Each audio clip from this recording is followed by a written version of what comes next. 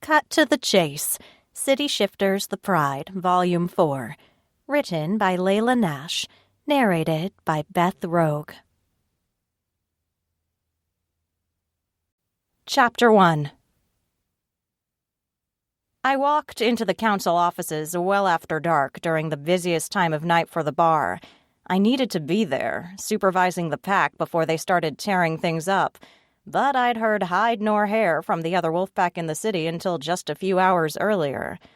I didn't trust Miles Evershaw even the slightest bit, but sometimes the man had good ideas. If he reached out directly to me rather than through the council intermediaries, he had his reasons. Light spilled from only one doorway in the dark hall, and I found Evershaw waiting in the Silverline Pack office. He read from a thick book, a history of something boring, no doubt, but rose as I walked in. "O'Shea, thank you for coming." "What's up, Evershaw?" I sauntered in like it was my office and he was the interloper, and dragged my fingers along the back of a fancy leather couch, leaving my scent behind to drive him nuts later. "Where's your minion?" "Todd?" Evershaw set the book aside as he watched me, the corner of his mouth turning up. The touch of gray at his temples made him look distinguished rather than old, but the real age showed in his eyes. Haunted. The other alpha poured a glass of whiskey. "He's on a date, actually." He snorted, shaking his head. "Imagine. Who has time to date? No joke." I took the glass he offered, pausing only to inhale the warm whiskey scent before sipping. At least Evershaw believed in spending money on the things that mattered, comfortable furniture and good liquor. Evershaw poured for himself, and then gestured at the couch and the seat he'd previously occupied. "Sit for a moment, O'Shea." I did, a hint of uneasiness bubbling up in my stomach. We'd never been in a room this long without threatening each other. The other shoe would drop eventually. The buttery leather creaked as I adjusted my legs, the high-heeled boot revealed as my jeans rode up. He studied it for a long moment, a hint of consideration in his expression, but I refused to adjust my jeans. Couldn't show weakness or hesitation, especially in front of him. Evershaw swirled the whiskey in his glass, though his blue eyes remained on me. "I won't beat around the bush, O'Shea. Neither of us has time to search for a mate. With the way this council is going, the wolves need to establish an agreement to protect us from the felines and the other riffraff. The best way to do that is to combine our packs. You and I, mate, and lead together." I blinked, staring at him, waiting for a logical response. Nothing occurred to me. His eyebrows arched. "Well, you can't be serious." "Oh, I am." Evershaw watched me with his damnably blank expression. "There is no wolf in this city with the balls to ask you out, much less mate you, O'Shea. Unless you're hunting for a guy outside the city, and I know you're not because all you do is work, you're never going to get a mate, never going to whelp some pups. Not every woman wants kids, Evershaw. Check your judgments." "Fine. But you also haven't been on a date in years. This is an easy solution, O'Shea." My foot bounced again as I sipped the whiskey, needing a little liquid courage. I could cut the man down when he was being an ass or challenging me in front of my pack, but when he tried to hold a normal conversation, he put me completely off balance, which was no doubt his goal. "Easy solution for you, maybe, but I don't feel like giving up my pack, Evershaw." "We combine packs. You and I will be in charge." His long fingers drummed on the arm of his chair. "My pack is not accustomed to shared alphas. It will take some adjustment." "And what about Rafe?" I studied the glass of whiskey, stunned that I was actually halfway considering it. Evershaw offered a practical, simple solution to several different problems in my life. I wanted a mate, and eventually children, and someone to be my partner. But the other alpha was right. Very few men in the city would dare ask me out. He was an asshole, But if we established ground rules before getting married, maybe... I don't give a shit what Rafe does. Evershaw got up and retrieved the bottle, splashing more whiskey into his glass before topping mine off. But unless he's ready to be a beta, he's not staying in my pack. He's my brother. I plucked at a loose thread on my jeans. Which is why it would never work with us, Evershaw. Not just because I don't like you and find the idea of fucking you off-putting, but because you have no respect for family. Off-putting. He definitely smiled, though he hid it quickly. You must suffer from a lack of imagination or experience, Ruby. Something we can correct immediately. My wolf bristled, but I refused to react, only raising my eyebrows as I studied him. I took refuge in disdain, wrapping myself up in the chilly demeanor that had protected me all the way to being alpha of my own pack. Evershaw, you're on dangerous territory. Very well. I'm not going to beg you, O'Shea. But this agreement has an expiration date. I'll give you a week to consider it, and expect your answer then. You have your answer now. I'm not going to mate with you, and I'm sure as hell not going to let you take over my pack. Those cold blue eyes watched me as I downed the rest of the whiskey and stood, leaving the glass on the small end table.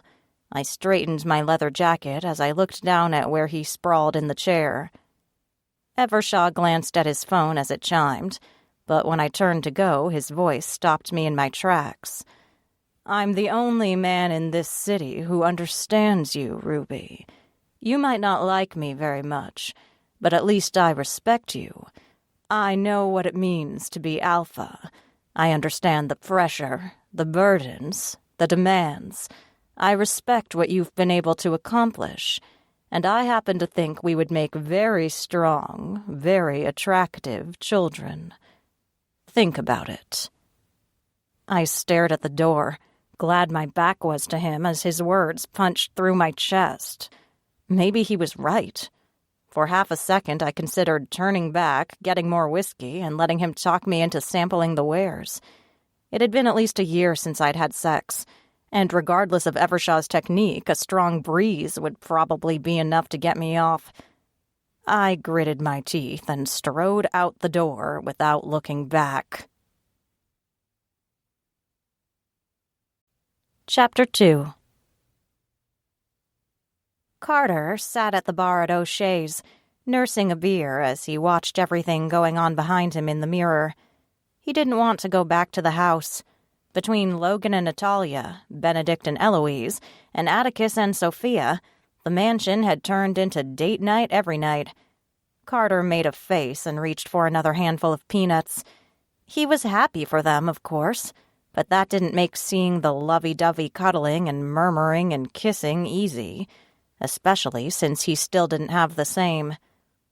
A commotion made him look up, and Ruby O'Shea tore into the bar with a ferocious snarl on her face. She slammed the door and strode toward the bar without looking at anyone. The pack members who lounged around the pool table cringed low in their seats and then slunk to the door. The humans populating the bar looked around, uncomfortable, then started asking for the check. Even if they didn't know O'Shea's was a pack bar full of shifters, the humans sensed the tension. Carter raised his beer to drink, trying to hide a smile as Ruby went behind the bar and started yanking bottles down left and right.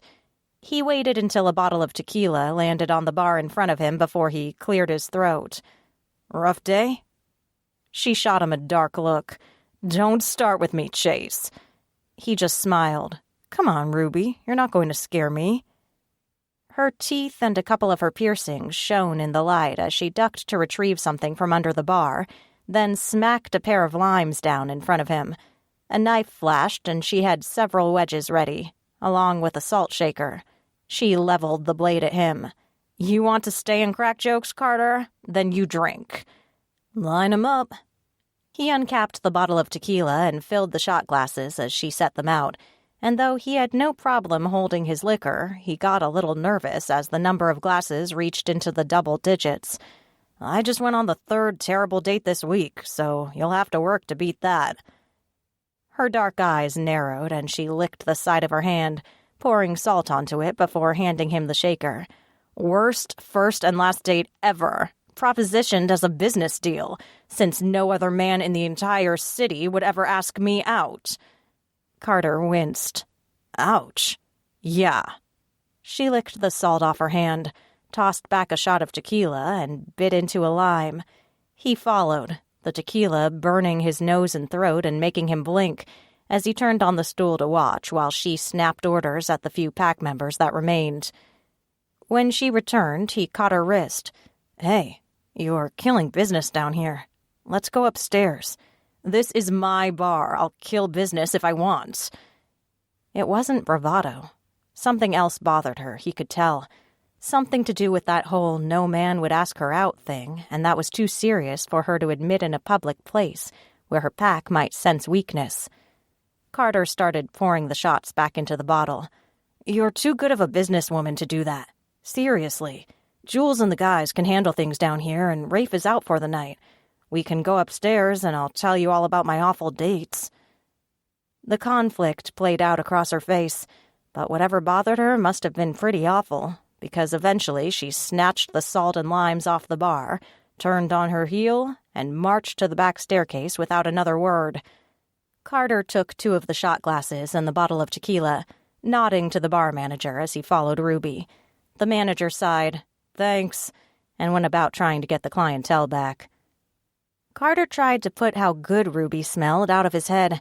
She was Natalia's best friend and the alpha of the Blood Moon pack, and pretty well off limits. But his lion grumbled and growled as he found her pacing in the large living room upstairs, arms folded tightly to her chest and the expensive high-heeled boots she wore clicking across the floor. The lion liked the idea of a wolf alpha to curl up with at night. Carter set down the tequila and poured her another shot. She threw it back without a word, then leveled a look at him that nearly stopped his heart. "So, you're dating now?" He took his own drink and eased onto the couch after folding his jacket across the back of the chair. It had been a long damn day, bouncing between Natalia's restaurant and the Chase Company headquarters to help Benedict. He put his feet up on the coffee table and yawned. "Logan's thing. He made me sign up with a matchmaker, so I've been on 3 blind dates in the last week. It's awful." She managed a grimacing smile. "Really? I would have thought the matchmaker had pretty good instincts for that kind of thing." "Oh, they all look good on paper." He rested his head on the back of the couch and stared up at the ceiling fan, revolving in a lopsided circle. He glanced at her with a grin. "But on paper doesn't usually work out in real life, right? Tell me about it." Ruby paused long enough for more tequila, swigging straight out of the bottle. She paced more, hands tapping patterns against her thighs, and Carter watched her walk. She wanted to talk, wanted to admit something, but she held herself back. After some time, she faced him, hands on her hips. "Don't tell anyone this or I will end you. Got it?" He mimed zipping his lips and throwing away the key. God, she was beautiful, all fierce and fiery, pure energy and movement. Long dark hair falling over full breasts and a narrow waist, but with generous hips and a fantastic ass that just begged to be spanked. He tried to focus, and her threatening him was more than a little bit of a turn-on, if only because he wanted to show her how he felt about idle threats. She took a deep breath, raking the hair back from her face, and started pacing again. "Miles Evershaw asked me to be his mate. Merge the packs, kick Rafe out, set up a power block against the rest of the shifters, and be mates. A marriage of convenience. A business deal." Carter poured another shot and set out a lime wedge for her. "Sounds romantic. I'm surprised you didn't swoon." She shot him a dirty look, but a hint of amusement gathered around her eyes. "Yeah." "So what did you tell him?" "No way in hell." She gave a frustrated growl and turned in a circle, searching the room for something he couldn't see. "He's an ass, and a control freak. He'd pretend up front that we would be equal, but I know him. There's only room for one alpha in his pack, and that's him. Everyone else is second, and I didn't bust my ass and fight half the wolves in the city to get where I'm at, only to give it up for some dick." Carter bit back a smile, even though he sympathized. "You shouldn't have to." "No, and I'm not. Rafe and I made this pack. I'm not letting Miles fucking Evershaw run me off, or tell me there's no one else in the damn city who will date me." Carter's dislike for Evershaw grew exponentially. The guy was a manipulative dick. He tried to intimidate Ruby into giving in, acting as if she would be alone forever. Carter raised a shot of tequila in salute. "I can refer you to my matchmaker. Then we can both have disappointing dates and bitch about them afterwards." A smile definitely made an appearance. Or not. She took a shot and then collapsed onto the couch next to him. She rubbed her forehead, fatigue suddenly evident in every line of her body. She smelled delicious, some kind of vanilla perfume clinging to her despite the liquor and the smoke from the bar. He wanted to pull her into his lap and cuddle her. Protect her. Ruby took a deep breath and fixed him with a penetrating stare. "What's the matter with me, Carter?" "Nothing. Absolutely nothing." His mouth was dry, but the words came easily, and he wouldn't have looked away from her even if the entire pack came up the stairs to end his life. "You are fucking perfect." "Then why is Miles Evershaw the only guy asking me out?"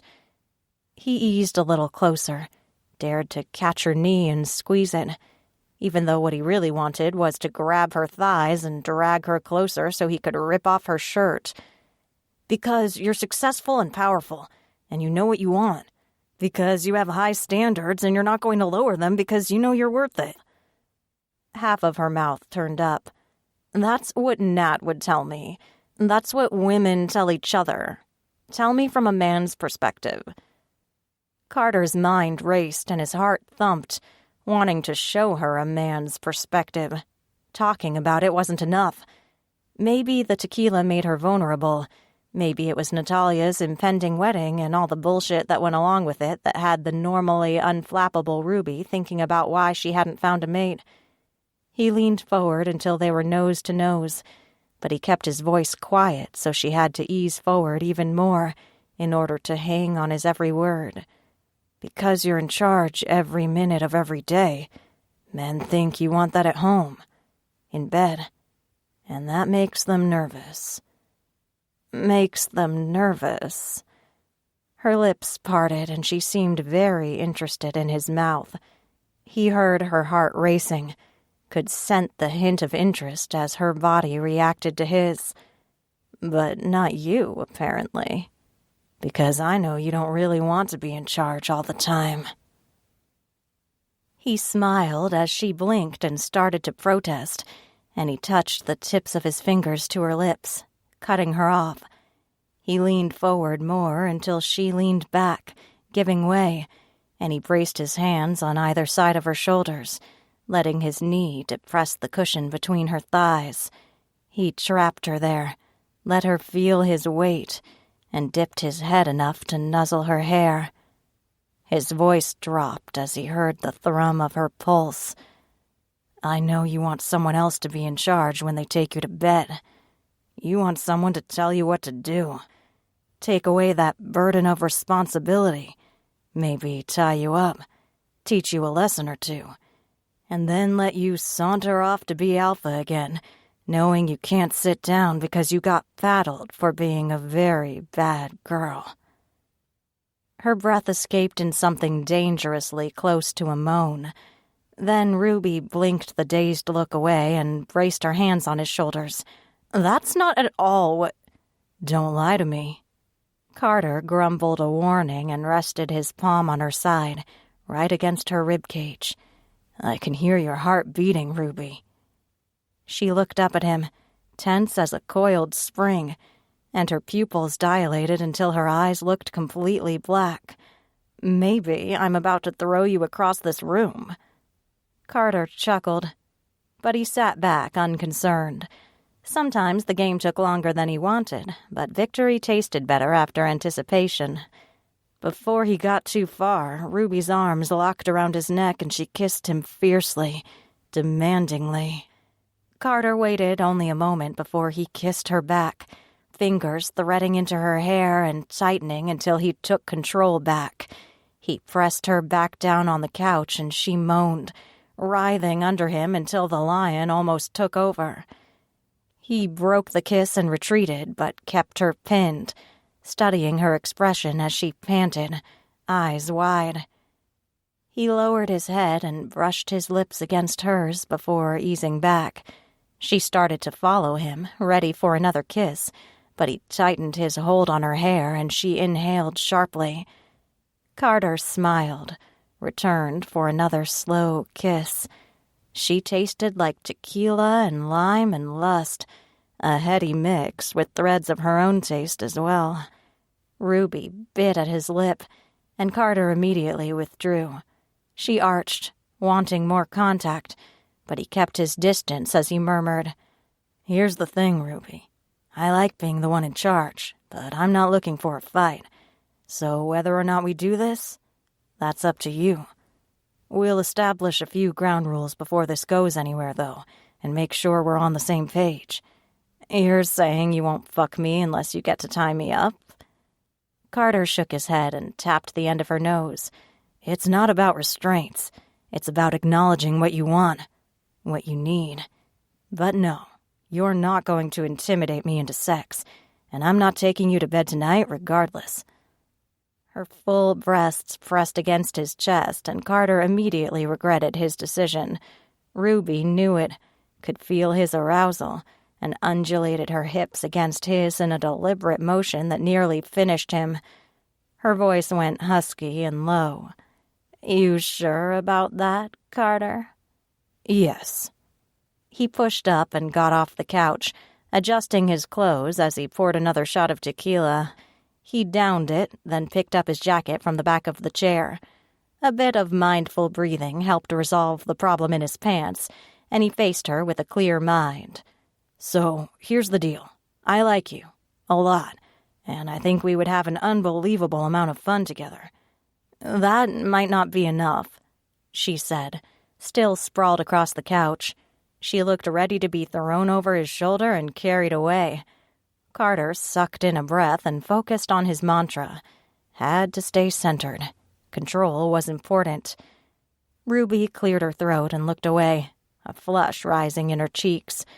"Regardless of what I may enjoy in bed, I can't have a weak mate. I can't have people think that—" "So a lion would be a weak mate?" She flushed, about to rephrase, but he just held up his hand to cut her off. "What do you care what people think? You're the alpha. You can do what you want, right?" "It's not that easy." She looked regretful, maybe sad. "It's never that easy." "It could be." He shrugged, wondering if he needed to call Edgar for a ride before heading back to the house. The security chief worked late in the city, and after Carter killed half a bottle of tequila, driving might not be the best idea. And he sure as shit couldn't stay in the same house as Ruby. His resolve wouldn't last the entire night. "It's your choice, Ruby. If you want to talk more, let me know." He forced himself to walk away despite the sound she made, as if she wanted to have the last word. He didn't look back. Chapter 3. The only reason I bothered to drag myself out of bed the next morning was because I had to meet Natalia for brunch, and she always knew the best places to eat. If she recommended brunch at a dodgy-as-hell hole-in-the-wall, chances were it was transcendent and about to be the biggest thing in the city. So I hauled myself up, got dressed, and went to meet her across the city. I tried to put Carter's words out of my head as I revved my motorcycle. When he said I wanted someone to take over in the bedroom, part of me immediately denied it. Of course I didn't want some guy to tell me what to do, tie me up, take over. Of course not. But a shiver of excitement ran through me at his words, and the mental image of me handcuffed to the headboard and him crawling over the bed toward me, I shook it off and concentrated on the bike. But that fire in his eyes stayed with me. I'd never seen Carter like that before. He was always the quiet brother, shy and sweet, helping his brothers out with whatever needed to be done. He played guitar in the bar sometimes when someone had a birthday party, and he never bumped chests or got into fights with any of the pack. He was just Carter. But the way he'd moved over me, trapped me, kissed me, I swallowed hard. Holy shit, I'd never been kissed like that. I parked the bike and looked around as I took off my helmet. Natalia sure knew how to pick 'em. The neighborhood looked seriously dicey, just a couple of blocks from where the Bears set up their MMA gym. I'd been meaning to check out what Kaiser and the guys were doing because several of my pack wanted to train there. Maybe I could pop by after brunch, drag Natalia over with me so they would behave themselves. I took my helmet inside with me, not liking the looks of some of the younger kids loitering across the street. She sat in the back, concentrating on a menu, but got up when I walked in. She hugged me and gave up her seat so I could have my back to a wall and still see the door. Nat looked a little pale, dark circles under her eyes, and I frowned as I eased into my chair. "What's wrong? You look like hell." "Thanks, Ruby." She rolled her eyes but didn't go on, and I knew something really was up. When the server approached, she ordered ginger ale and some sort of chicken and puff pastry dish. I shrugged and got the same thing. If it turned out to be terrible, there was at least one dirty water hot dog cart between this place and the gym.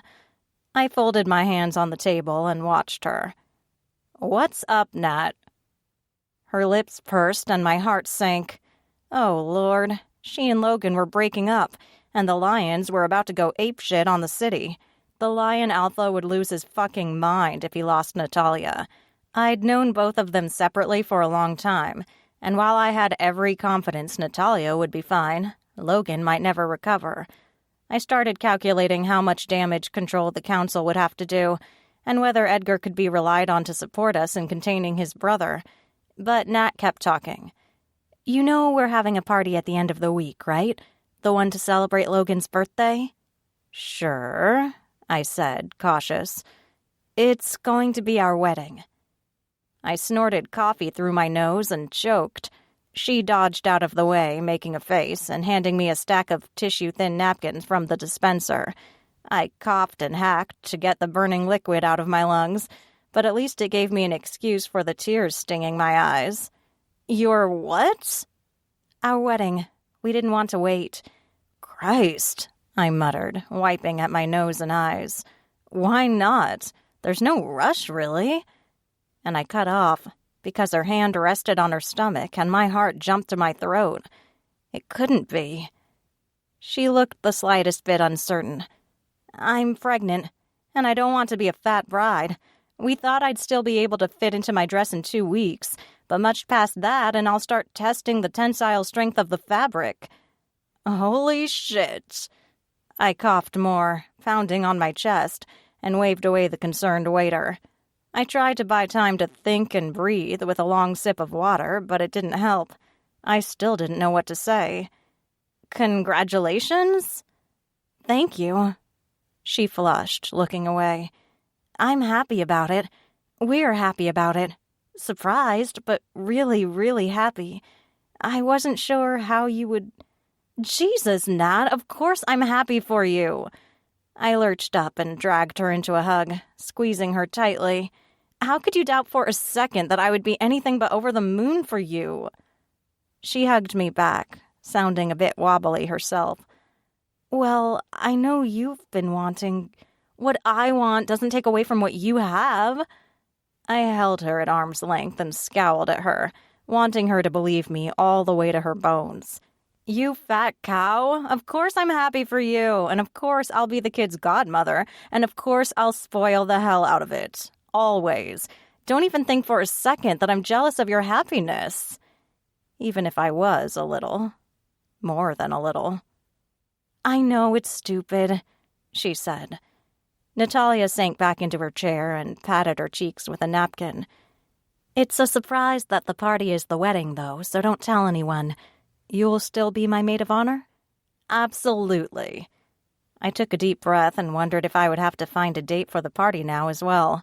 Rafe would be out of town, and while I didn't mind going by myself since so many friends would be there, it sure as hell would be nice to have someone to go home with. What can I do to help? Not much for now. She smiled and leaned back as the waiter brought our food and waited until he'd retreated to go on. Logan's so paranoid about me and the baby that he practically won't let us out of the house. I have 3 different party planners at my beck and call, so anything I say out loud pretty much occurs whether I really wanted it to or not. I shook my head, poking the odd dish with my fork. What the hell is this? It's amazing. Based on a Moroccan dish, I forget the name. Phyllo dough, shredded chicken, spices, powdered sugar. It's amazing. Seriously. Just trust me. Try it. She dug in, powdered sugar flying up in a cloud, and I watched with raised eyebrows, impressed. Nat, being a professional chef, always liked to eat, but being pregnant must have flipped a switch. So I tasted some of the pastry and chicken, and grudgingly had to admit it melted in my mouth like a little piece of heaven. She grinned, on the verge of saying she told me so, but her phone rang and she rolled her eyes instead. Logan, checking in. Just a sec. As she told her soon-to-be husband to mind his business and leave her alone, I sat back and looked around the empty restaurant. Maybe Nat would have an opinion on the thing with Carter. She lived with the kid, after all. After she hung up, my best friend pushed back her plate with a groan. I'll have to take the rest of it home. Now, what's up with you, Ruby? You're not yourself. It's been a weird week. I pushed some crust across the plate, for some reason reticent to share too much. Natalia was still fully human, and dragging her into shifter politics more than Logan already did wasn't something I wanted to be responsible for. She was vulnerable the way only a human could be, and now she carried Logan's child. Allowing her to be hurt, or even scared, would be my death sentence. When I paused too long, she kicked my leg under the table and fixed me with a familiar scowl. Look, you. Weird shit is happening to both of us, and before this gets too out of hand and I start talking about breast milk and stretch marks and not being able to hold my pee, you're going to tell me what the hell is going on in your life. And that was why I loved that girl. I'd been so glad when she met Logan and finally learned about shifters, because it had always been a huge secret between us. I'd hated the lies. So I took a deep breath and gave her my own scowl. Fine, but you can't tell anyone. Not Logan, not Edgar, not Rafe, not Eloise, no one. On penalty of me never speaking to you again and tripping you as you walk down the aisle. Got it? Idle threats, but go on. She touched her stomach again, absently, as if she could tell something grew there. I pressed the heels of my hands to my eyes, wishing I'd had time for more coffee, or at least less time for tequila the night before. Last night, Miles Evershaw propositioned me. She snorted a laugh, then picked up her phone. So, you murdered him? Do I need to call Edgar to go clean up the bodies? No, of course not. It's a business proposition for him. He's got zero emotion.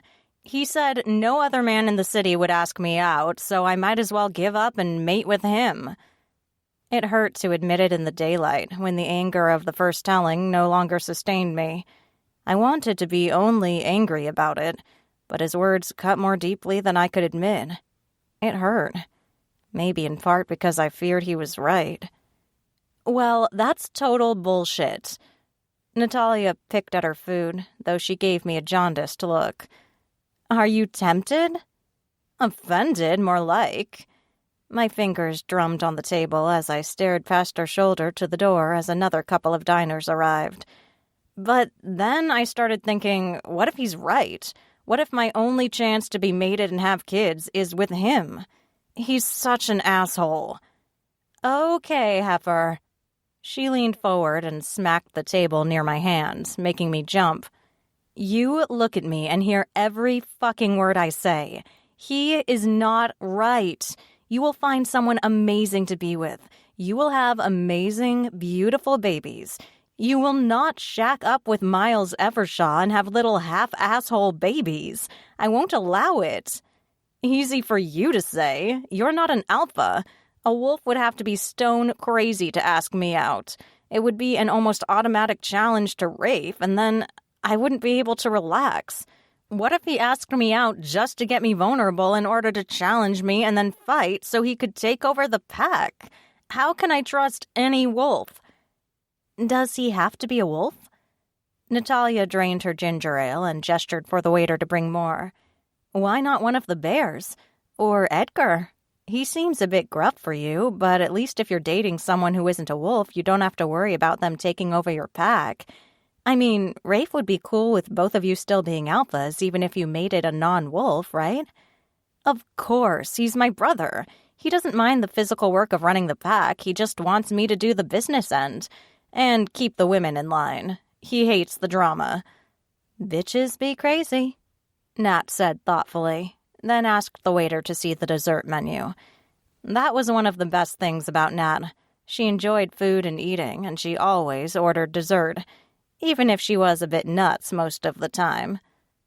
I gathered my courage to tell her the rest of it, my palms a little sweaty as I gripped the edge of the table. So, after I left Evershaw's office, I went to the bar, and Carter was there. Carter? I wondered where he'd got to. He looked a bit rough this morning at yoga. I leaned my elbows on the table and raised my eyebrows. Yoga? Yeah, he leads yoga and mindful breathing for the family in the mornings now. It really helps Sophia and Atticus. They've both got control issues to work on, and apparently the meditation really helps. I join in because I like the stretching. But Carter looked like death warmed over. She smiled. So that was your fault? Partially. I flushed, but didn't know why, looking away. I took the edge off with some tequila, and he helped. And then he said he liked me, and wanted to ask me out, but would leave it up to me. Her eyebrows climbed to her hairline as she sat back, mouth ajar. Exactly, I said, putting my face in my hands. It's Carter. Carter. What did you say? She managed to splutter. Nothing. I didn't have time. He said it was up to me, and then he left. I held my hands up, still a little stunned. I didn't need to tell her the part about him wanting to tie me up. That might make her head explode. To think sweet Carter was a whips and chains kind of guy in the bedroom. Carter? Nat shook her head, but ordered some kind of weird yogurt and fruit dessert before turning her attention back to me. I didn't think you were his type. I mean, I pictured him with a librarian or a kindergarten teacher. Someone sweet and quiet and not you. Not at all you. I laughed. Thanks? You know what I mean. You're an alpha. You get what you want. I just don't see how he would compete with that. She frowned in thought, folding and refolding a napkin. But I guess he wouldn't need to, would he? As long as he made you happy, it wouldn't really matter what the rest of the world thought. It wouldn't matter whether he could control the pack, because that would never be an issue, right? Well, I played with my fork, a muscle in my jaw jumping. I don't know how to say this, Nat, so don't take it wrong. I don't know if he gives the right impression for me. I'm a tough chick. I'm an alpha. I lead the strongest pack in this city. I need a guy who's strong enough, impressive enough to match that, you know? And Carter's nice. He's a nice guy. He's sweet. He doesn't get in anyone's face. He would in a second if he thought that someone was bothering me, or Eloise, or Sophia, or you. When Eloise faced down the hyenas and one of them threatened her, Carter was the one who killed the hyena queen. He changed the fastest. He fought through the extra hyenas. He didn't hesitate to protect her, and he barely knew her. Just because he's quiet and laid back doesn't mean he can't turn on the crazy when needed. I rubbed my forehead. I don't know. Give him a chance. She lit up as the waiter arrived, putting the parfait dish and mess of yogurt and fruit and rosewater syrup in the middle of the table to share. Go on a date with him at least. He's going to this matchmaker, and so far none of the dates have gone very well. Don't tell anyone, okay? Seriously, I can't take the teasing. Who would tease? Natalia made a significant dent in the dessert before pointing the spoon at me. They might tease him, but I'm guessing if anyone said a crossword to you, Carter would make them disappear. He's good at that, and he's a fantastic businessman. Really, since he's been managing my restaurant, we've tripled our profit. I don't know how he does it. We weren't making that much money even when we were a criminal front. I managed to smile, and even tasted some of the weird-ass dessert. I'll think about it. Now, for the wedding in 2 weeks, what do we need to get done? She sighed and started talking about dress fittings for both of us. I listened to most of it, but thoughts of Carter distracted me. There was a lot to lose if things didn't go well, but then again, he was the first non-asshole who sort of asked me out in at least a year, and Nat supported it. I held my breath and forced myself to concentrate on the wedding planning details. I had a week to give Evershaw an answer, so that meant a week to try Carter on without committing. I always worked better with a deadline. Chapter 4. The Bears' gym stayed open at all hours, even if the Bears always looked like they'd just woken up from a nap. Carter knew the code to the front door and let himself in right after leaving the mansion. He always did yoga at dawn, but lately the number of participants increased so much he couldn't focus on his own relaxation. Kaiser and the Bears were kind enough to trade some of his business planning for unfettered access to their workout space. He went into the back room, recently converted into a makeshift locker room, and changed into workout gear. He had an hour, maybe 2, before meeting Logan at the company headquarters. He hadn't slept well at all between the tequila and images of Ruby. Her scent clung to his clothes, taunted him, drove him crazy with half-waking dreams until his lion seethed and grumbled about chasing after her. Carter wrapped his hands as he walked back into the main gym. 2 of the Bears, Owen and Axel, lumbered in from the backyard and nodded to him. Owen looked half asleep as he offered to hold a heavy bag for Carter, and soon enough Carter lost himself in the easy rhythm of punches and body kicks against the bag. And yet, still Ruby distracted him. Funny how he'd known her for so long, and yet the simmering interest hadn't boiled over into anything physical. He'd always found her attractive. His lion always scented her with interest, but she was never someone who seemed open to romance. Owen, a shock of black hair falling across his forehead, grunted as Carter slammed his knee into the bag in frustration, and the bear backed up a few steps to recover. As Carter ducked back and lifted his guard again before the next assault on the bag, a bell rang. Owen blinked and yawned, then shuffled toward the door. "Visitors. You expecting anyone, Axel?" The polar bear, whipping the speed bag so fast his fists blurred, merely grunted, "No." Carter turned, wiping the sweat from his face, and froze. Ruby and Natalia stood outside the giant glass front doors. He steeled his nerves as Natalia bowled through the door as soon as Owen opened it, Ruby close on her heels. Owen let them in, looking a bit taken aback, and managed to say, "Kaiser's in his pool. I'll go get him," before heading toward the back door. "Carter?" Natalia noticed him, but slanted a sideways look at the Viking polar bear growling and smacking the bag around before she approached the heavy bags. "What are you doing here?" "Working out." He didn't look at Ruby, not knowing how she would react after the way he'd left the night before, and wiped his face with the front of his t-shirt. "What are you guys doing over here?" "Oh, Ruby and I had brunch nearby." Nat eyed him askance, and Carter knew immediately Ruby told her something. He fought to keep his equilibrium and remain aloof and unruffled, knowing Ruby would look for how he reacted under pressure. Natalia wrinkled her nose as she looked around. "She wanted to talk to Kaiser about the gym. I thought I'd tag along. I did not realize it would smell so ripe." Carter nodded, then rubbed his jaw as burly Kaiser lumbered in from outside, wearing only a towel and rubbing his hair with another. Even the alpha bear, a half-polar, half-grizzly growler bear, looked like he'd been caught dozing. Kaiser smiled at the women and gently pressed their fingers with his, as if he feared bruising them by a handshake alone. "What can I do for you?" Ruby shoved her hands in the pockets of her tight jeans, surveying the gym, and studied Kaiser with a critical eye. "Benedict said you started some MMA training and other stuff for shifters.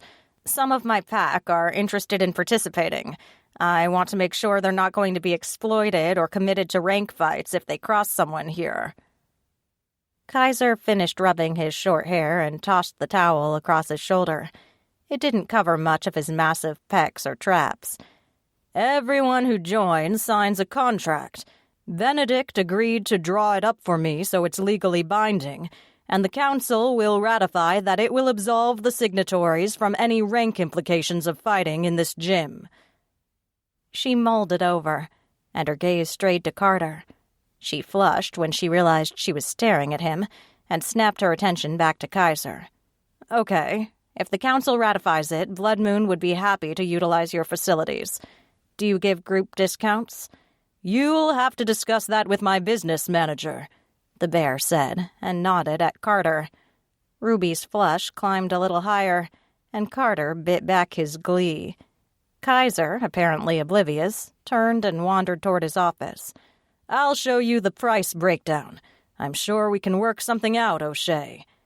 "I'm sure," she said under her breath, and Carter pinched the bridge of his nose so he wouldn't watch her ass as she stormed after him. Jeans like hers should be illegal.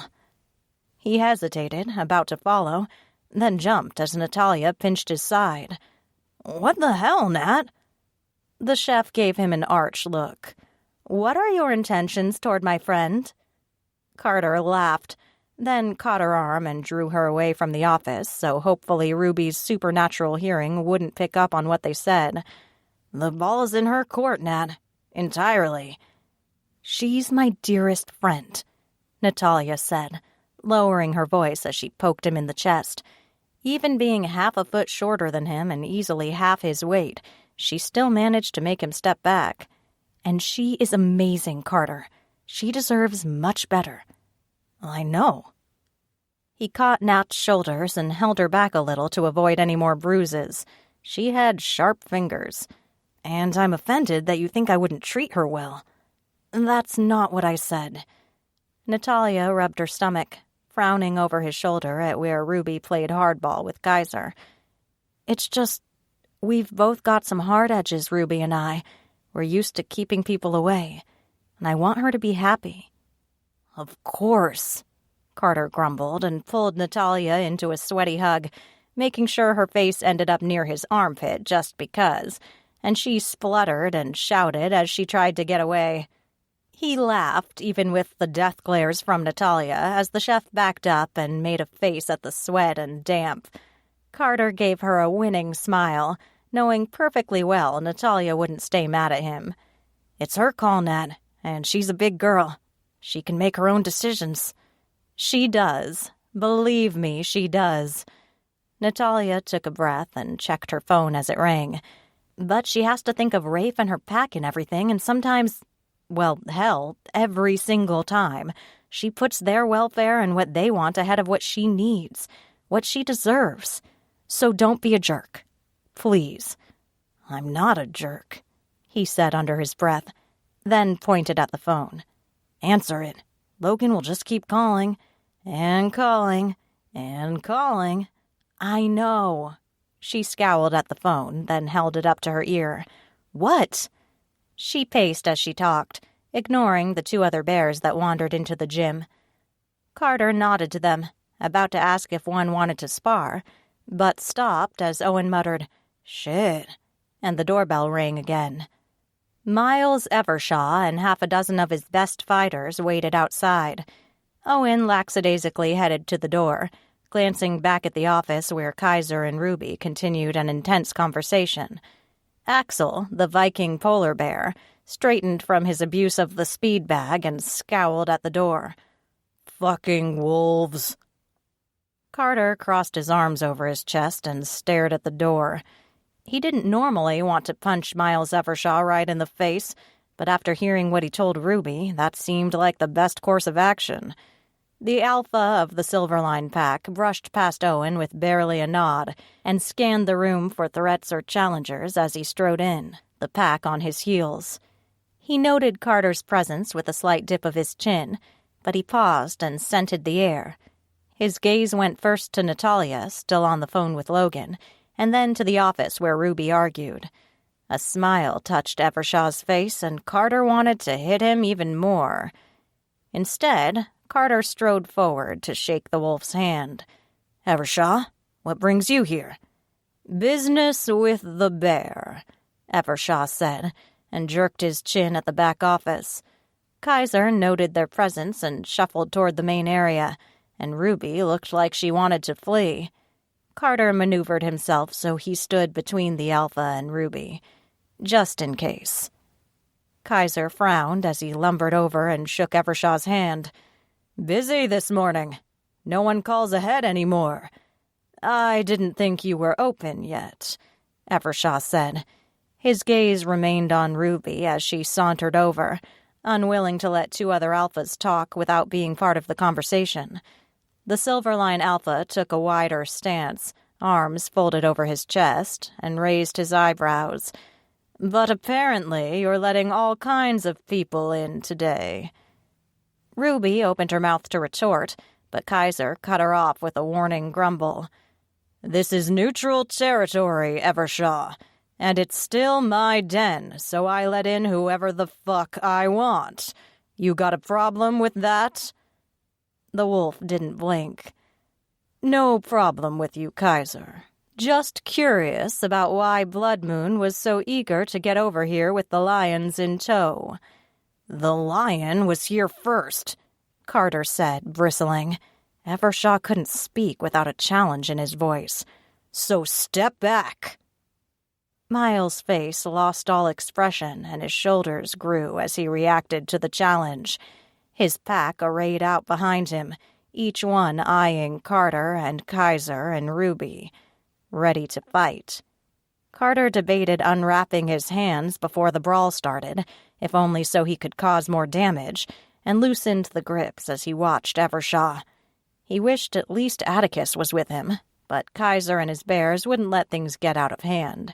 Still, a lion could hold off a wolf pack. He'd done it before. Ruby growled, her eyes flashing gold as she edged around Kaiser and elbowed Carter in the ribs. "Cut it out, Evershaw. No one's going to—" "Not now, Ruby." Evershaw dropped his chin as he eyed Carter and flexed his fists. "I'll deal with you later." She bared her teeth, lurching forward as Kaiser blocked her from getting too close to the other Alpha. A deafening growl built in the bear's chest. "No blood will be spilled here unless I'm the one spilling it." Carter braced himself to take on the wolf pack, hoping the bears would come in on his side. The tension simmered as he stared Evershaw down, and the lion wanted to defend Ruby. He might have leapt at the Silverline Alpha just to break the silence, except Natalia patted him on the back and marched to stand in front of Evershaw. Natalia squinted at him, her phone still in her hand as she studied the unblinking Alpha. "So, you're the asshole everyone's talking about." Kaiser snorted and Evershaw blinked, jostled out of the challenge with Carter, and stared down at her. "I beg your pardon." The human tapped her chin as she studied him. "You don't look like an asshole. I mean, you helped Eloise out when she needed it, right? So what's with the posturing?" Evershaw looked from her to Ruby, then Carter, then back to Natalia. "Who are you?" "Natalia," Carter said before she could speak, and he gripped her elbow to tug her out of the circle of bristling shifters. "Logan's mate." "Logan's mate," Evershaw repeated. He studied her critically, then shook his head. "You're human. I don't see the point." Nat scowled as Carter dragged her out of harm's way, and she muttered, "Now I get it. He's an asshole." Carter parked her near Owen, with a few words for the bear. "If anyone starts fighting, take her somewhere safe. If she gets so much as a scratch, Logan will kill everyone in at least a 3-block radius." Just as he returned to face the group, Evershaw gave Ruby a once-over and raised his eyebrow. "Neutral territory, O'Shea. You got something you want to tell me?" Before she could respond, Carter's lion growled, loud and angry enough even Kaiser looked up. A snarl wanted to follow, but he choked it back when he saw Ruby's face and her struggle to remain in control. He didn't want to fan the flames, but every atom in his body wanted to kill Miles Evershaw for daring to proposition her, for daring to treat her like a business deal. Chapter 5. Despite seeing a sweaty Carter as soon as we walked into the gym, everything was going fine as I negotiated with Kaiser for a group raid. I'd send every one of my pack to him for training. We needed better fighters, more methodical and tactically proficient fighters. As it was, Blood Moon tended to brawl, or at least go for the melee. And that wasn't how you expanded to become the only pack in the city. And the state. Evershaw thought he was the only wolf with ambitions, but I'd had my eyes on a bigger prize far longer than he had. And as if my thoughts summoned him, Evershaw and a handful of his misfit toys showed up at the gym to challenge Kaiser, me, and Carter. It wasn't an accident. Nothing happened to Miles Evershaw accidentally. I braced for a hell of a confrontation as Carter marched Natalia across the room and put her someplace safe, and waited for the Silverline Alpha to make his move. Instead, he just watched me.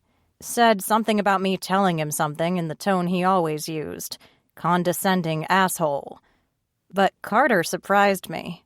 The moment Evershaw eyed me, surveying me like he owned me, the lion reacted. He bristled, and something close to a roar rumbled through his chest. My cheeks heated as Kaiser raised his eyebrows and studied Carter, trying to figure out what pissed off the lion. I really didn't want him to find out. I folded my arms over my chest and stood my ground. I couldn't give an inch, otherwise I'd never gain it back. "I've got nothing to say to you, Evershaw." Before he could respond, Kaiser elbowed between us and planted a hand on the other alpha's chest, while pointing his other massive mid in my direction. "Until we have the agreement ratified by the council, Blood Moon and Silverline will have to schedule their time separately. I will not tolerate this stupidity in my gym.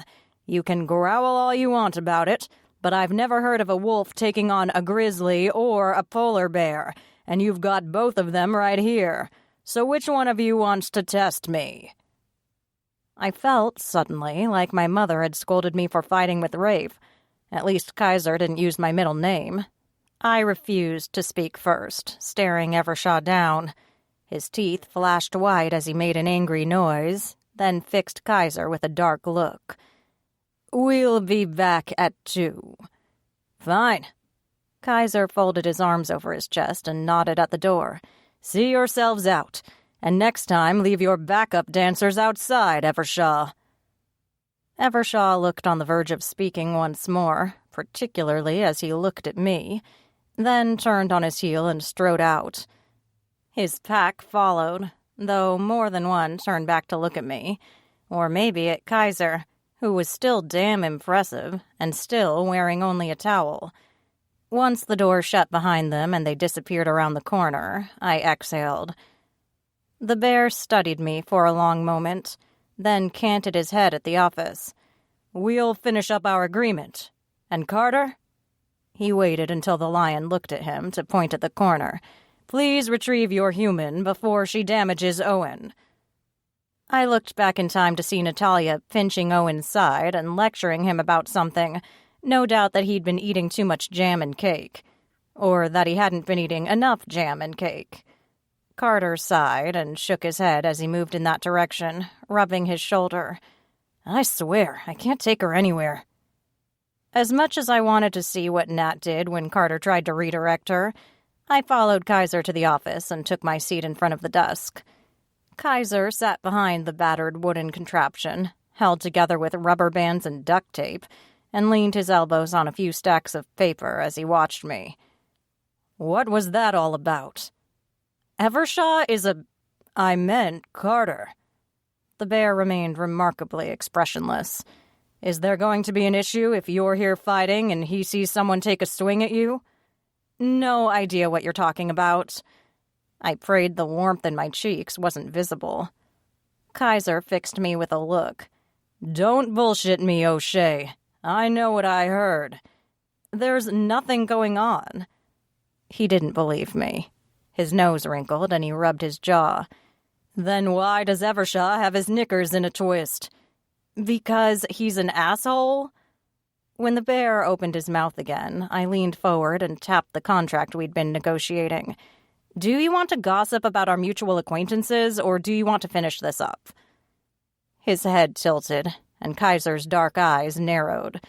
I refused to speak or look away, even though my pulse pounded in my throat.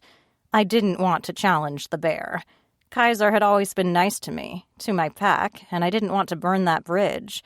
Plus, a wolf pack would be hard-pressed to subdue a bear his size, and my pack would take at least 30 minutes to get there. So a lone wolf had to be a smart wolf. Kaiser exhaled loudly. He leaned forward as well, until we were nearly nose to nose, and his voice huffed into the silence. "We'll finish this up, O'Shea, but take some advice, free of charge. Keep an eye on both those men. I don't know who's more dangerous for you." "Carter would never hurt me," I said under my breath, wanting to scoot my chair back so I could breathe. "And Evershaw isn't that stupid." "You're wrong on both counts," he said, impassive. He picked up the agreement and tossed it across the desk. "Regardless, you'll pay this amount monthly for unlimited access. There will be a unique code on the door for your pack to use. If I find out they've given the code to anyone, the contract is terminated and you're not welcome back. Understood?" "That won't be a problem." I pushed aside unease from what he'd said. Kaiser couldn't really think that Carter would hurt me, or that Evershaw would try something really underhanded. Evershaw generally kept his assholeness up front and in your face. I studied the sheet and tried not to flinch. That amount of money. The bar would definitely have to stay open every night to try to pay the tab, but I had to invest in the pack if we wanted to take over the city. So I took a deep breath and held out my hand. "It's a deal." He shook my hand with his enormous grip, and I could have sworn my bones creaked. He nodded, said, "Deal," and rose from behind the desk. His towel started to slip, and I turned on my heel, cheeks red. I could maintain my composure facing his well-furred chest and 8-pack abs, but I wasn't stone. Out in the gym, Carter argued quietly with Natalia. She scowled when she saw me, giving me a half hug before heading for the door. "Carter tattled on me to Logan, so I've got to get home before the old boy loses his head. You'll be okay?" She shot a dark look at the lion. "We've got it sorted." I waved her off. "I'll call you later." She strode off, muttering into her phone, and I faced Carter. He shook his head, watching as she left, and took a deep breath. For a second there, I thought Logan might kill me. I snorted, fighting a smile. "What are you doing here, anyway?" "Working out." He gestured at his gym clothes and the rapidly drying t-shirt. "I keep the books for Kaiser, so he lets me work out here for free." "You keep the books? Like the finances?" "Yeah." Carter's smile grew, a little amused as he studied me. "I've got an MBA. I'm qualified." "Shut up." I put my hands on my hips as I stared at him. "You have an MBA?" Carter laughed, shaking his head as he looked at the ground, then ran a hand through his hair. "Apparently, there's a lot you don't know about me." "Well, so let's change that." Carter glanced over his shoulder at where Kaiser spoke with Owen near the office, his towel once more secure. then smiled at me. "Have dinner with me." "I can't." A surge of adrenaline made my hand shake. I couldn't. If anyone saw us out together, they would assume we were dating, and then everything would get way too complicated. "That was fast." He laughed and started unwrapping his hands. "Call it a business meeting. Bring the records for the bar, and I'll take a look at them." A business meeting. My stomach wobbled, and I clenched my hands together behind my back. It was tempting, especially when he smiled at me and got that mischievous twinkle in his eyes. "I don't know if—" "Tonight." He glanced at his phone, then frowned. 7 o'clock. You want me to pick you up, or will you meet me there?" My thoughts couldn't keep up with his plans, and I struggled to form a coherent response. "I'll meet you." "Where?" "I haven't decided yet." He glanced at me, eyebrow raised, and the smile grew. "I'll call you in a bit." He headed for what I assumed was the locker room, and I stared after him, still a little uncertain about how I agreed to go on a date with him. Shaking my head, I caught Kaiser watching me from the doorway of his office, arms crossed. I started to tell him it wasn't what it looked like, but the words died in my throat. It was exactly what it looked like. So instead, I held up a hand to cut off whatever he hadn't said and headed for the door. "I'll cut you the check tomorrow, Kaiser."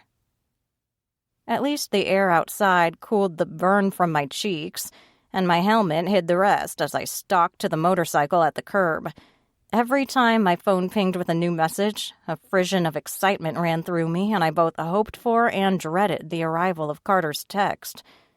By the time I got back to the bar, I could hardly concentrate enough not to lay the bike down in a heap, and I strode through the back without acknowledging anyone.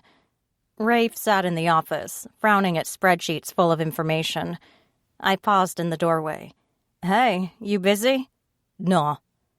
He rubbed his forehead as he tossed the paper aside and leaned back in his chair. "You were up early." He always knew when something bothered me, part of the price and gift of being twins. I eased into the office and kicked the door closed behind me. "Met Nat for brunch. We went to Kaiser's gym, and I got the price for a monthly pack membership. We'll need to sell a shitload of beer." He snorted and put his feet up on the desk, staring up at the ceiling with a sigh. "Shit, B. I don't know if the bar is the way to do that. We might need to branch out." "I've got a plan for that." Lying to Rafe was always difficult, if not impossible. He could read me like a book.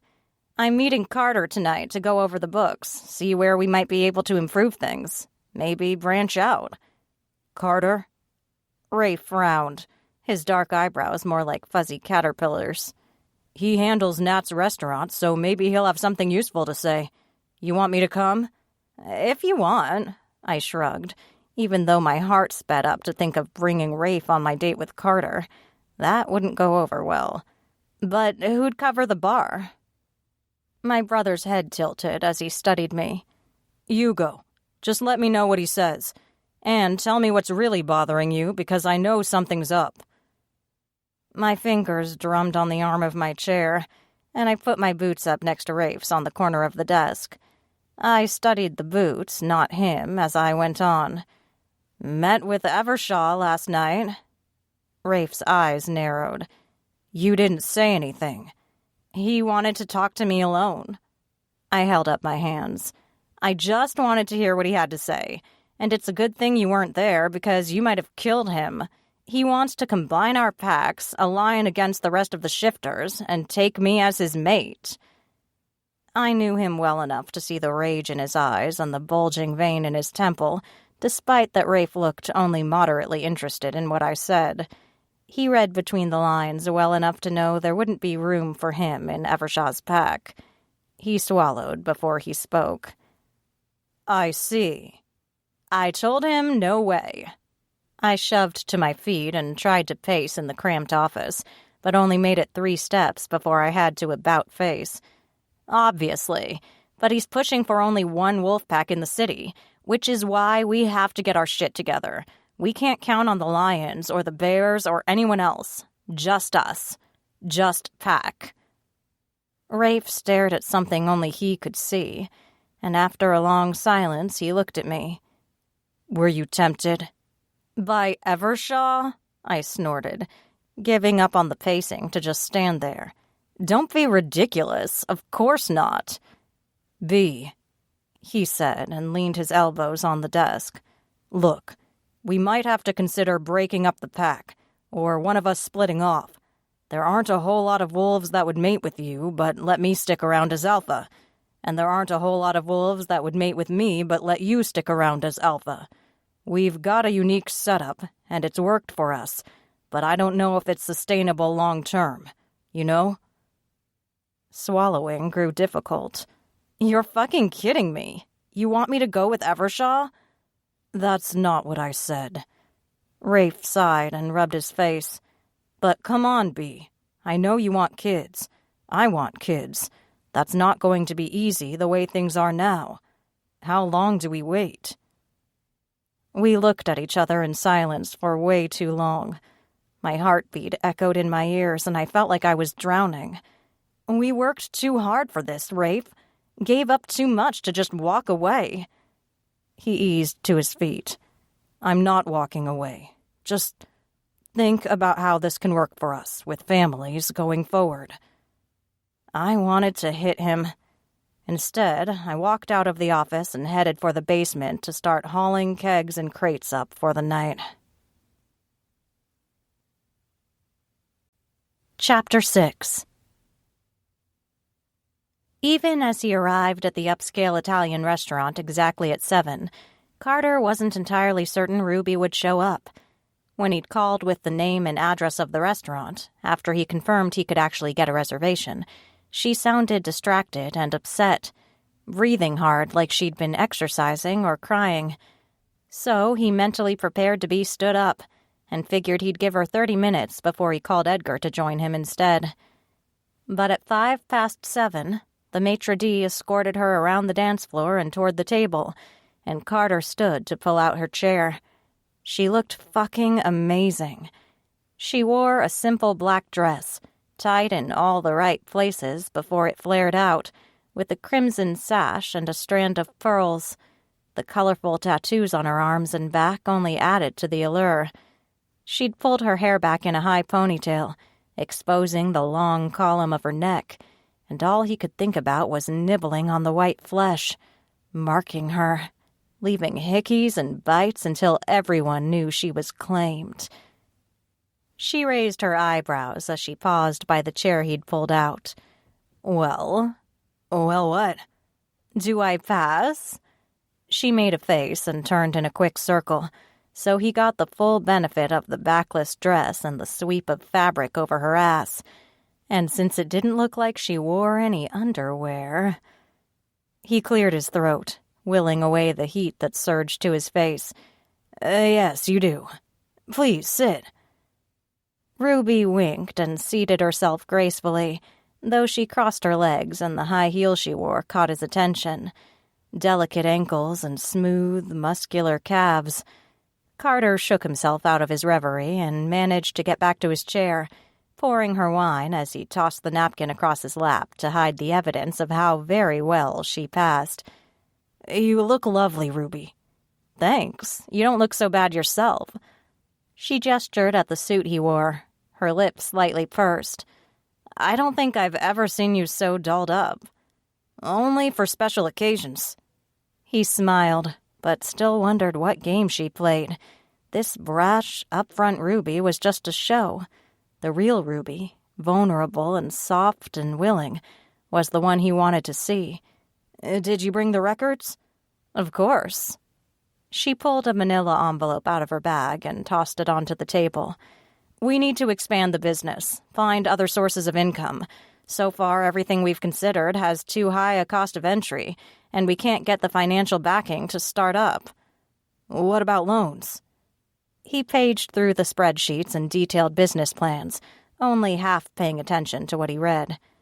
"We have enough debt with the bar, and we don't take charity, so don't offer. Nat already tried to convince me to take on Logan as a business partner, but the PAC's business remains separate. That's just how it's going to be." She toyed with the delicate strands of pearls she wore, a ladylike accessory at odds with the tough tattoos and piercings. Carter raised an eyebrow at her as he looked up. "So, you turn down alternate sources of funding, but complain about not having enough money to expand?" Ruby folded her arms over her chest. "Rafe and I built this pack from nothing.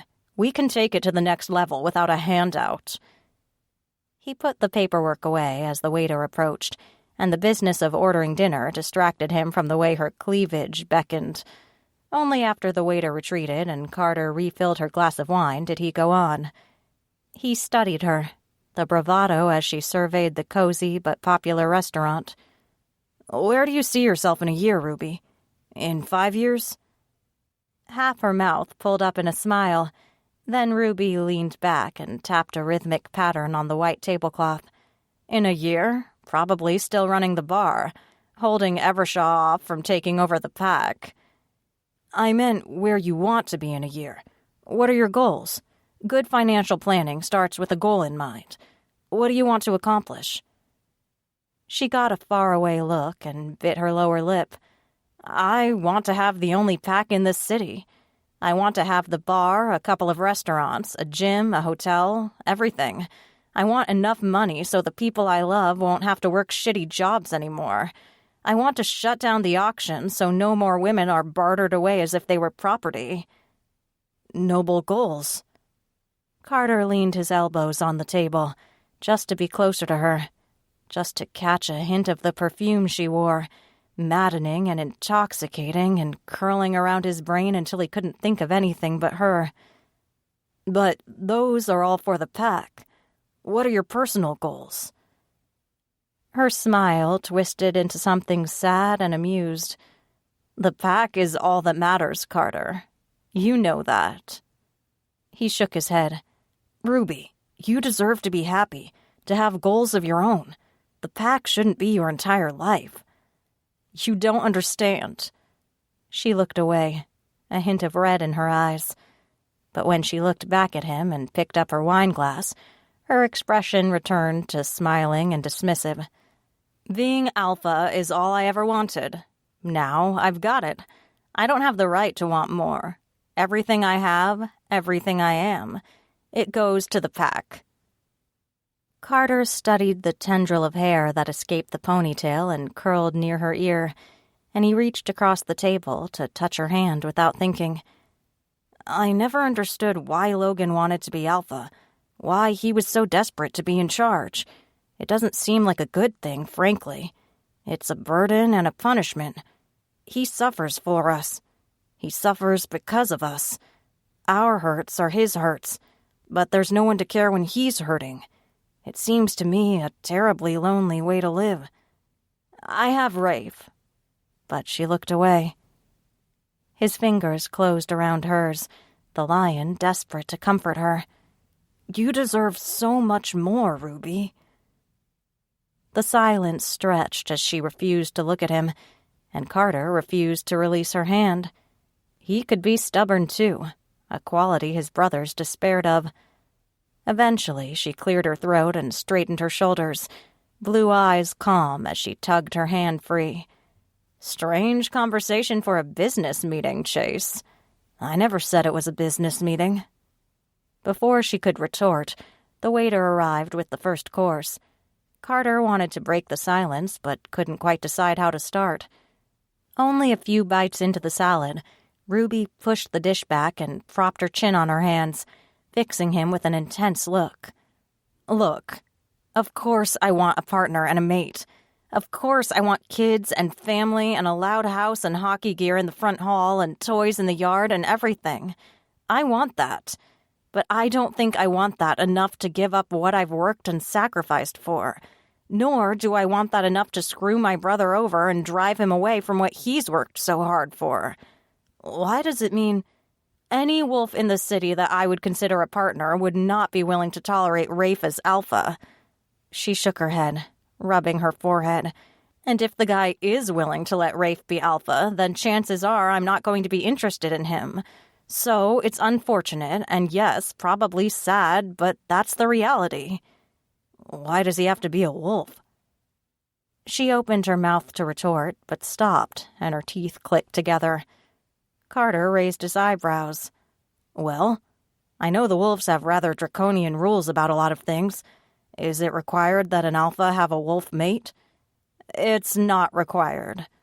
So why are you only choosing the scenario where you have to pick one or the other, the pack or a mate? Why not both? Because that's not how it... He leaned forward and kept his voice low. What are you afraid of, Ruby? That I'll actually love you, she said, and he blinked. Ruby cursed and looked away, across the restaurant, as the waiters brought a dessert tray around to another table. He waited, heart jumping to his throat. After a long pause, she glanced at him sideways. Do you have any idea how scary it is to admit a weakness? Of course. He leaned back as the waiter cleared their plates and replaced the salad with fragrant soup. When they were alone again, Carter rested his fingers on the edge of the table to keep from grabbing her hands again. But there's no reason this is a weakness, Ruby. It's not. It is for a woman. Her expression hardened.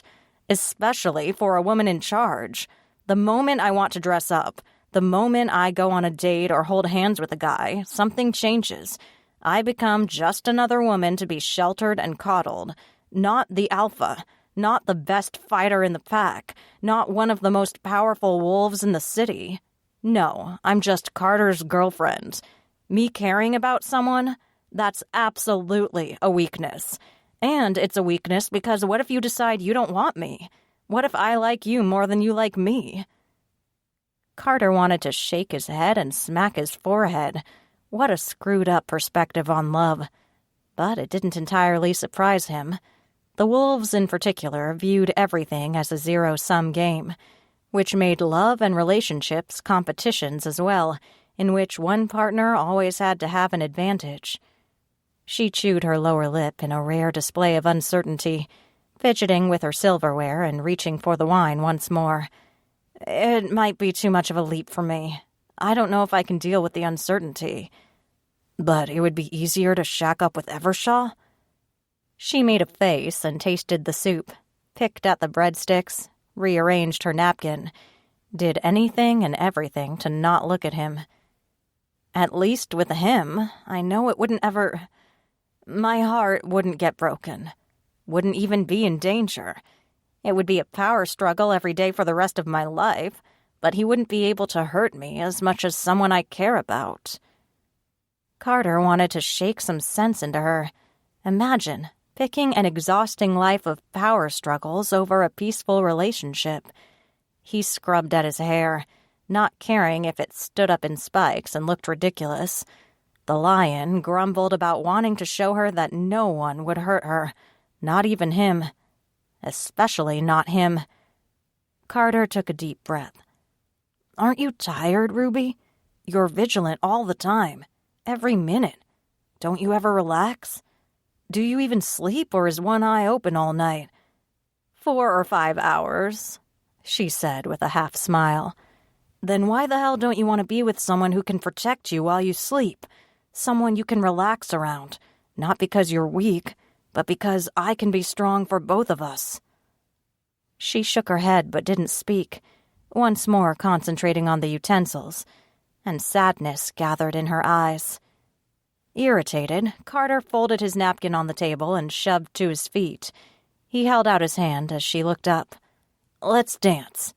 Dance? He canted his head at the dance floor and the house band, a string quartet with a few extra pieces. Dance. Come on.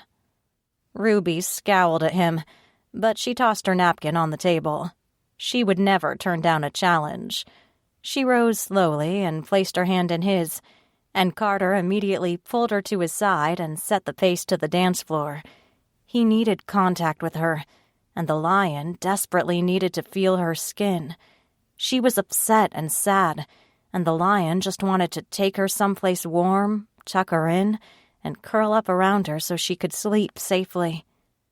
The lead violinist smiled broadly when he saw them approach, clearly pleased someone would dance, and even raised his eyebrows to indicate Carter could choose the next song. He smiled, said, "Tango, please," and was rewarded by an indignant sound from Ruby. The soft waltz trailed off, wrapped up, and then the violinist slid into a beautiful Argentine tango. Carter faced Ruby as she hissed, "I don't know how to tango." He took her left hand and placed it on his shoulder and slid his right hand high on her back, her skin smooth and soft and warm under his palm. The scent of her hair distracted him as he pulled her close to his chest and his cheek brushed hers. "Luckily, I do, and since I'm leading, that works for us both." She started to say something, but instead he moved into the dance, the footwork coming naturally even though she jumped to catch up. Her face reddened and her eyes widened, and Ruby again started to chastise him, so Carter dipped her.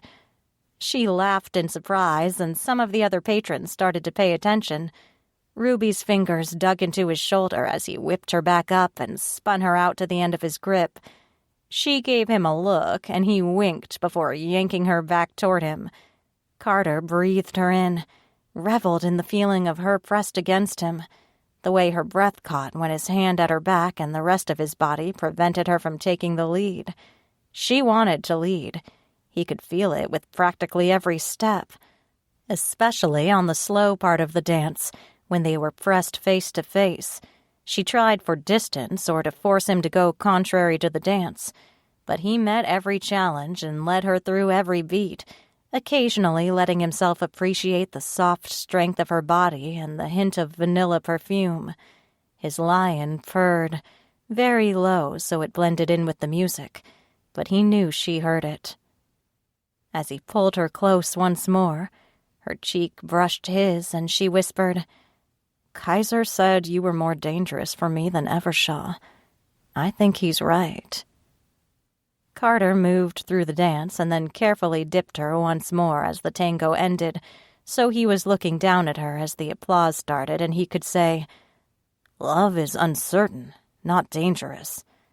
"You don't love me," she said, but she blushed as he pulled her upright and smiled at the other patrons.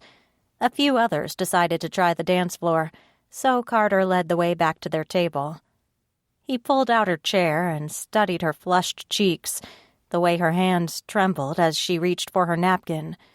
His fingers trailed across her forearm as he went back to his seat, the faint sound of her pulse thrumming in her throat distracting him. "How do you know?" "Carter!" The way she said his name, half laughing and half exasperated, drove him crazy, drove the lion almost into a frenzy. He wanted to hear her say his name with breathy moans of desperation, calling for him to take her. Ruby didn't seem to notice, only shaking her head. "In literally a day and a half, you decide you love me?" "I've loved you a lot longer than that," he said, more than a little nervous that admitting this would backfire on him. But nothing ventured, nothing gained. He just prayed the waiter didn't interrupt again. "I chose not to say something because you focused on the pack and building your business and it wasn't a good time." "What changed?" He tried not to smile. "You did." Ruby snorted, but patted under her eyes quickly, shaking her head. "Now I know you're crazy." "Crazy about you, maybe." Carter sipped his wine and just watched her, content to have her close. She couldn't tolerate the unfilled silence and abruptly stood. "Excuse me for a moment." He half stood from the table as she turned on her heel and marched toward the ladies' room, and Carter watched her go. She still projected confidence. She owned that room, and only deigned to let everyone else sit there because she didn't mind. He smiled and ordered another bottle of wine. Chapter 7. I thanked my lucky stars there wasn't a bathroom attendant, so at least I could pee and compose myself in peace. The tango stayed with me, though. The feeling of Carter's hand on my back, the strength in him as he took control and led through the dance. My heart still raced from the music, the warmth of his body, the scent of his cologne. I paced inside the bathroom, unable to look at myself in the mirror. I'd bought the black dress months ago for a formal event, but never wore it. I chickened out at the last minute and wore an old standby outfit, much more utilitarian and far less sexy. Some fit of craziness had me pull the sexy black dress, low-cut and clingy, out of the back of the closet for my date with Carter. "Stupid, stupid, stupid," I chanted, squeezing my eyes shut. I'd planned to break it off, to tell Carter it wouldn't work and we shouldn't even pretend to give this a shot. But part of me wanted what he offered. He was right, at least. A non-wolf wouldn't challenge my status in the pack. I took a deep breath and tried to get myself together. Just because he wasn't a wolf didn't mean this would work. He made me vulnerable. He made me think and do things I wouldn't normally do, and that would jeopardize my standing with the pack. It would give Evershaw another way to undermine us in front of the council and the rest of the wolves. Publicly dating Carter could be the beginning of the end. Except he said he loved me. Said he'd loved me for a while, but didn't dare say anything. My mouth dried as panic surged in my chest. He loved me. Carter Chase loved me. Quiet, sweet Carter, who actually looked at the spreadsheets I'd brought from the bar, who asked me to dance and stood up from the table when I fled like a coward. Polite Carter, who never boasted or blustered or beat his chest to get attention, who was fine with not being alpha, who didn't want to be alpha. I couldn't swallow. It didn't make sense, he and I being together. It didn't. Edgar, maybe, but Carter was too nice. I washed my hands for the second time to buy time to think. I hated feeling so off balance, and I knew if I went back to the table without getting my shit together, I'd say or do something I would regret later. But my thoughts kept drifting back to the feeling of being in his arms, his hips and shoulders whirling us across the dance floor. It had been a long time since I felt so delicate and protected. Charmed. "Get it together," I told myself in the mirror. For fuck's sake, I was the alpha of Blood Moon Pack. I couldn't afford to be indecisive and off balance. Make a decision. Just make a decision and commit to it. I wanted to splash water on my face to knock some sense into me, but didn't dare. I double-checked my cleavage in the mirror, glanced over my shoulder to make sure the dress wasn't tucked in itself and leaving my ass hanging out, and strode back into the restaurant. I could handle this. But as I approached the table and Carter stood once more to pull out my chair, my resolve and my knees wobbled. He looked like perfection in his tailored suit, like arm candy I'd custom-ordered, with sandy blonde hair and milk chocolate eyes and a mischievous half-smile that made my heart speed up. Damn it. And for the first time, my wolf sat up and took notice. She liked him too. Wanted him to chase us. Heat rushed to my face as I sat, muttering a thank you to him, and I braced my hands on the table as I stared down at my plate. My resolve wavered as I looked up. Carter nodded at the food. "They just brought the entrees, so everything should be hot. If it isn't, I'll call him back." I didn't want to talk about the food, but my stomach rumbled and I cut into the steak. Maybe a little protein would magic up some fortitude for me. He watched me as he tasted his own food, and for a moment his mouth distracted me, and I wondered what it would feel like to have his lips pressed against my throat, on my breasts, my stomach. I cleared my throat and tried not to think of that as I patted my lips with the napkin. "Here's the thing." His smile grew a touch, and he arranged the utensils on his plate. "Oh?" "I like you too." The words slipped out before I could second-guess myself as my heart tried to break through my ribs. Even though he'd already said he loved me, admitting I liked him as well still terrified the shit out of me. I gripped the table so I wouldn't fly apart from nervous energy. "And I think I want to give this a try. But there have to be rules. I have to protect my pack first, and everything else comes second." Carter frowned in thought as he studied me, head tilted to the side. "I would never do anything to harm your pack, Ruby." God, I loved when he said my name. It made shivers run all the way through me, landing like a caress against my thigh. Not deliberately, but things happen. If people know we're close, they might try to use you against me, or use you to get to me. So I'd rather we have a trial run.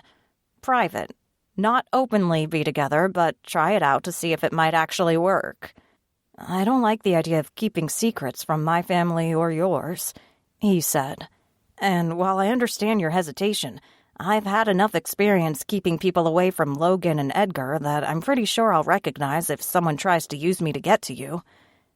Please, I said, and hated the uncertainty. I wanted him. I wanted to feel like I had during the tango, when his heart beat against my chest, his fingers were rough on my back, his legs turning and twisting me until I was totally lost.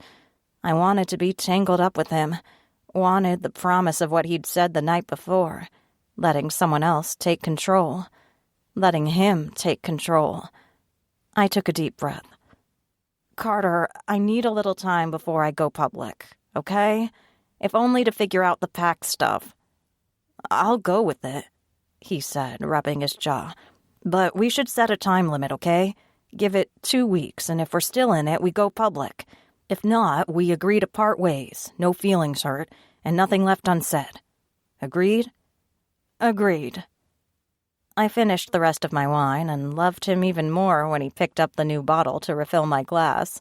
Bless his little heart. Liquid courage helped me get the next part out. And I don't want you to interfere in any pack business. Why would you think I would?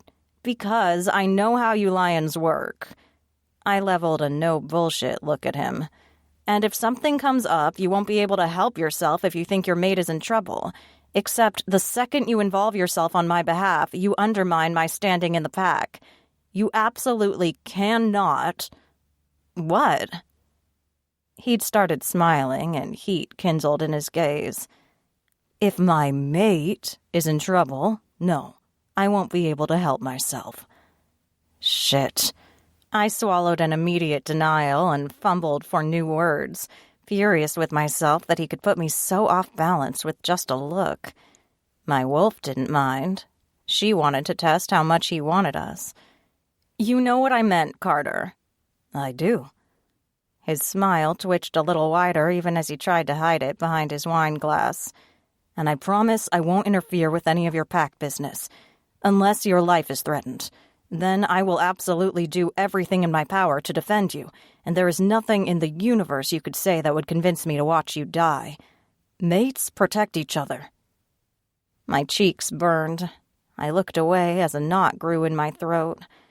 After getting accustomed to every single man I ran into being a threat, or a challenge, or just an obstacle, to have him say with such calm confidence that I was his mate and he would protect me, shifted the foundation under me. He reset the world with just a sentence and a smile. I cleared my throat and managed to go on.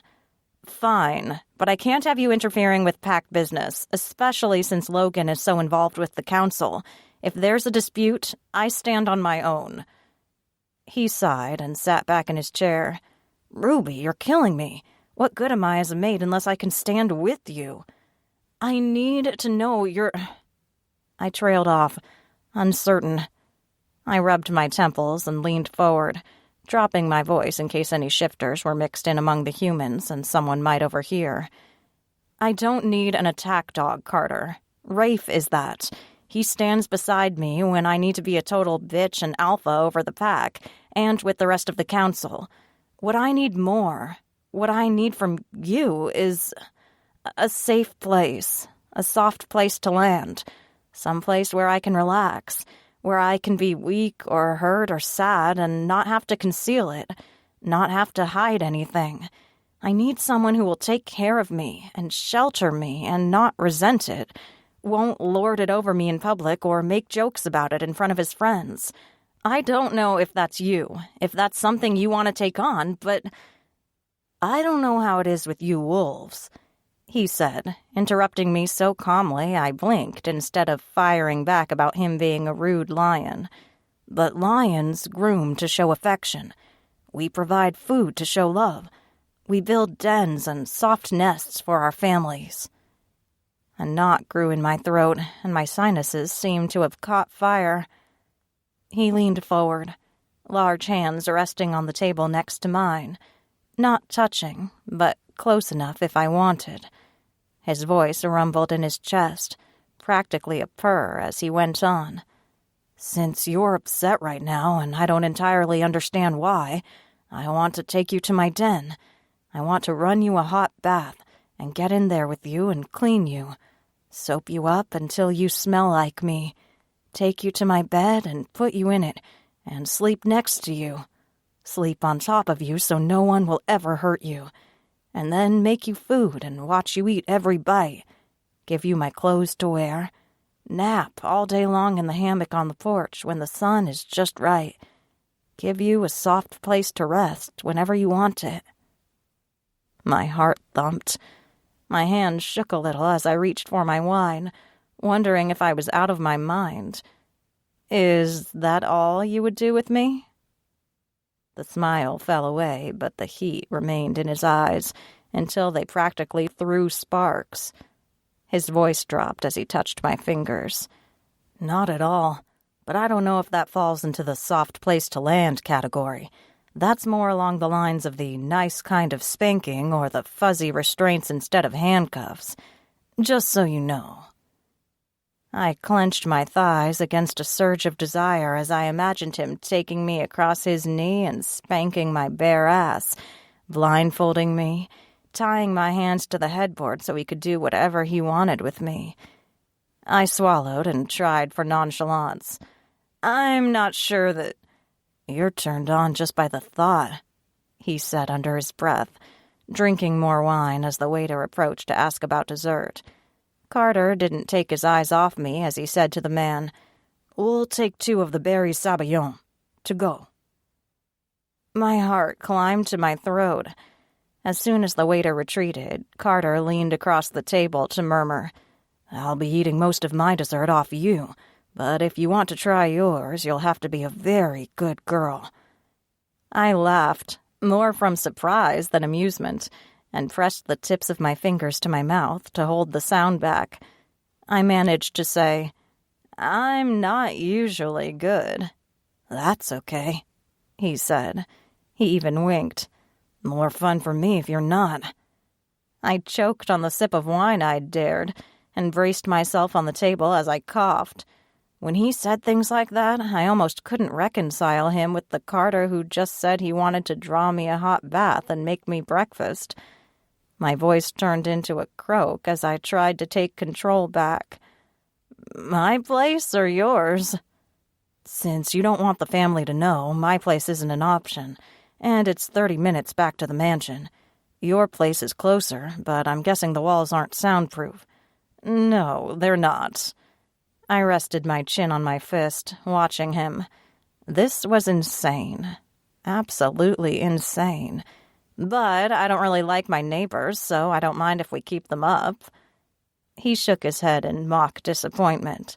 "So rude and inconsiderate. We might have to adjust your attitude, Ruby." And again my heart thrilled, my insides tingled, my skin prickled. All I could think of was that tango. The wolf demanded we bite him, cut to the chase and mark him so every other bitch in the city would know this one was off limits. We might play around with him and pretend we were helpless, but if anyone looked at him twice, we'd defend our claim. When I smiled, I showed all my teeth so he'd know I meant it. Chapter 8. Carter drove back to Ruby's apartment as she sat quiet in the seat next to him and held the to-go boxes. Even though the apartment was only a couple of blocks away, it felt like an eternity. She smelled so damn good he could barely keep his hands on the wheel. A hint of lust wafted from her and curled through his senses, driving the lion to near madness. As soon as he started telling her what to do, she got a glint in her eyes that promised a hell of a night. The steering wheel creaked in his grip. Her phone rang and she answered, listening before she said, "Just leaving dinner. Carter looked at the records. He's going to come up with a plan." He'd promised no such thing, but she slid him a sideways look and bit her lip, so he knew he would. Carter nodded, trying to hide his smile, and concentrated on the road. She lived downtown, but on the edge of safe neighborhoods.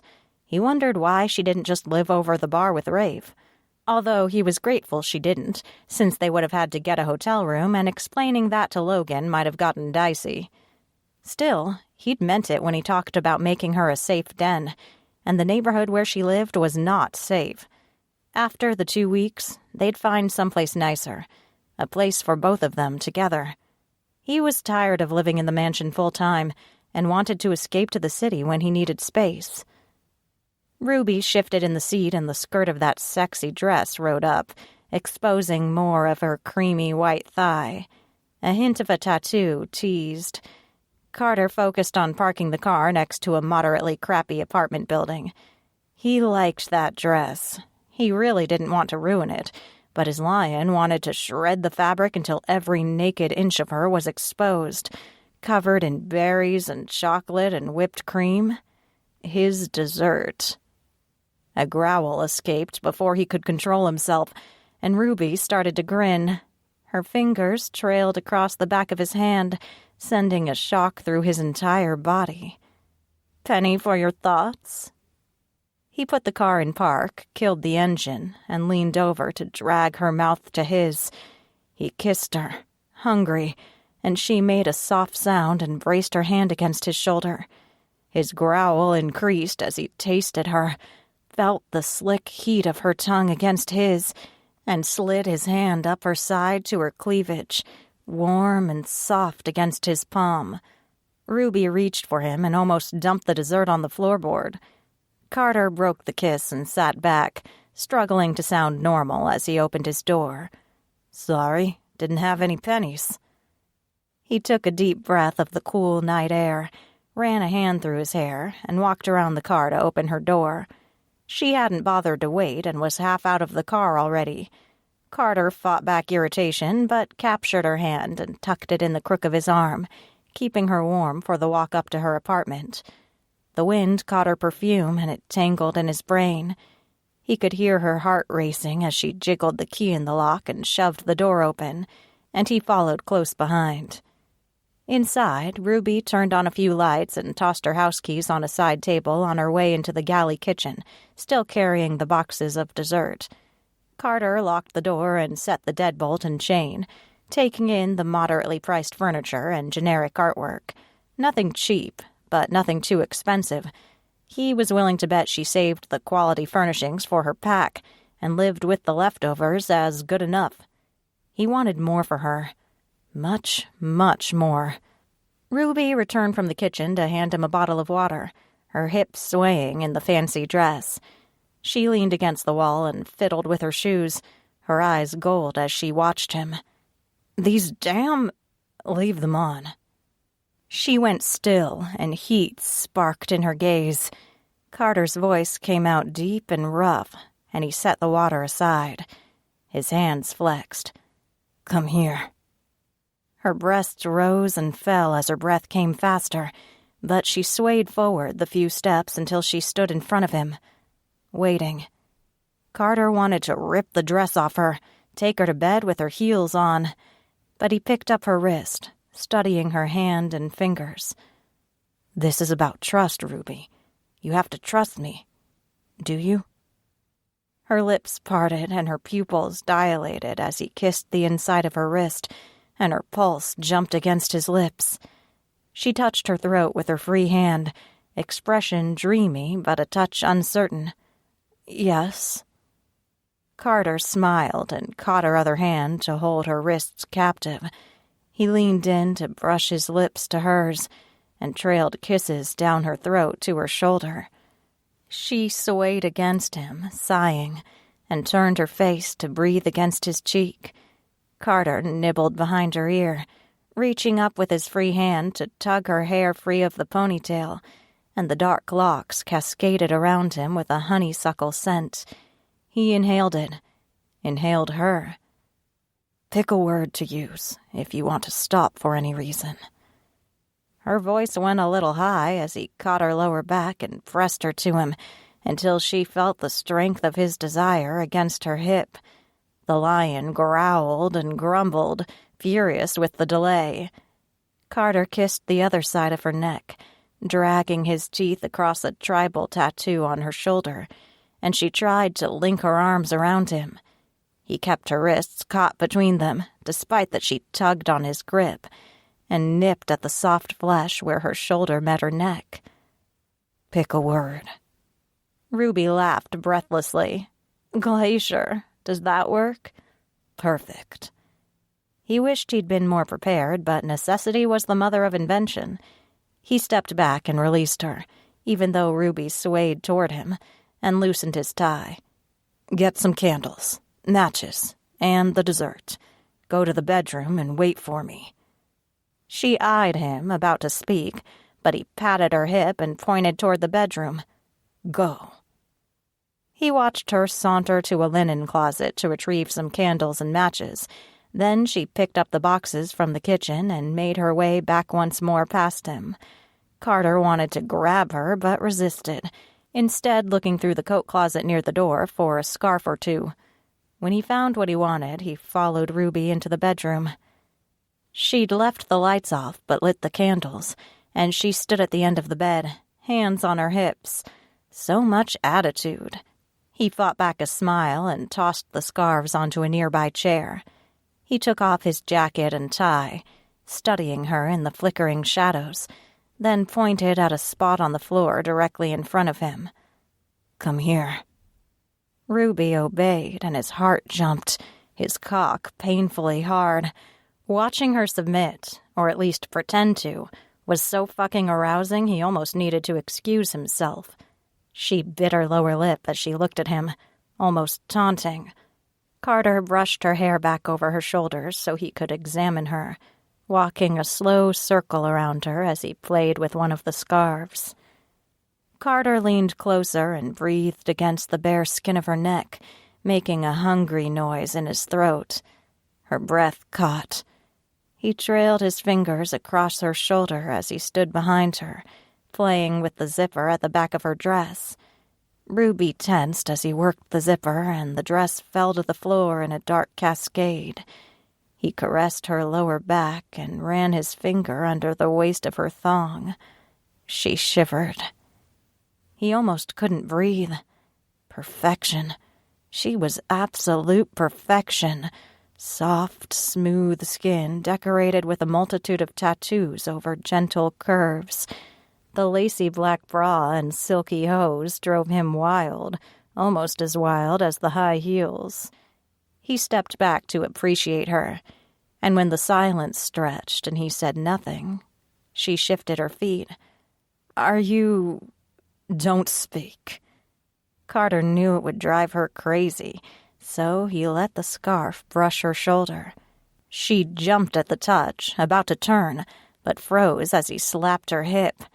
Ruby made a needy noise instead, but didn't move. Carter eased the scarf over her eyes and began to tighten it. She inhaled sharply, so he paused, standing close behind her so she could feel his presence, and whispered in her ear, "All you have to do is say that word and we stop." He could sense the tension in her, the desperate wanting to move or speak or take control. But instead she only gave a small shake of her head and exhaled. He finished tying the scarf around her eyes, made sure it was secure, then ran his hands over her shoulders to her breasts. "Good girl." She chewed her lower lip as he moved around to the front, studying her once more.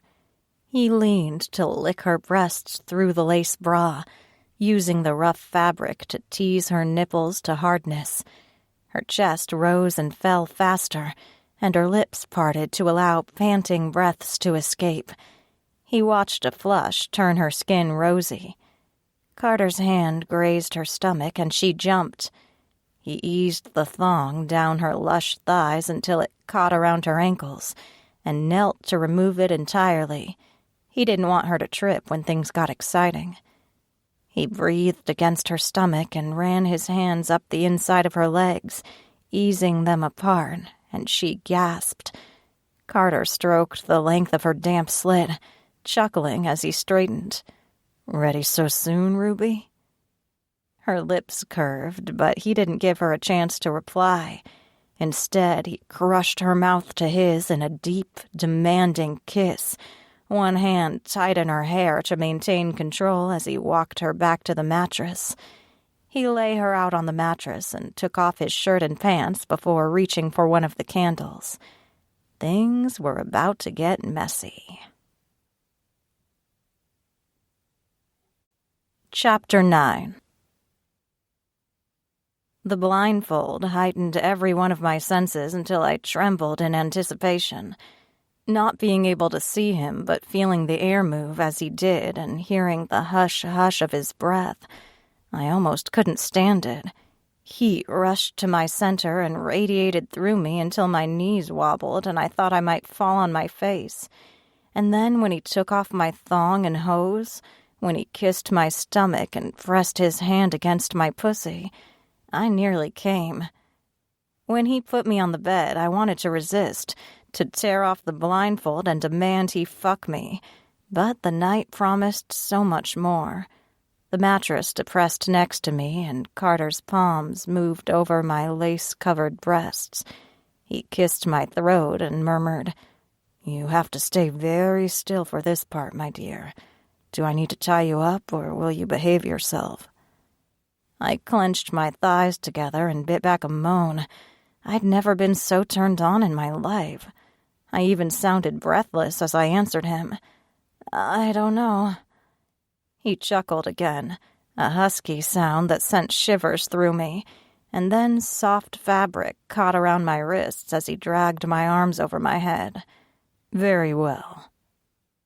Being restrained caused a moment of hesitation, reconsideration, and I started to struggle, but he kissed me softly and stroked my cheek. "Good girl. Very good." My heart leapt as I kissed him back, desperate for more contact and more of his praise. Carter traced a snaking line down my chest and stomach until he teased my core, pressing his thumb against my clit even as his finger eased inside me.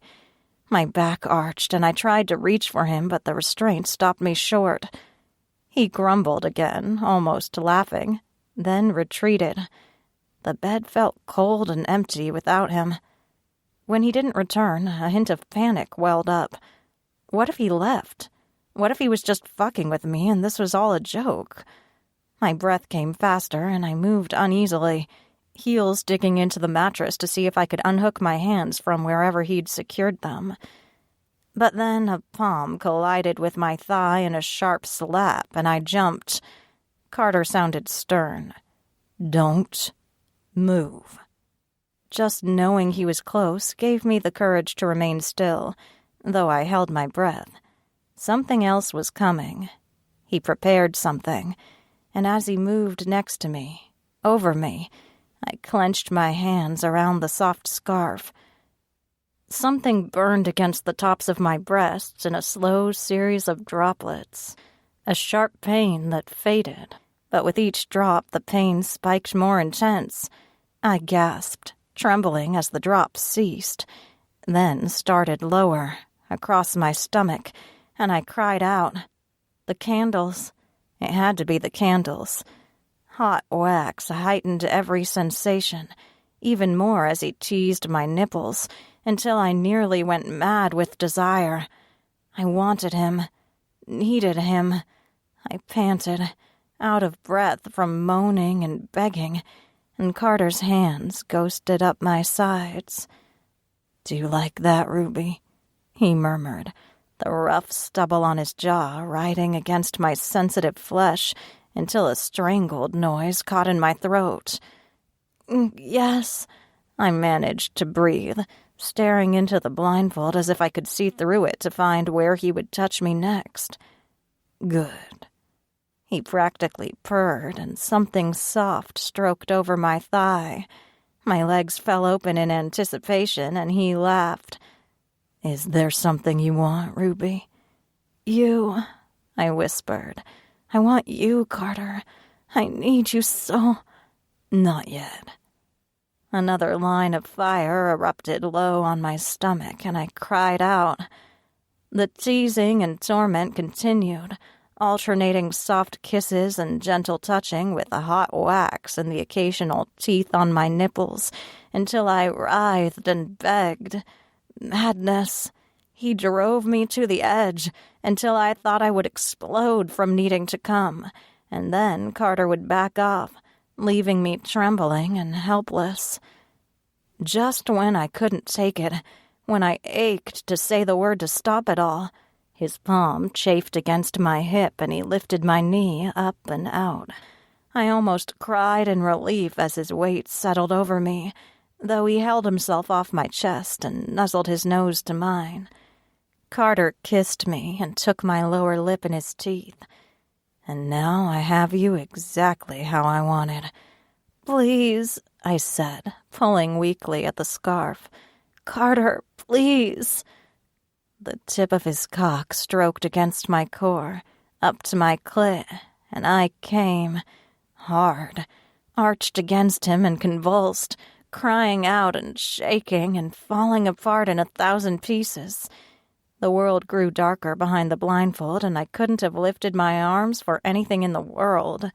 His massive cock nudged inside me, and I moaned, pushing my hips at him, and Carter pushed forward with slow inevitability. He split me open, the heavy heat of his body invading mine until he filled every inch of me, pressed against my walls until pleasure rippled through me and I tumbled into ecstasy again. It blended into almost unbearable pleasure, unbelievable fullness until it sparked a hint of pain, and that brought the pleasure-pain of the hot wax back until I could hardly remain in my own skin. Carter moved slowly, but lowered himself on top of me until his full weight lay on my chest and I was pinned, dominated, utterly controlled, even had my hands been free. I couldn't have moved him if I wanted. It drove me wild, to the point of madness as I pushed my hips at him in desperation, needing fuller contact, more thrusting. I begged him and tried to hook my legs around his lower back to drag him to me, but Carter spanked my hip with his full strength, and I cried out, even as it made my pussy clench around him once more. Carter breathed in my ear. I'll have to punish you for that. And I groaned and came again. By the time he moved with more urgency, I could barely move.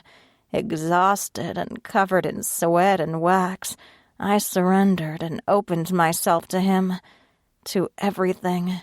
Let him move my legs and hips and body to where he liked until he grunted and pounded into me with a wet slapping of flesh that had my head rolling on the pillows. He froze, hips jerking and grinding down against me, and the hot rush of his climax filled me, spilled out, covered my thighs. I panted, helpless and trapped underneath him, but loving the security of having him over me. I closed my eyes, but couldn't stop shaking. Carter withdrew, and I flinched at the sensation of his body slipping from mine, and I missed him immediately, wanted desperately to have him over me, inside me again, forever. But he remained next to me on the bed, fiddling with the scarf, and then he eased my arms down to my sides, chafing at my wrists and hands. I took a breath to say something, to beg him for more, but he touched my lips to cut me off. You don't want to add to your punishment, my dear. I shivered, almost tempted to push, but that could wait for another night. I could hardly support myself as Carter moved me to my hands and knees, though my thighs clenched in anticipation and my elbows shook with the effort of holding my chest off the bed. He left the blindfold on me, so I could feel him next to my hips, but had no idea what he planned until his palm cracked against my ass. I jumped away from the painful spanking, but he grabbed a handful of my hair with his free hand to hold me in place and leaned down to say, "Hold still, or I will start over." My head hung down, and I struggled to remain unmoving as he landed another blow on my ass, and a cry escaped even as my pussy clenched. God help me, I loved it. Wanted to lean into it as he continued raining blows down until my skin radiated heat and I thought I might never be able to sit down again. He chuckled and ran his fingers through my pussy once more, pinching and teasing, then knelt behind me to grasp my waist. His cock filled me in a single thrust, and I wailed, convulsing around him as the pleasure of his entry competed with the aching throb of his spanking. Carter fucked me from behind, leaning over my back to hold me roughly in place, and he growled against my shoulder as I struggled to hold up our combined weight. He teased my clit, but I didn't need it to come. It felt like I hadn't stopped coming from the moment he'd touched me, like it had built from the first bars of the tango and all exploded through me as he yanked off the blindfold and I looked up to see both of us in the mirror over my dresser. His wild expression, teeth bared as he thrust, the dark outline where our bodies connected, and the helpless passion on my face sent me over the edge again. Carter snarled and put his arm under my chest, holding me tight to him as he fucked down at me. I could only watch helplessly in the mirror as I came and he came, and we both collapsed on the bed in a sweaty tangle. When our breathing slowed, Carter patted my hip. "And now there's the matter of your punishment." I laughed in disbelief, trying to find the strength to lift my head, but the glint in his eyes made my stomach wobble. He couldn't be serious. Except he was, and Carter took punishments very seriously. I stretched in the warm bed, my hands sliding across the sheets, and I lifted my head enough to look around. No Carter. Memories of the night before and everything he'd done set my cheeks on fire, and I pulled the covers up over my face. Unbelievable. Something rattled in the small apartment. I sat up, wincing at the ache in my abs, and eased to my feet. The speedy shifter healing got rid of most of the evidence of the bites and restraints and hot wax, but the thought of it stuck with me as I stretched. I pulled on a t-shirt before padding out of the bedroom and into the living room. Carter stood in the kitchen, juggling pans and plates and ingredients as he made pancakes and sausages, and I raised my eyebrows. "Don't tell me you're a morning person." He glanced back with a devilish smile, and all my nerves lit up. I wanted to kiss him, drag him back to the bedroom, and let him tie me up again. His voice went deep and husky. "And if I am?" I played with the hem of the t-shirt as I wandered into the kitchen and retrieved 2 glasses from the cupboard. "Well, I'll just have to—" I cut off with a squeak as he grabbed me and pressed me up against the cabinets, biting my lip before kissing me until my knees weakened. I linked my arms around his neck just to stay upright, my bones melting as his hand slid inside my shirt to caress my breast. A moan escaped before I could control myself, and he echoed it, hiking me up until my legs wrapped around his waist. Carter broke the kiss long enough to set his teeth against my shoulder, right near my neck as he squeezed my ass. Normally, I would stick around long enough to finish things, but it's already 8 and I have a meeting with Logan at 9, and you're supposed to meet Natalia. I moved my hips, dropping my head forward so I could bite his shoulder. He groaned, then fumbled with the pants he'd pulled on, and before I could draw breath, he plunged into me. I cried out as Carter thrust, his hands gripping my ass to hold me still as his cock split me open, and the cabinets creaked under the force of his lust. My wolf snarled and wanted to mark him, to claim him, and my nails dug into his biceps as he fucked me. The wildness overtook us both, and snarling filled the kitchen. I strained under his weight and strength pinning me, desperate to move. Carter slapped my hip with the full strength of his arm, and I yelped, almost crawling up him. An ecstasy rolled over me. I froze as my core clamped down on him, and every movement of his body inside me sent lightning straight to my brain. Carter made a savage noise, and his teeth sank into my shoulder with a sudden sharp pain, and I moaned. His body jerked against me, and he went still, breathing harshly in my ear. My heart pounded against my ribs, and I rested my head against the cabinet behind me as I struggled to breathe. Jesus. Carter eased back, and I took a sharp breath at the shock of his body slipping from mine. He handed me a dish towel and leaned forward to kiss me again, gently, and murmured, "Go take a shower and get dressed. I'll have breakfast ready." I leaned against the cabinets for a long moment, watching as he cleaned himself up and pulled his pants back on, then washed his hands. Carter glanced back at me, eyebrow arched, with a question in his expression. I flushed, not wanting to admit that I wasn't entirely certain my legs would hold me if I tried to walk to the bathroom. And by the way a grin spread across his face, he wondered the same thing. I cleared my throat as I wobbled upright and turned on my heel, though I kept a good hand on the wall just in case. "See that you do." He laughed. I barely made it to the shower, leaning against the wall as steam filled the small room, and I closed my eyes against the hot water. The lion was like an addiction. Even after the savage pounding in the kitchen, I still wanted him. I wanted him to kick open the door and drag me out of the shower by my hair.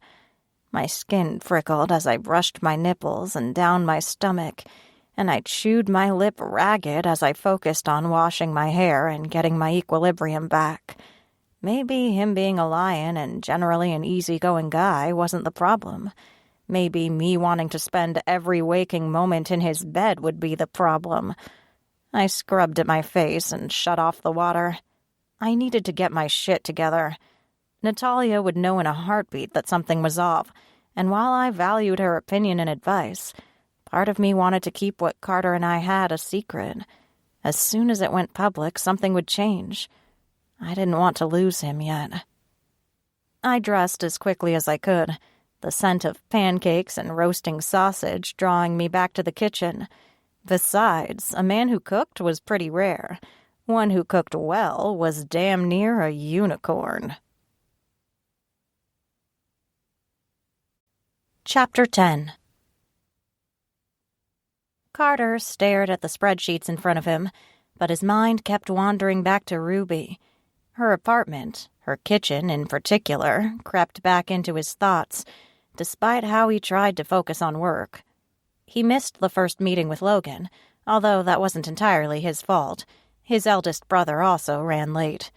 Something was up with Logan and Natalia, and though Carter had his suspicions, it wasn't his place to pry, not until they decided to share the news. He rubbed his forehead and picked up the spreadsheets again. He meant to develop a business plan for Ruby and Rafe so they could focus their efforts to expand, but unless they could take out a loan or would accept a Chase partner with some extra cash, there wasn't a whole lot he could recommend. Some cosmetic fixes, adjusting the current offerings, and advertising could help some, no doubt. The bar food was terrible unless Natalia moonlighted in the kitchen, and they stocked the kind of beer that the pack liked, dark, bitter brews that appealed to only a small section of their non-shifter clientele. O'Shea's was a dive bar, and though he loved every square inch of it because it belonged to Ruby, she had caviar dreams for her pack. Caviar. He frowned and spun his chair until he could stare out the window at the city below. He could cover her in caviar and then eat it off her. The dessert stuff was fun, but a man needed some protein to keep up his strength. He rubbed his mouth to hide a smile, then jumped as someone cleared their throat behind him. Carter rotated to face Logan and Edgar. "Yes?" Edgar picked up some of the spreadsheets, a frown creasing on his forehead. "What are you working on?" "Ruby and Rafe asked me to look at their financials, work up a business plan." Carter prayed his voice remained even and no emotion showed on his face, particularly since the super-observant Edgar eyed him closely. Carter leaned forward on the desk, banishing any thoughts of Ruby from his mind, and looked at his brothers. "You look serious. What happened?" Logan flopped into one of the chairs in front of the desk, his expression dark. "I got a call from Kaiser. Apparently, Miles Evershaw is reaching out to all the other shifters in the city except us. What happened the other day at the gym?" "What makes you think anything—" "Nat dropped the dime on you." Logan arched an eyebrow. "But she didn't have any details other than that you bumped chests with Evershaw, which is unlike you, Carter." He pinched the bridge of his nose as Edgar continued to stand, arms folded over his chest. Carter could fake out Logan without too much trouble, but the security chief was another thing entirely. Carter sighed. "I went there after yoga to work out. Natalia and Ruby showed up, and Ruby negotiated a group deal for her pack to use the gym. Before they reached an agreement, Evershaw and half of his guys knocked on the door and started making trouble. There's something between him and Ruby right now. I don't know any details." Edgar made a thoughtful noise and started to pace the long wall of the office, hands shoved in his pockets. "So why did you bump chests with Evershaw?" "He tried some underhanded shit with Ruby. Then Nat got between them and he flexed on her." Logan sat forward, eyes immediately gold. "He what?" "I took care of it." Carter held up his hands to fend off the growing rage Logan radiated, and put Nat out of harm's way. Then I stayed on Evershaw until Kaiser told him to back off. I knew if Evershaw got too aggressive with Ruby that Natalia wouldn't be able to keep from getting involved, so I got more involved than I intended. The Alpha narrowed his eyes as he gripped the arms of the chair. Natalia conveniently left out the part where she got between two angry wolves. I will address that with her later. Edgar snorted. "By address that, you mean you'll tell her not to do it again, and she'll laugh at you and say you won't stop her from doing what she wants, and then you'll grumble and whine and let her do what she wants? That kind of address?" Logan gave him a dark look. "Save it for later, asshole." He turned his attention to Carter, but his eyes retained a hint of gold. "Evershaw threatened my mate?" "Not exactly. He was an asshole to her, and she got between him and Ruby when they were about to fight." Logan's teeth gleamed as he snarled. Then he shoved to his feet to stalk the edges of the office. Carter took a deep breath and eased to his feet, just in case he and Edgar had to tackle their brother before Logan took off to go kill the Silverline Alpha. Carter said, "What did Kaiser tell you about Evershaw?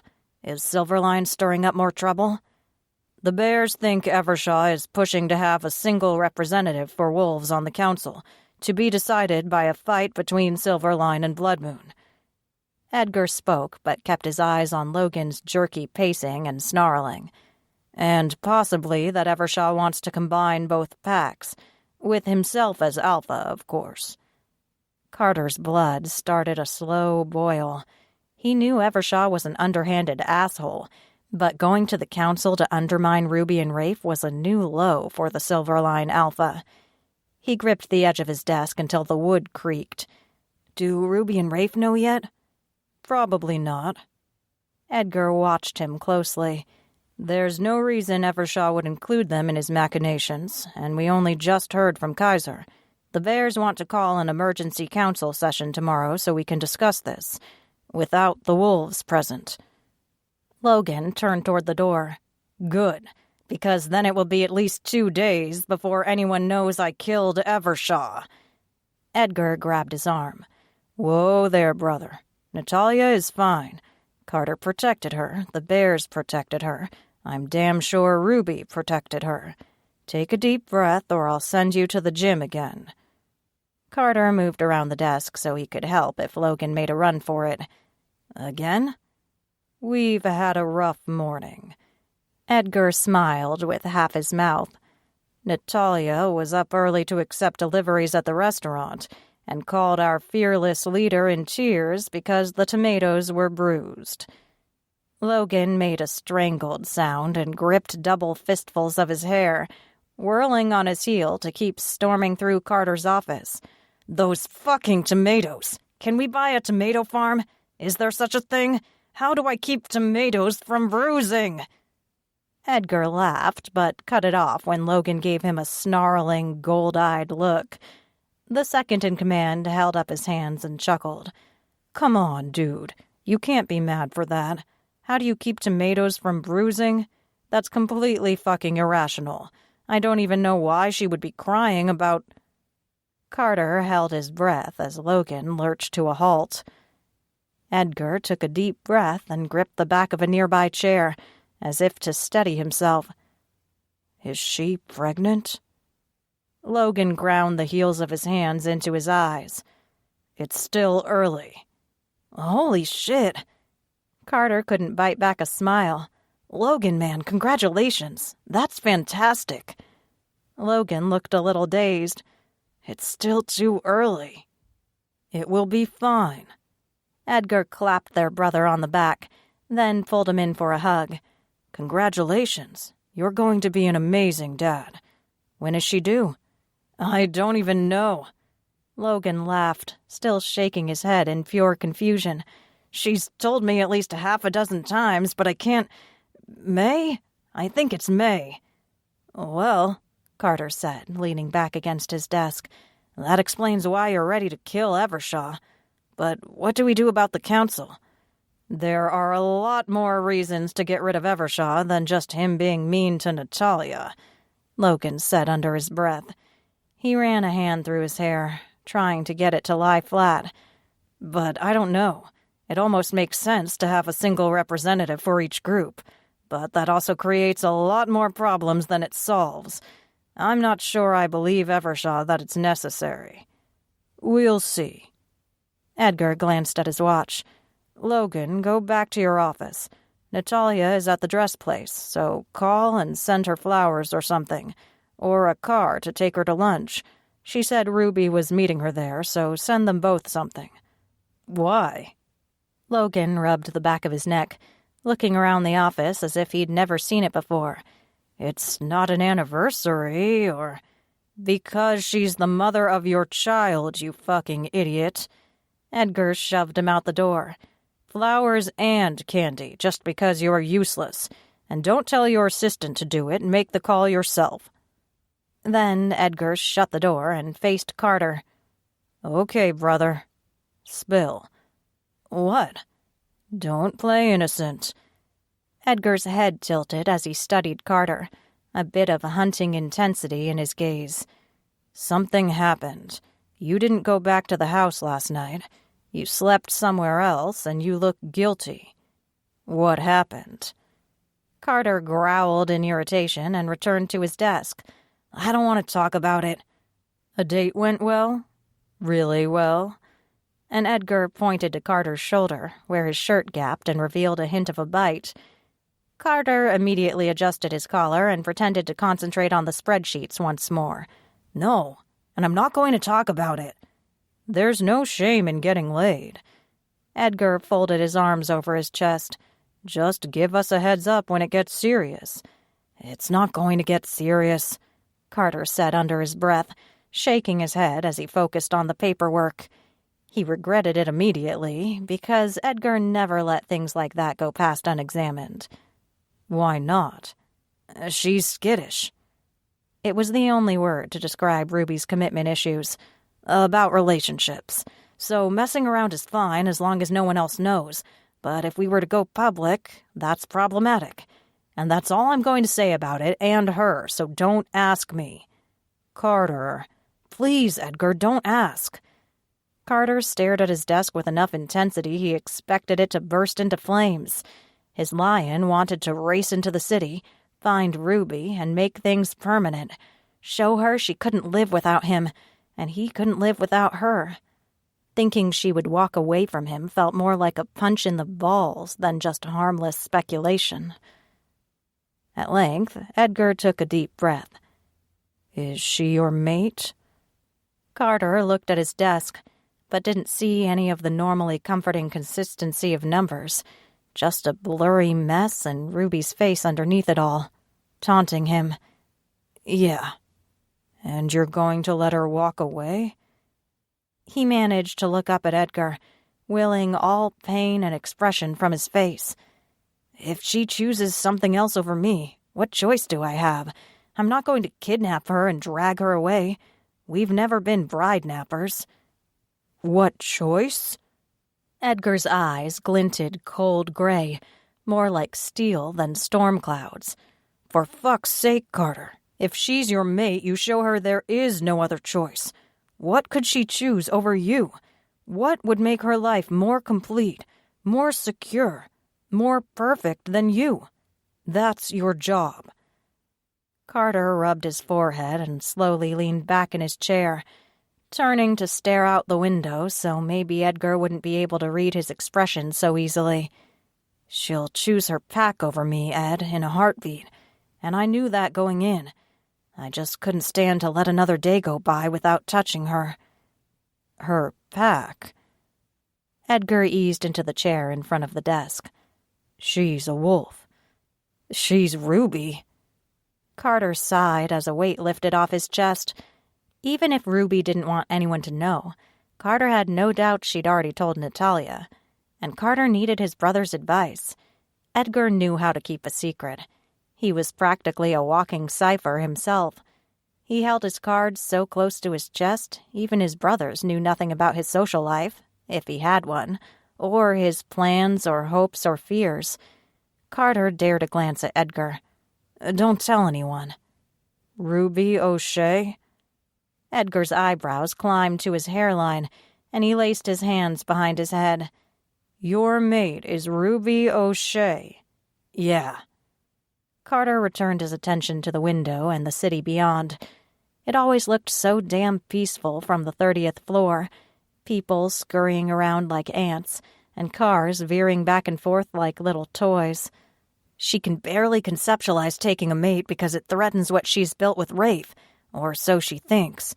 So most of her heart is already dedicated to being alpha of her pack. There's not much left over. Edgar made a thoughtful noise. "So she's trying to get you out of her system and then back to business as usual?" "I suppose." Carter attempted a smile and swiveled in the chair to square up to the desk, ready for work and numbers and anything to take his mind off the thought of covering Ruby in chocolate syrup and bacon. "I'm working on it. She'll come to her senses." "Don't give up, Carter." Edgar pushed to his feet, shaking his head. "If she's your mate, she's your mate. Move the world to show her what that means. Do what you have to do. I don't want to see you miserable the rest of your life because your mate lives with her brother a couple blocks away and you still see her every day but can't have her." "I know, Ed. Go help Logan figure out how to send flowers." Carter waited until the door shut behind his older brother before he leaned back in the chair and covered his face to stifle a groan. No doubt whatever Evershaw was up to had something to do with the offer he'd made Ruby, or with her rejection. He needed to warn her, and soon. Chapter 11. My legs were still a little shaky as I met Natalia at a wedding gown designer downtown.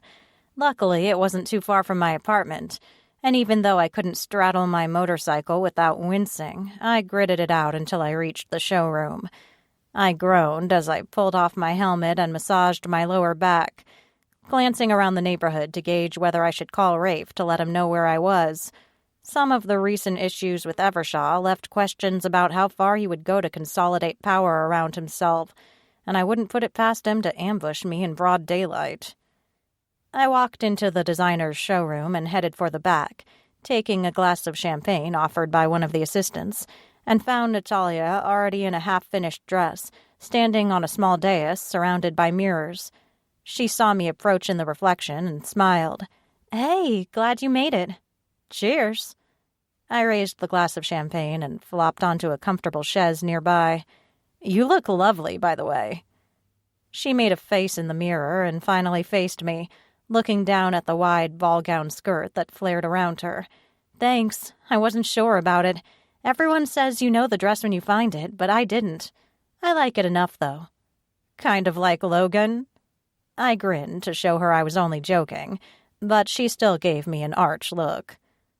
Nat frowned at her cleavage, fussing with the neckline. "I swear, my tits are getting bigger every day. At this rate, I'm going to have basketballs stuffed in the front of this dress." "I'm sure Logan won't mind." I sank lower on the chaise to ease the ache in my core and rested my head on the back. A nap might be in order, so long as Carter wasn't there to keep me awake. "But it'll be hell on your tailoring bill." "Like I have a tailoring bill," she said under her breath. Natalia eyed me critically. "What's up with you?" "I'm just tired." I forced myself to sit up. "Don't bullshit me, girl." She stepped off the dais and a shower of pins fell to the floor, along with half her dress. Nat cursed, and a bevy of assistants fluttered up to disassemble the dress and gather the loose pins. Nat covered her face until they were gone, then leveled a look at me. "Seriously, what's up?" I waited until everyone else left the room before I rubbed my temples. "I may have slept with Carter." "What?" Natalia, wearing only some really expensive but really slutty lingerie, practically fell off the dais to sit on the chaise next to me. "When? Why? How?" "We went to dinner last night." I tried not to laugh, wondering if her shock was due to my getting laid or who I'd slept with. "He looked at some of the records from the bar, and—" I trailed off with a shrug, and she smacked her forehead. "And you fell into bed with him? He can be very charming." "I know." Natalia leaned back to study me. "I'm torn. Normally I would ask for details, but Carter's like my little brother. I save beaters for him to lick when I make frosting, for God's sake. So I don't think I want to know details, but you can tell me if you had a good time." And she braced herself, as if preparing to hear that Carter was good in bed. I laughed and levered to my feet. "I'm not going to tell you anything." But I exaggerated a limp as I retrieved my maid of honor dress from the other side of the room, and she made a pained sound, somewhere between a gargle and a groan. Natalia fell sideways across the chaise, and I snickered, even though it made my stomach hurt.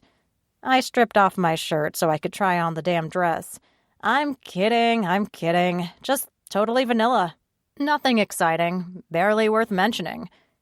She made another strangled sound, and I glanced back. "What?" "Clearly it was vanilla," she said, still sounding like she wanted to vomit. "By the bite marks and handprints all over your body." Shit. I looked in the mirror over my shoulder and caught sight of a vast array of bruises and bites and little red marks that could have been from anything we'd done. "Well..."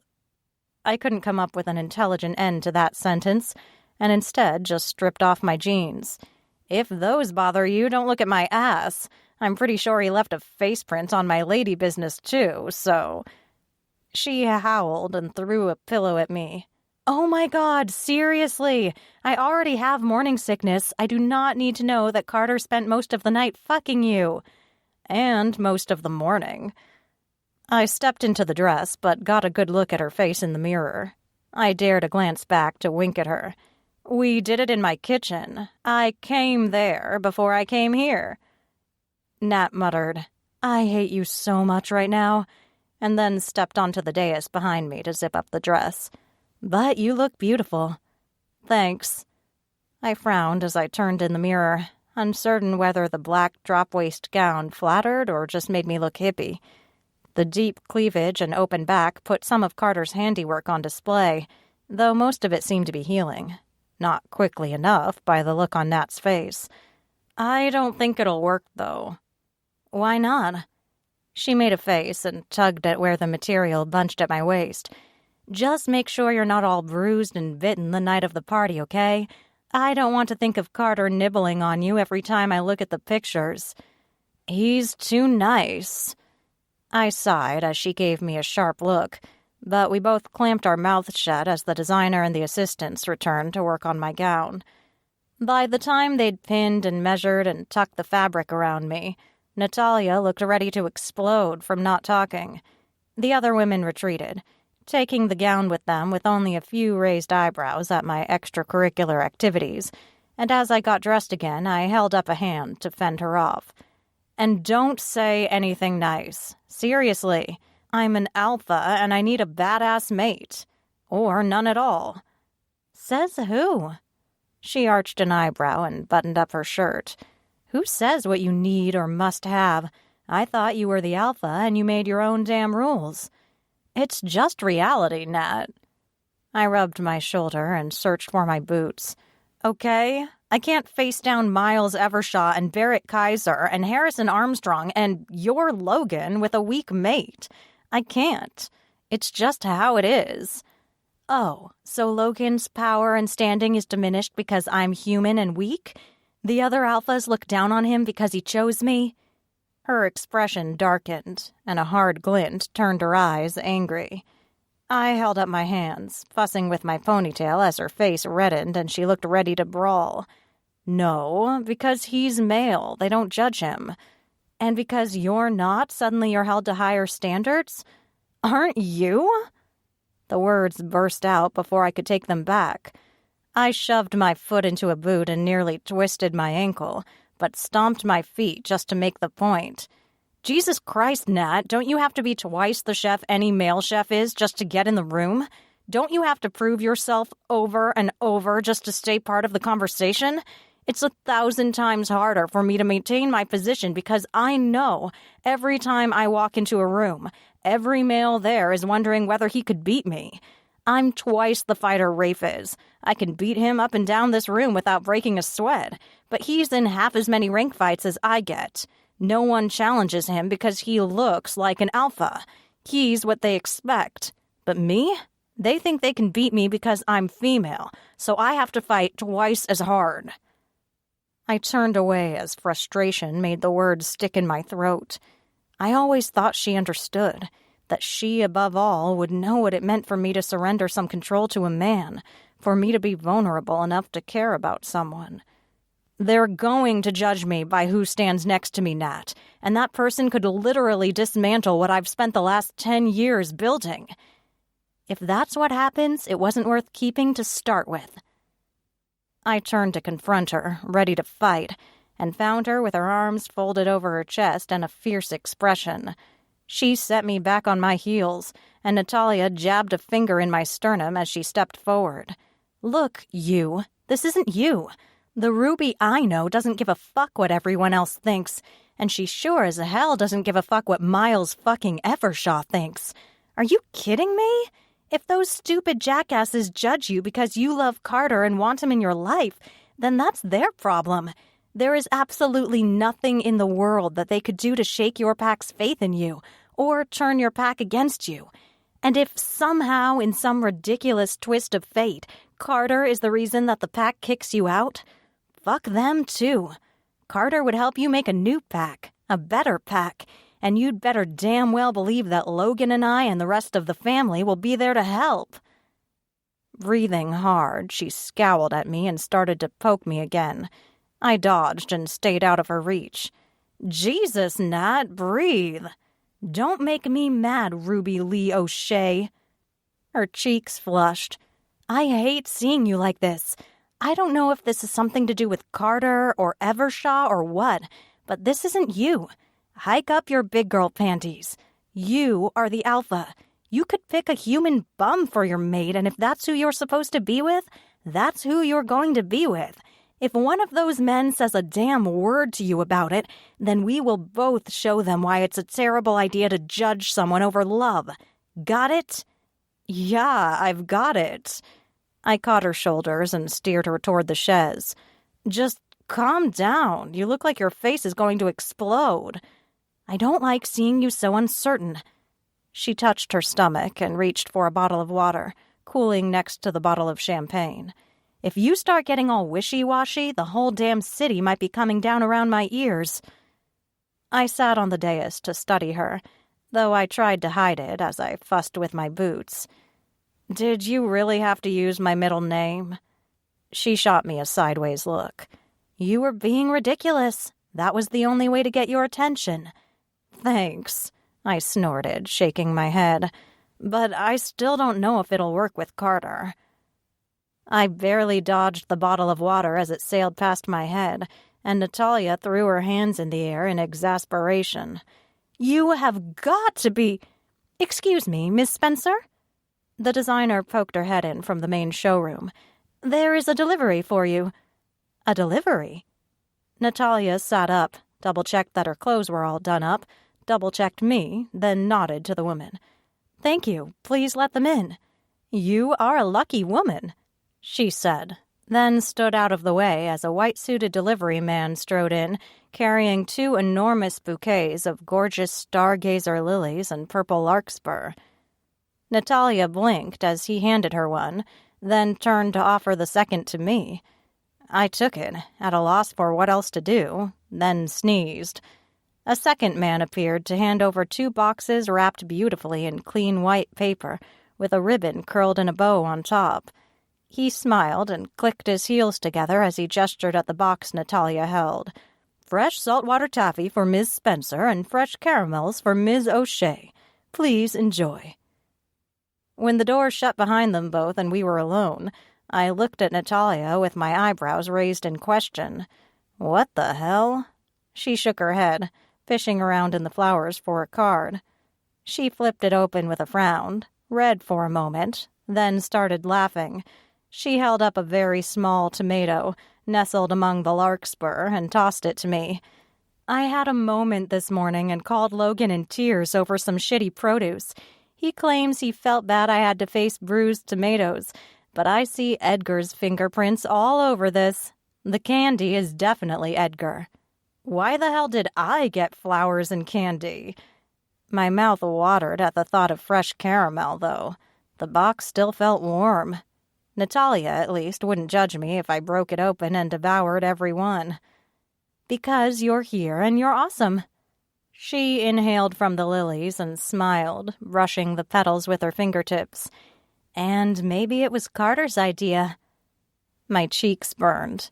He shouldn't be sending me flowers. That's not part of our agreement. Then see if you have a note, idiot. I fished through the leaves, still tempted by the caramel, and found a small white card hidden among the flowers. Thank you for a wonderful evening was printed on it, but that was it. I frowned, flipping it over, but found nothing else. It seemed unlike Carter, but oh well. They were beautiful flowers. Natalia broke open the taffy, and papers rustled as she fished for a specific flavor. Are you hungry? We should get lunch. I'm not sure where to put the flowers, but we'll find a place. Come back to the house with me and we'll figure this all out. It was tempting. Hanging out at the mansion usually meant Natalia would cook, and I would stay for dinner, which meant Logan's amazing wine cellar, and probably a movie in their private theater, and staying over in a gorgeous spa-like guest room. A girl could get used to that kind of luxury. But I shook my head, gathering up the flowers and candy.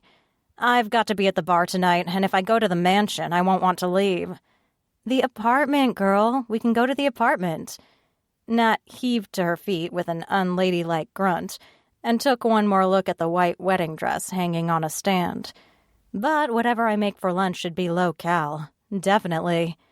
I don't think you know how to cook anything without a pound of butter, I said under my breath, and she gave me a dirty look.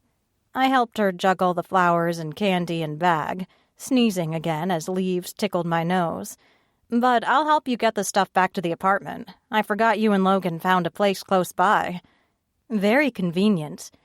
She glanced at me sideways, but paused to thank the designer, kiss her on both cheeks, and wave to the flock of assistants. When we were outside, Natalia fished around in her bag and offered me a key. So if you ever need to use it for anything, feel free. I'm not using your love nest with Logan as a place to take Carter. I flushed at the thought. We'd have to clean every inch of it just to make sure Logan didn't know by smell that we'd been there. Natalia snorted and shoved the key into my bag. Please, it's nicer than your place by a mile. Just call ahead to make sure we're not using it. If Edgar has a late meeting, sometimes he'll stay there as well. There are 2 spare bedrooms. Help yourself to either one. And give me a heads up so I can send the maid over. I chewed my lower lip as I loaded the flowers in the back seat of her expensive sedan, outfitted with every security feature imaginable. I don't think I'll ever use it, but thank you for the key. You're welcome. She braced her hands on her lower back and stretched, making a face. Trying on dresses is rough this early in the morning. I could use a nap and a sandwich. Let's go. I'll follow you on the bike, I said, and tilted my head at where the motorcycle waited. Suit yourself. She slid into the driver's seat, but rolled down the window as she held up the white box of caramel. But your candy might not survive the 4 blocks to the apartment. I leaned in to take it back, laughing. I will cut a bitch over some caramel, Nat. She laughed as she drove off, and I took an extra minute to secure the box to the back of the motorcycle.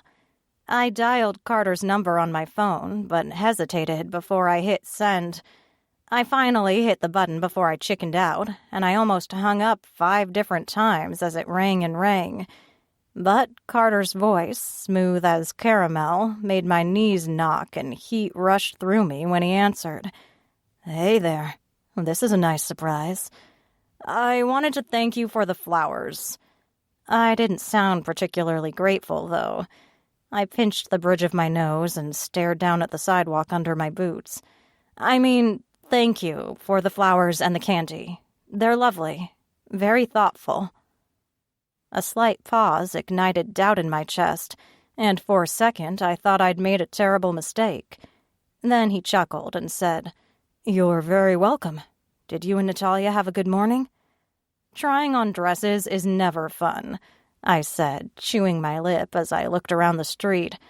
Jesus, I felt like a damn teenager sneaking calls to her boyfriend after curfew, trying not to wake my parents. But the flowers saved the day. I'm glad. What are you doing for dinner tonight? I have to keep an eye on the bar tonight. I picked at a thread on my jeans, feeling a little queasy and nervous and excited all at the same time. So that's where I'll be from 2 this afternoon until probably 3 in the morning. Later, if there's anything to clean up. Good. I'll know where to find you. Someone else spoke in the background, and he grumbled something at them, then dropped his voice as he went on. I'll stop by the bar then. See you tonight. I opened my mouth to ask whether that meant business or a date, but he'd already hung up. I growled in frustration as I shoved the phone in my pocket and kicked the bike to life before heading toward Nat's apartment. I didn't like surprises very much, and Carter Chase was the biggest surprise of all. Chapter 12. Sitting at his desk for the rest of the afternoon seemed more torturous than normal. He barely made it through lunch with Edgar and Benedict before Edgar told him to go check on business at Natalia's restaurant. He was in the back office at the restaurant when Ruby called, and her husky voice sent shivers all the way through him. He also felt like a kid, hiding in the storeroom so no one would overhear in case he sounded like a love-struck idiot. And then the anticipation of seeing her that evening, being with her in public, distracted him for the rest of the day. He remembered to call Edgar to verify whether his older brother was behind the flowers and candy, and Edgar just laughed. Apparently, Logan failed at figuring out how to send flowers, so Edgar took over and added a bit just to complicate Carter's life as well. But Carter knew he owed Edgar one. Carter managed to put together a few recommendations for Ruby's business plan, and changed into jeans and a sweater at the office before heading to the bar around 7. They all kept wardrobes at every possible place they would stop in the city, mostly because shifting ruined a lot of clothes. And with the long hours at the office when the business world woke up in Tokyo and London, variety in clothing choices made all the difference. So he was at least wearing comfortable clothes as he drove to O'Shea's. When he walked in, Ruby stood behind the bar, leaning on her elbows as she talked to some strange dude. The lion immediately wanted to kill the guy, or at least roar enough to scare him off. But Carter only gripped the business portfolio containing his notes until his nails punched through the leather. Rafe waved at him, but Carter barely noticed, making a beeline to the bar. She straightened as he approached, and a smile slid across her face. It made him think of breakfast in her kitchen. Syrup. They could try syrup next time. Get sticky in all the right places. Ruby's head tilted and her cheeks grew pink. Maybe she could read his mind.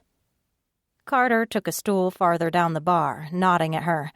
"Beer, if you don't mind." "Sure." She pulled a pint glass, but gave him an odd look. "Why are you all scowly?" He frowned, about to argue, but she put a coaster on the bar, tossed salt across it, and put the beer in front of him. Her eyes sparked gold, and her head tilted just slightly enough to indicate the skinny dude at the other end of the bar. "Don't tell me it was our friend the Jackal." Carter concentrated on the beer, draining the pint glass before setting the empty in front of her. "Of course not. One more, please." Half her mouth curled in a smile. "Come on, Chase, admit it. You're jealous." He killed the second beer before he opened the portfolio, but kept his voice low in case the Jackal had prying ears. "Why would I be jealous? It's not like you're mine." Something changed in her expression, as if he'd rejected her, and Ruby started wiping down the bar a few feet away. "Right, I'm not." Carter leaned over the bar to grab her wrist, drawing her closer, close enough he could breathe. "If you were, yes, I would be jealous. I would rip that guy's fucking throat out because he was staring down your shirt and probably thinking unclean thoughts." He met her gaze long enough for her to see the lion peering out, for her to hear the growl that rumbled from the animal side of him, and when her lips parted and her cheeks flushed, he released her, sat back on the stool and sipped his third beer. He glanced at her as Ruby rubbed her arm and set out a bowl of popcorn at his elbow. Carter said, "You guys ready to talk business?" "This is a business meeting?" He thought he saw disappointment in her eyes, but couldn't be sure. Ruby shrugged. "Sure." She called Rafe over, and he shook Carter's hand with a smile. "Good to see you, man. Heard you're working out with Kaiser's guys these days. Expecting some fights in the near future?" "Maybe." Carter tried not to think of Ruby, of fighting for Ruby. He'd get in the ring for her. He'd face down the bears or her entire pack if that's what it took. "Mostly it's just good business sense. The bears want to train some MMA fighters, try to get someone on the circuit. It's a good investment.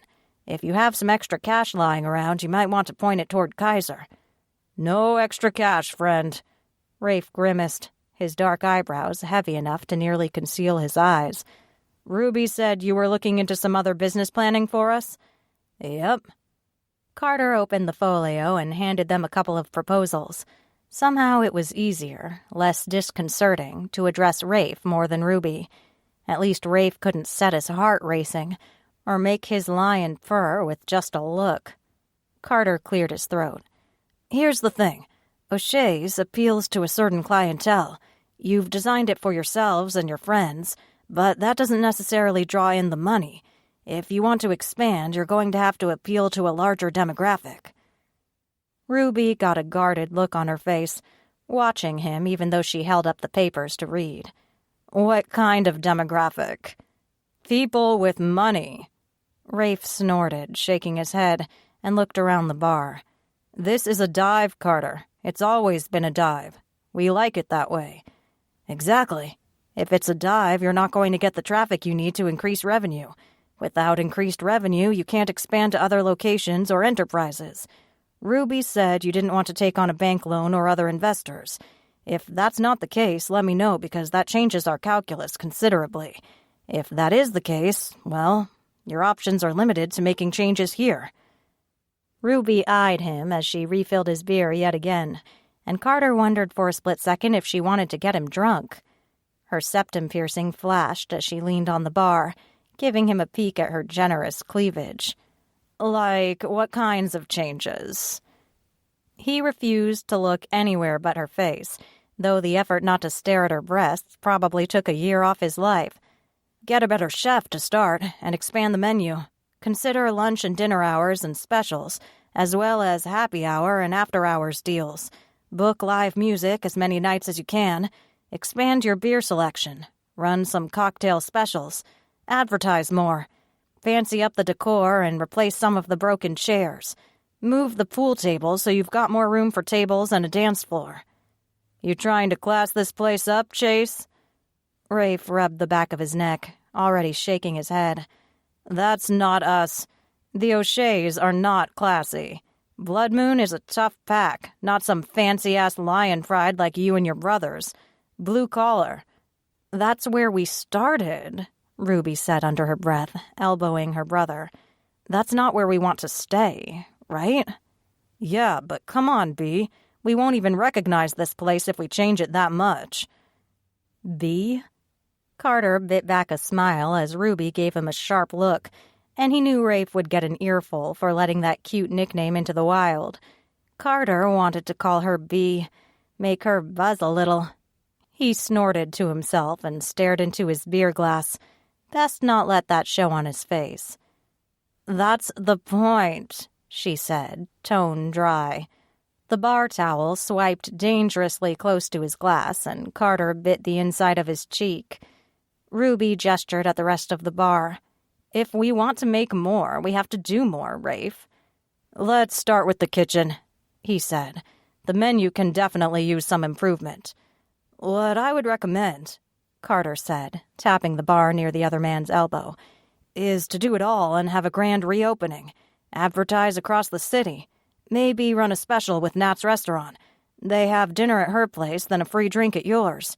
Start fresh without some of the old baggage. We don't have baggage. Rafe sounded indignant, sitting up and squaring his shoulders.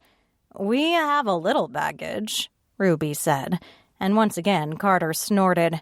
She scowled and reached over the bar to poke him in the chest. Quiet in the peanut gallery, Chase. He held up his hands. I'm just a disinterested third party, unless you want me to be more. She froze, eyes wide, a panicked look on her face, like he would propose to her in the middle of her bar and right in front of her brother. Carter wanted to laugh so badly he had to gouge his thumbnail into his leg to keep a straight face. Rafe remained oblivious, shuffling through the papers. What, you want to invest or something? That would be part of it. He let the silence hang, just to torment Ruby a little more, then handed them the second business proposal. And I would be your business manager as well. I have some personal funds I would like to invest, and if you're willing to make some changes to the bar and follow these recommendations, I'd be happy to be your business partner. Rafe grunted, scanning the new paperwork, and Ruby gave Carter the most evil look he could remember receiving. And he'd almost been paralyzed by Benedict's half-Medusa mate, Eloise. Turned out she had some competition when Ruby got mad. Carter rubbed his mouth to hide the rest of his smile, not wanting to antagonize her any further. Read it over, think it over, let me know. A grand reopening ahead of the holidays would be best, so we'd need to get moving if you're interested in what I've proposed. Funny how you're going around proposing things, Ruby said, moving down the bar to pull pints for a couple of other customers. When she finished, she tossed the towel across her shoulder and eyed Carter askance. I told you we didn't want to take out a loan. This isn't a loan. Carter half turned on the stool as a commotion grew around the door, and a few newcomers entered the bar with a blast of cold air. It's an investment.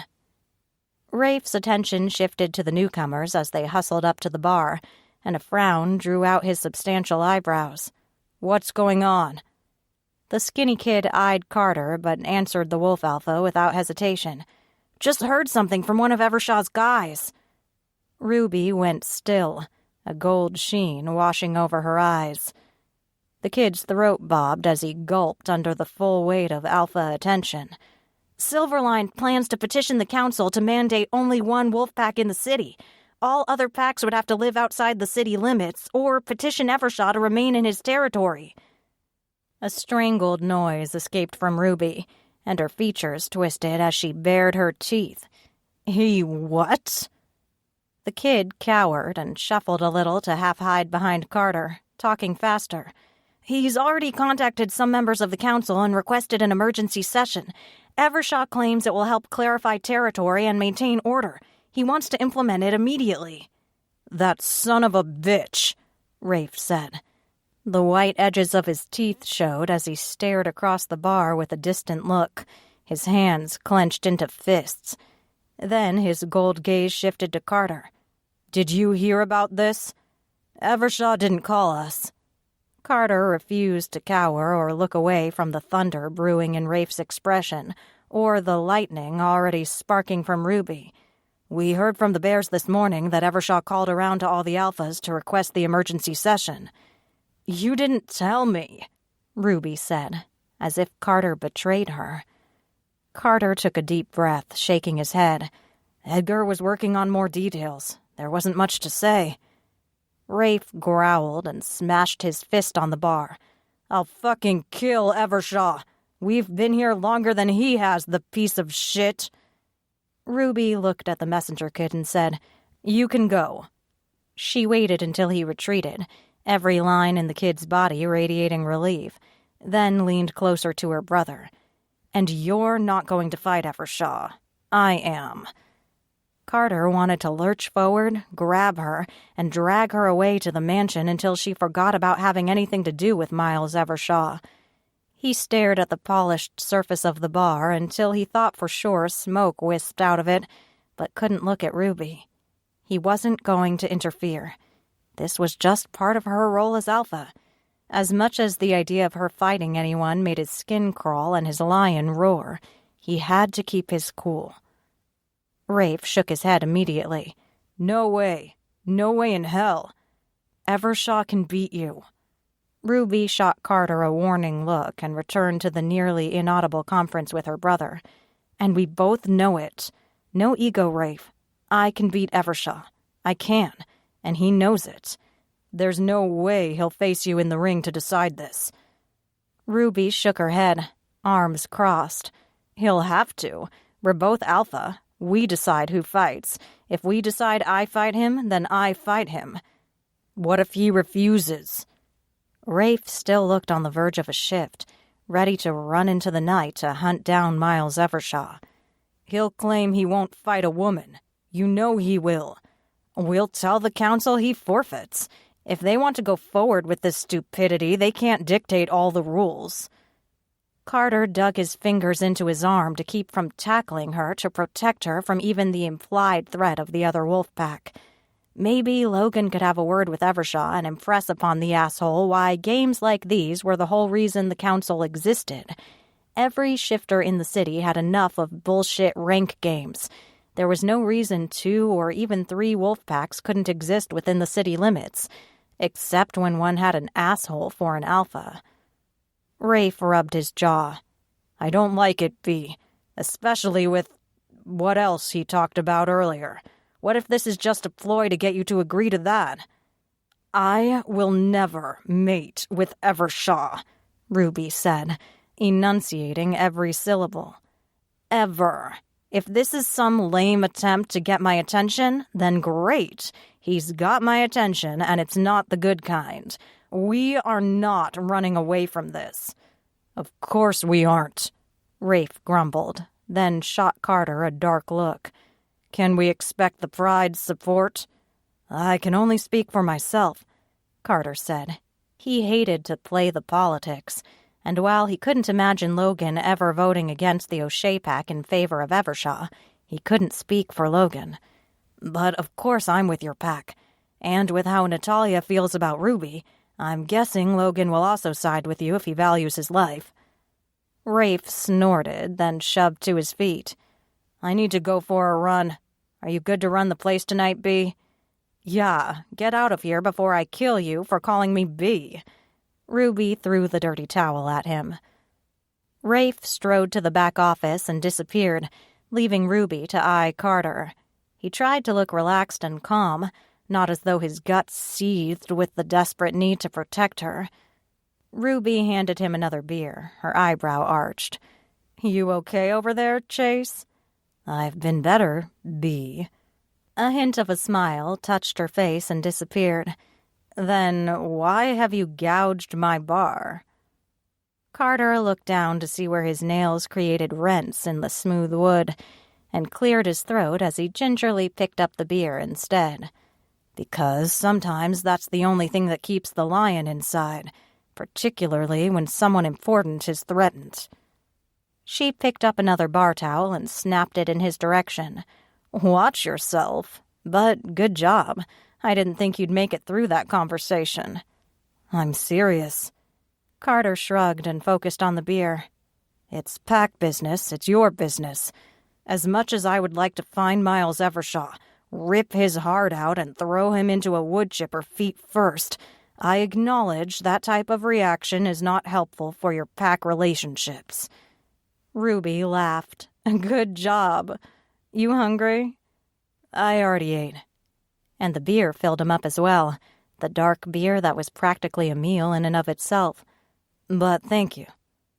She leaned on the bar under the guise of examining the scratches, and her breath warmed his cheek as she murmured, "If you want to stick around, we can head back to my place after last call." "Sure." Carter concentrated on gathering his papers and putting them back in the folio. "I'll work on my homework." Another smile flashed before she put on her serious face and handed him a towel. "Or I'll put you to work back here. Can you pull pints?" He pushed to his feet, the lion content because he would be so close to their mate, and slid around her into the narrow space behind the massive wooden bar. "I can do anything you need me to do." "Don't let your mouth write checks your ass can't cash," she said under her breath, and he laughed. He cracked his knuckles and started lining up pint glasses. She had no idea how much her mouth owed him, and he meant to collect. Chapter 13. By last call, every one of my muscles ached. My knees hurt, my back hurt, and a headache pounded behind my eyes from the cigarette smoke and music and shouting and trying to convince my wolf not to fuck Carter right there behind the bar. He drove me home and even opened my door, and everything was warm and dizzy and perfect. Comforting. I liked having him in my den. I liked coming home to his scent on my pillows and in my kitchen. Carter arched an eyebrow at me. "You look exhausted." "I am exhausted." I tried to laugh as I rubbed my temples. "Sorry, I thought I would be more fun." "More fun?" His purr rumbled in his chest, and he eased closer to slide his arms around me and draw me into a tight hug. "This is fun, but there's something else I had in mind." My stomach tightened at the thought of another night of marathon sex, but I had to be up early to meet Natalia and then start lining up interviews for a new chef. When I hesitated, Carter chuckled. He rubbed his cheek against my head and patted me gently on the butt before he turned me toward the bedroom and gave me a little push. "Go put on your robe while I get your surprise ready." "Do I need to take some aspirin before we get started?" "It probably wouldn't hurt." He winked as he said it, so I wasn't entirely sure whether I should believe him. But I took a handful of painkillers anyway as he headed into the bathroom and I retreated to the bedroom. By the time I stripped off my clothes and wore only my ratty old bathrobe, the apartment was quiet once more. And dark. I frowned as I stepped into the hall, then blinked as Carter stuck his head out of the bathroom. "Are you ready?" "Yes," I said, though a little warily. No telling what kind of surprise the lion had in store for me. From his expression, he knew perfectly well what I was thinking. His cheek dimpled as he grinned. And then he led me into the bathroom, lit only by candles, where the tub was filled with bubbles and water and a few rose petals. I blinked again. But no, my eyes remained blurry and then overflowed. A hot bath. Seriously.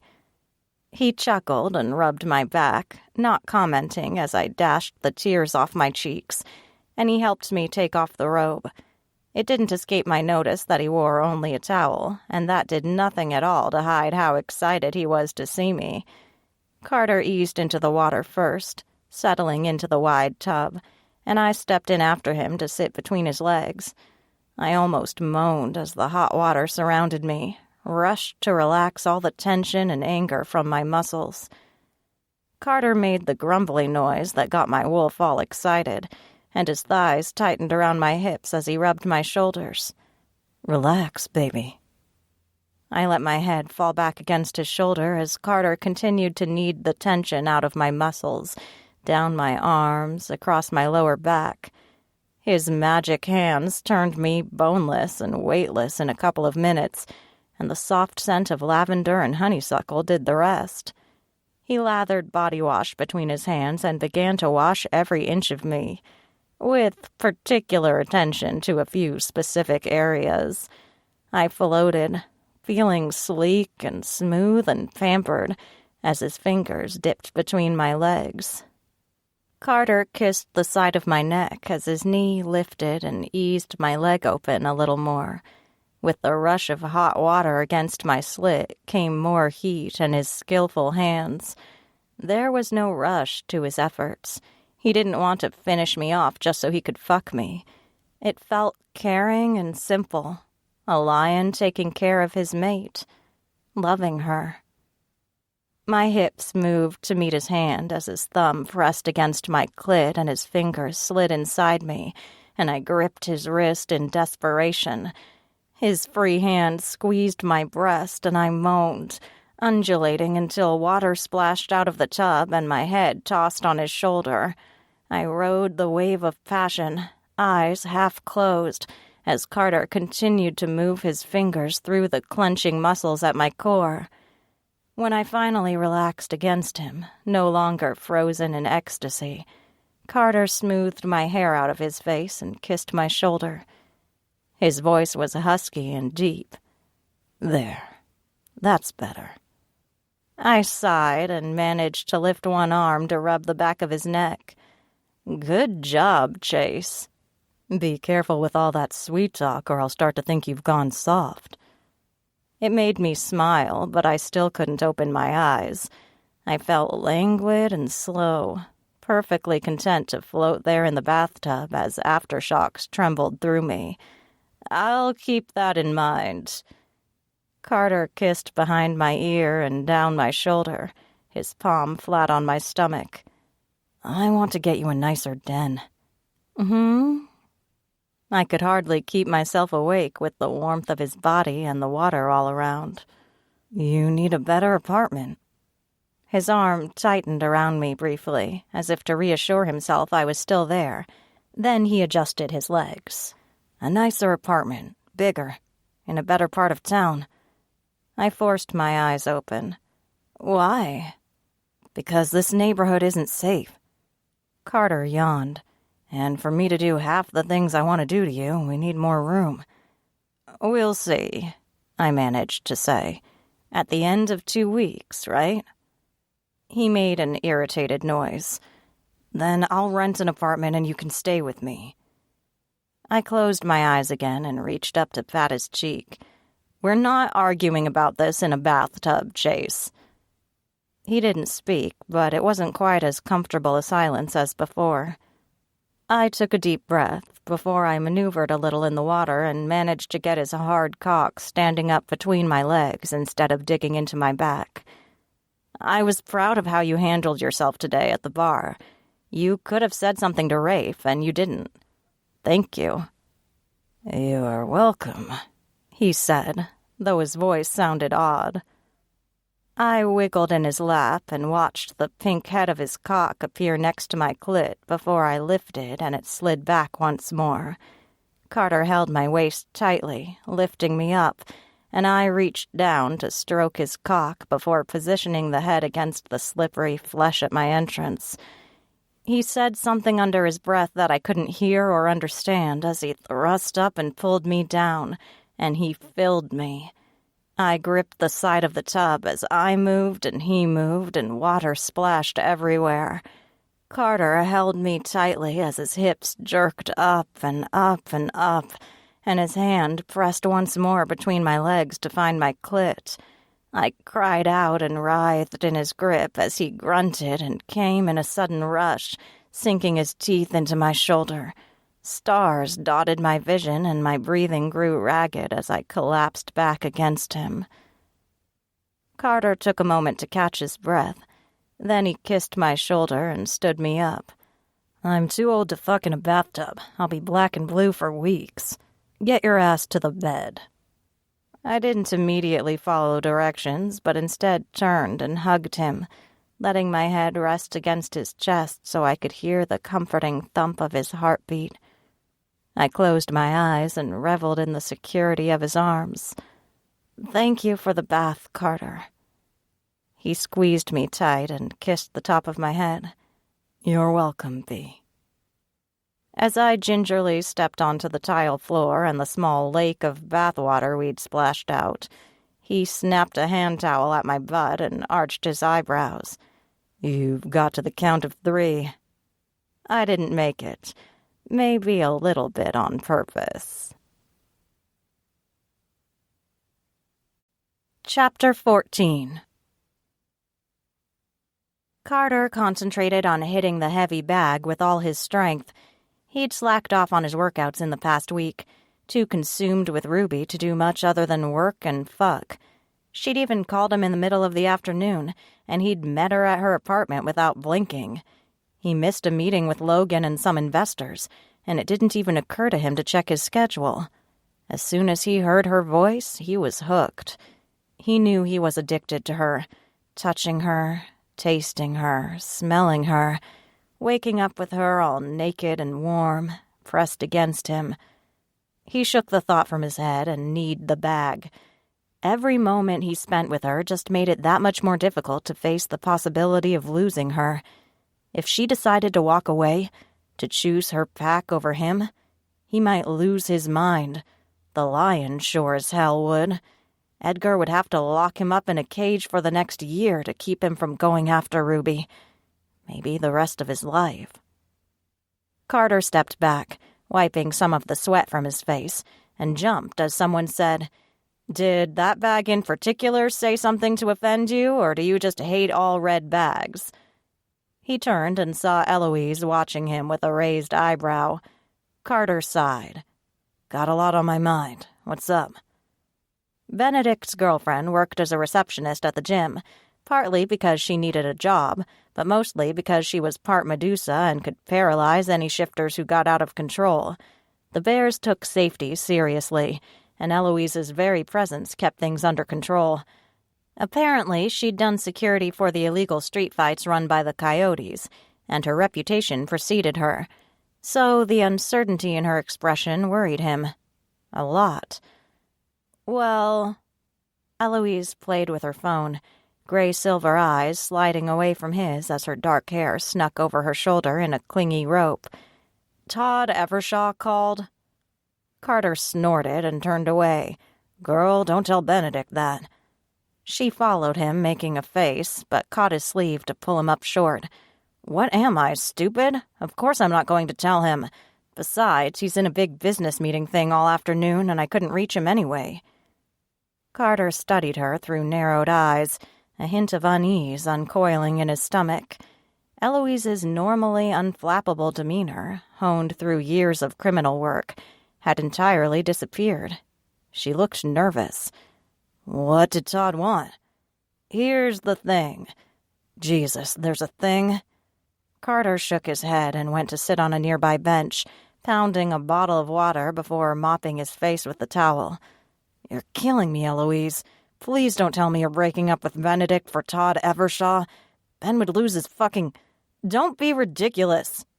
She flicked angrily at her hair as it curled and uncurled in a cloud around her head. "I had to promise Miles Evershaw a favor when he helped me with the hyenas. Todd just called to say Miles is ready to cash in.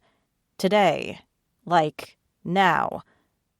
The uneasy feeling grew.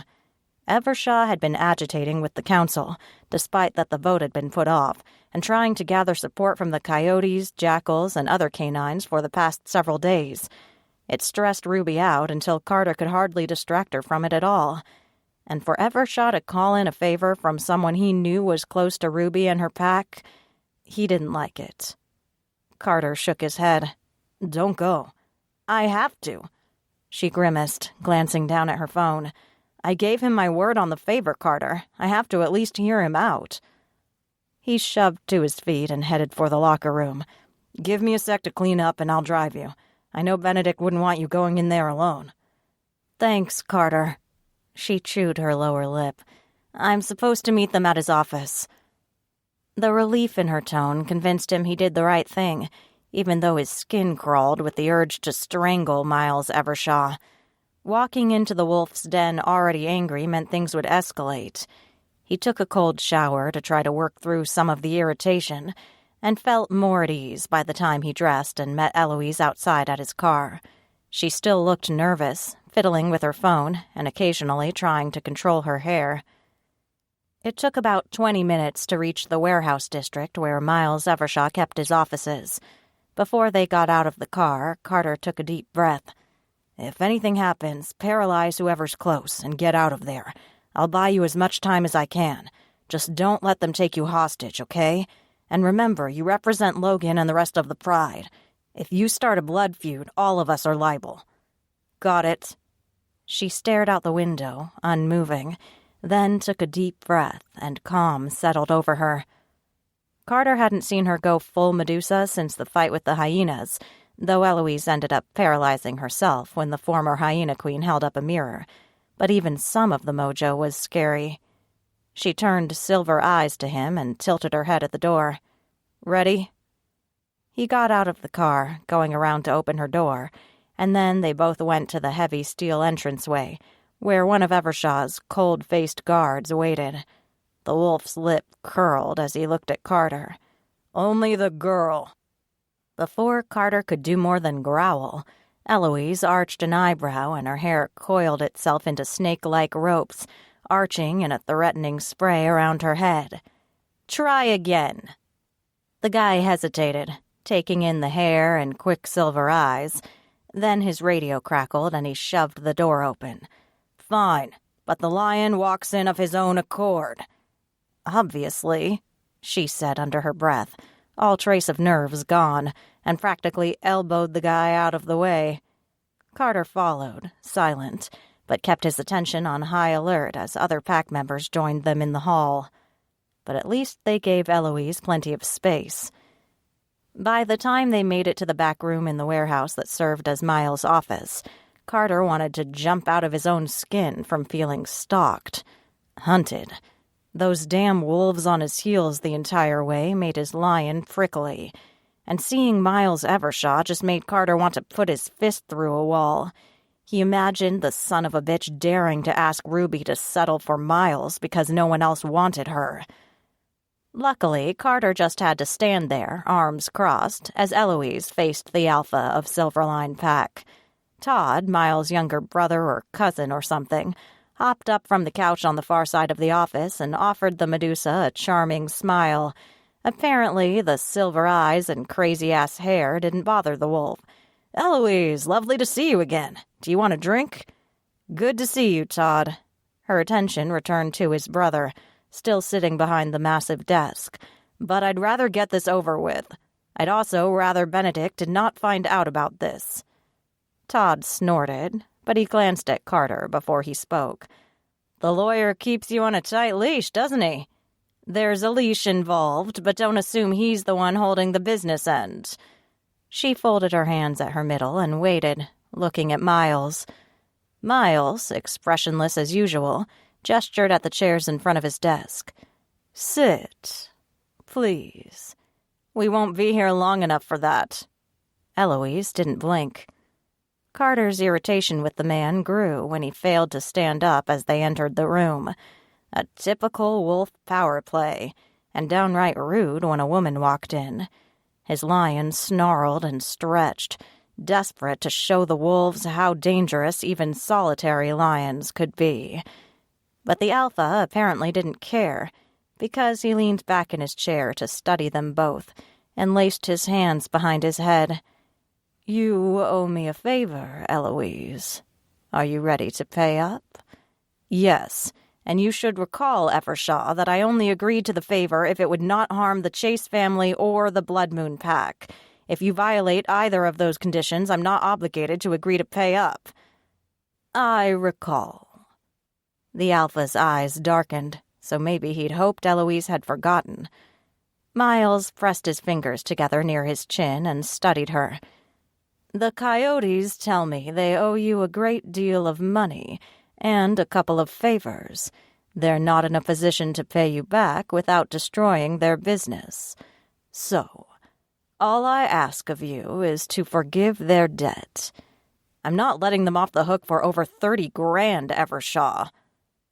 The man's eyebrow arched and the lines around his eyes deepened.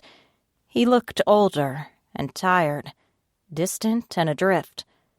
But the moment passed, and Miles turned once more into an unfeeling, power-hungry schemer. "If I recall, the favor I provided you saved your life, and I'm sure Benedict would be happy to provide the cash in exchange for services rendered." Carter's teeth went on edge. If Eloise went full Gorgon on Evershaw, Carter would just let her go. They could deal with the consequences, but Miles had it coming. Eloise's head tilted as she watched the alpha, her agitated braids the only sign she wasn't having a pleasant conversation about the weather. "What are they giving you in exchange?" He didn't blink. "That's between me and them." Carter's heart sank. If Evershaw convinced the coyotes to join the council under his leadership, chances were the rest of the shifter alphas would allow Silverline to become the main pack in the city, which meant Ruby and Rafe would have to obey Evershaw or fight tooth and nail to keep their rank, or find new territory outside the city, and Carter would have to follow her or risk his lion plummeting into insanity. He held his breath. Eloise crossed her arms and narrowed her eyes. "Evershaw, come on. We know what you're up to." "You owe me a favor." Evershaw leaned forward on his desk, every muscle in his body tense as his gaze hardened. "It's a very simple thing, Eloise. Let the coyotes off the hook. That's all I'm asking from you.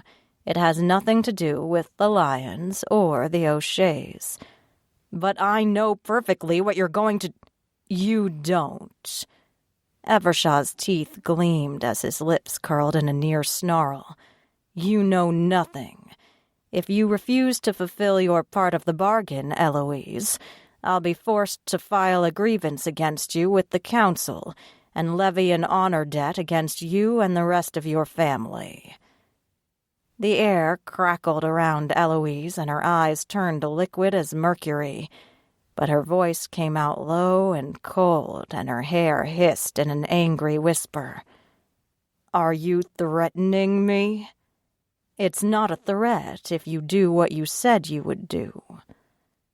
Carter ground his teeth until his jaw creaked. "Evershaw, this is low, even for you." The alpha never took his eyes off Eloise. "This doesn't concern you, Chase." "Bullshit." Carter advanced a step, and Evershaw immediately lurched to his feet. Eloise grabbed Carter's arm and hauled him back as growling filled the office. She elbowed her way in front of him and jabbed her finger at Evershaw's chest. "You listen to me, Miles Evershaw. Everyone else calls you an asshole, but I didn't believe it until this moment. I know exactly what you plan to do with this favor, and even though you've found a loophole, don't think I will forget this. If any harm befalls Blood Moon or the Chases because of this agreement, I will find you and make you pay." The dark braids around her head flared out and hissed more, until even Evershaw looked a little nonplussed. Eloise clenched her fists. "The mansion has a very large garden, Evershaw. Someone stole all the garden gnomes. Replacing them with some stone wolves would suit me very nicely." Todd cleared his throat from the other side of the room, still lounging on the couch as if his brother hadn't almost come to blows with Carter. "Okay, let's all take a deep breath and—" "Stop." Evershaw didn't blink, but Todd silenced with a click of his teeth. The Alpha met Eloise's gaze without breaking a sweat. "Well?" The Medusa gritted her teeth but ground out the words. "Very well. I forgive the debt the coyotes owe me, and I no longer owe you anything." "Good." Evershaw straightened and turned his attention back to the work on his desk, barely looking at them as he gestured at the door. "Todd will show you out." Eloise snarled some curses under her breath as she turned to the door, and Carter wondered if she had enough magic to make them stick. Would serve Evershaw right. But Carter didn't retreat, instead moving until he could lean his fists on the desk. "Listen to me, Evershaw, and hear me well. We know you're working up some scheme against Blood Moon Pack, and we're watching." Evershaw's head tilted slowly, and a predator looked out from his eyes. "You challenging me, Chase? You face Rafe and Ruby fairly. No tricks, no bullshit, and let a fair contest decide the results if you can't trust the council. Stop fucking scheming like a teenaged girl." The wolf's lip curled. "What the fuck do you know about fair? Life isn't fair, little kitty. Get used to it." Carter's lion roared and rattled his brain, and enough of it echoed in his chest that Evershaw looked the smallest bit less confident. Not concerned, not worried, just less confident. Carter reined in the rage and gripped the edge of the desk until the wood creaked. "Fight fair, Evershaw. Be a man. She's worked too damn hard for what she's got to lose it because of a fucking cheater." "You ready to fight for Ruby?" When Carter hesitated, Evershaw seized the advantage and lurched forward, knocking Carter back. "You think I don't know? You think I didn't see it? Give me a break. You're fucking her. What? Think you're going to get your own little wolf pack?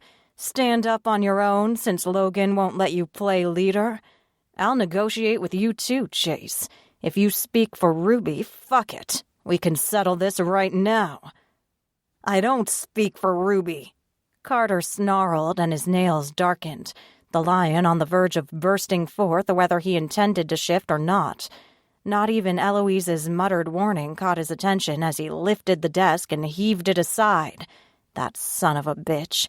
That lowly son of a bitch. "Don't you dare threaten her. Don't you fucking dare. I'll kill you in your own den. What the fuck is going on in here?" Ruby's voice rang out, cutting through his words with devastating precision.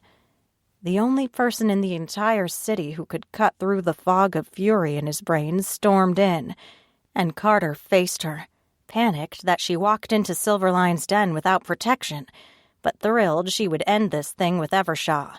He growled, about to reach for her so they could present a united front against the Silverline Alpha, but froze as Ruby turned on him. She wasn't pissed at Evershaw.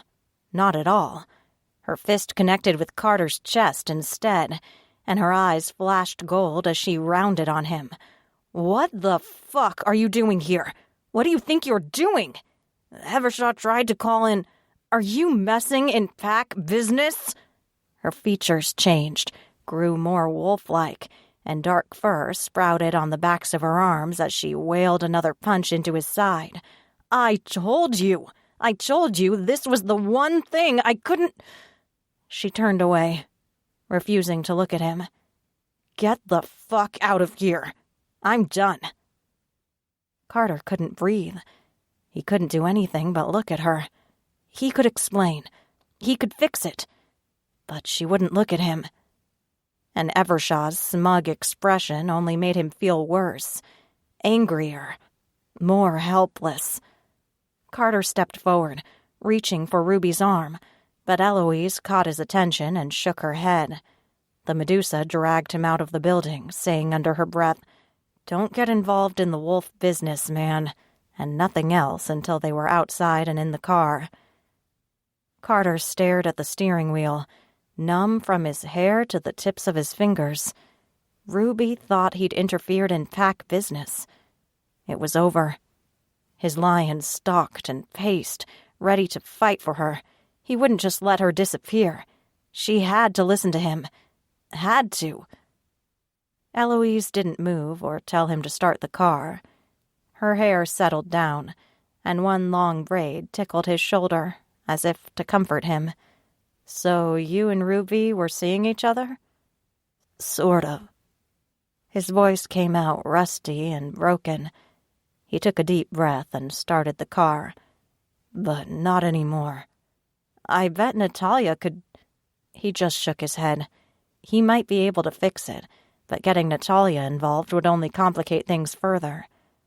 Neither of them spoke for the drive back to the office, or the elevator ride up to Benedict's office. He might not want to reveal his relationship with Ruby, but his brothers deserved to know what Evershaw planned. At least then the council would not be caught unawares by the coyotes. It didn't make him feel any better. Chapter 15. I saw red the moment I walked into Evershaw's office and found Carter there, snarling about fighting and settling things with Evershaw. That lion jackass thought he could fight my battles for me, went to my enemy to try to head things off and protect me, without asking permission or my opinion or anything. He just did it. Typical. By the time Eloise dragged Carter out of the office and Todd quietly excused himself, I still couldn't see straight. Evershaw stood next to his desk chair, though his desk stood on its end across the room. No doubt from Carter's temper. I bared my teeth. "What the fuck are you doing, Evershaw?" "Eloise owed me a favor. I called it in. I didn't ask Chase to come here. He just showed up with her. I have no business with him." Evershaw looked older suddenly, but that didn't make him any less dangerous. "But I have business with you." "Look," I said, wanting to throw something at him just to see some kind of emotion on his face. The man was as expressive as a chalkboard. "I know you're trying to get the jackals and hyenas with you to try to get rid of my pack. I see it, Miles. You're not that sneaky, and it's a small city." "I wasn't trying to be sneaky." He crossed his arms and watched me. "That wasn't the point. The point was to demonstrate to you the lengths to which I will go to secure power in this city, for myself and for you. Yes, I want my pack to be the lead pack in this city, and I want you to be the alpha female of that pack. What happens to Blood Moon and Rafe, I don't care. If the council votes the way I suspect they will, there will be a single wolf pack in this city. Rafe can move outside the city limits and try suburban life, or he can swear fealty to us. Either way, we would be in charge. That's how it should be, Ruby." I shook my head, even though Carter's betrayal made Evershaw's offer more tempting. I would never write off Natalia, but the Chase brothers could go fuck themselves. Only the wolves, working as a single unit, could hope to offset the power of the lion pride. "We won't just give up, Evershaw. We'll fight you, alpha, to decide rank among the packs. It shouldn't be up to the council. This is between wolves. It should stay among wolves. Why the fuck would you ask the lions and bears and hyenas to vote on who we should be?" "Because you wouldn't see reason." Irritation narrowed his eyes. "I gave you plenty of time, Ruby. But since you'd rather fuck around with the lions, I had to take another route." The blood drained from my face so quickly I swayed, almost embarrassed myself and lost my rank by fainting. Sheer stubbornness kept me upright in the face of Evershaw's grim triumph. Did he tell you that? Of course he didn't. Evershaw righted his desk in jerky movements, still riled up, and started collecting all the shit that had flown off. It's obvious. It was obvious a week ago in the gym. My heart sank. If it was obvious to everyone else, then it couldn't only be an infatuation. Maybe it meant more, and I would never be able to escape the draw of Carter Chase. I couldn't move, watching him stoop to gather up the pieces of his computer. You don't know what you're talking about. Evershaw shot me a dark look. Grow up, Ruby. Whatever it is, it won't last. He's a lion. You're a wolf. You should be with a wolf. He will never understand you. He will never understand how a pack works, or what it means to be a pack. The lions pretend like they know, but they're too different. He said exactly what my own doubtful head told me, despite that my heart remained steadfast. Even knowing why Evershaw would say those things to me, I almost believed him. Feared he was right, regardless of what my heart said. I'm not interested in... The council will decide where we go from here, unless you want to accept my offer. Evershaw shook his head as he studied his computer monitor and placed it on the desk.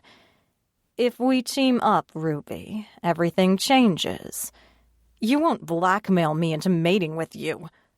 I clenched my fists at my sides. It's not blackmail. It's not a threat. He sighed and collapsed back into his chair, looking too tired to be threatening. You're an adult. Make your own damn choice. I'm doing what I have to in order to keep my pack strong and on top. I'd expect no less from you. Fine.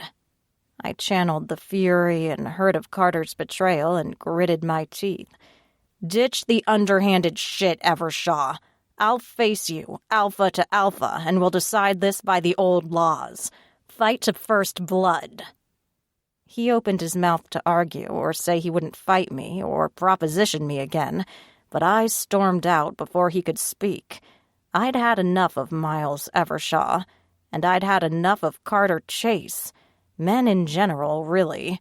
I stormed through the warehouse, ignoring Todd as he tried to get my attention, and flung open the steel door to the outside until it banged off the wall and almost shut in my face. Outside, I called Natalia and asked her to meet me at the bar. She might know more about this. Whatever the Chases planned, if Nat knew and didn't tell me, then I had a pretty clear idea of who I could rely on in the coming week.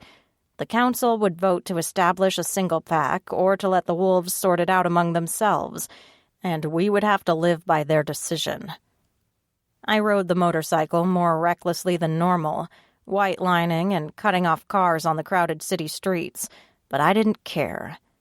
Carter betrayed me, went to Evershaw to talk about pack business, which only cemented how Evershaw saw me, a prize to be won or stolen, some trophy he could take from the lions to decorate his pack.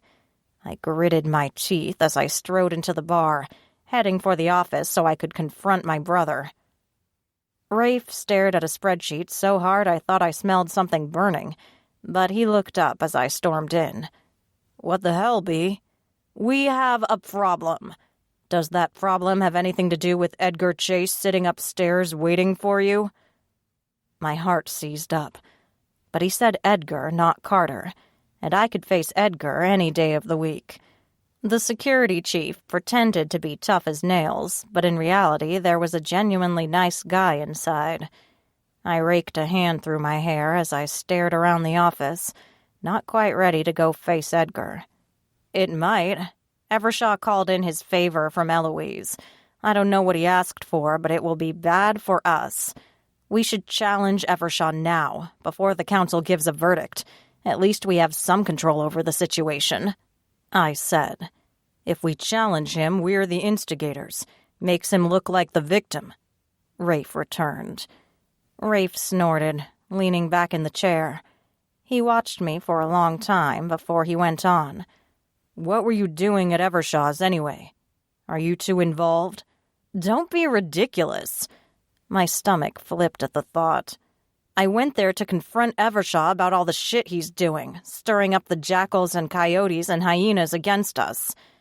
You went to Silverline territory, into his den, without telling me, without asking me to go with you? Rafe sat forward, expression difficult to decipher. I took a deep breath. Yes, but fuck, Ruby. He lurched to his feet to pace. We work together. That's how this works. If you start going off to negotiate with other packs without me, you're undermining my authority. Just because you're a better fighter doesn't mean you're the top dog. We both bring strengths to this pack. That's why this works. But it obviously doesn't work if you feel like you can take on an entire pack by yourself, and you don't even bother telling me you're going to do it. Rafe, I said, then cut off. He was right, after all. I scrubbed my hands over my face. Everything was falling apart. Everything. I'm sorry. I got too focused on being pissed at Evershaw. I didn't think. No, you didn't. He turned his attention back to the computer. Go talk to Edgar. I need to take a minute before I say something I regret. The wolf snarled in the back of my head, but I couldn't tell if she was angrier with me or him. So I turned on my heel and walked away without another word, slamming my fist into the door as I passed. My heart ached as I climbed the stairs to the living room, dreading seeing Edgar. I just wanted to curl up in my bed and hold the pillow that still smelled like Carter. It had been too perfect. Edgar sat in the recliner that faced the stairs, so he saw me when I finally dragged myself around the corner. His eyebrow arched when he caught sight of me. You okay, Ruby? No. I leaned back against the wall, but didn't want to get any closer. He looked just enough like Carter that I might lose my good sense and admit something I shouldn't. But I don't want to talk about it. What do you want, Edgar? The other eyebrow joined the first. Logan sent me. Silverline called another emergency session of the council for tonight. Something about the coyotes joining. John and his crew are ready to accept council membership. Logan wanted to make sure you and Rafe knew and were able to attend. My lungs seized and I couldn't breathe. The coyotes unbalanced the council relationships.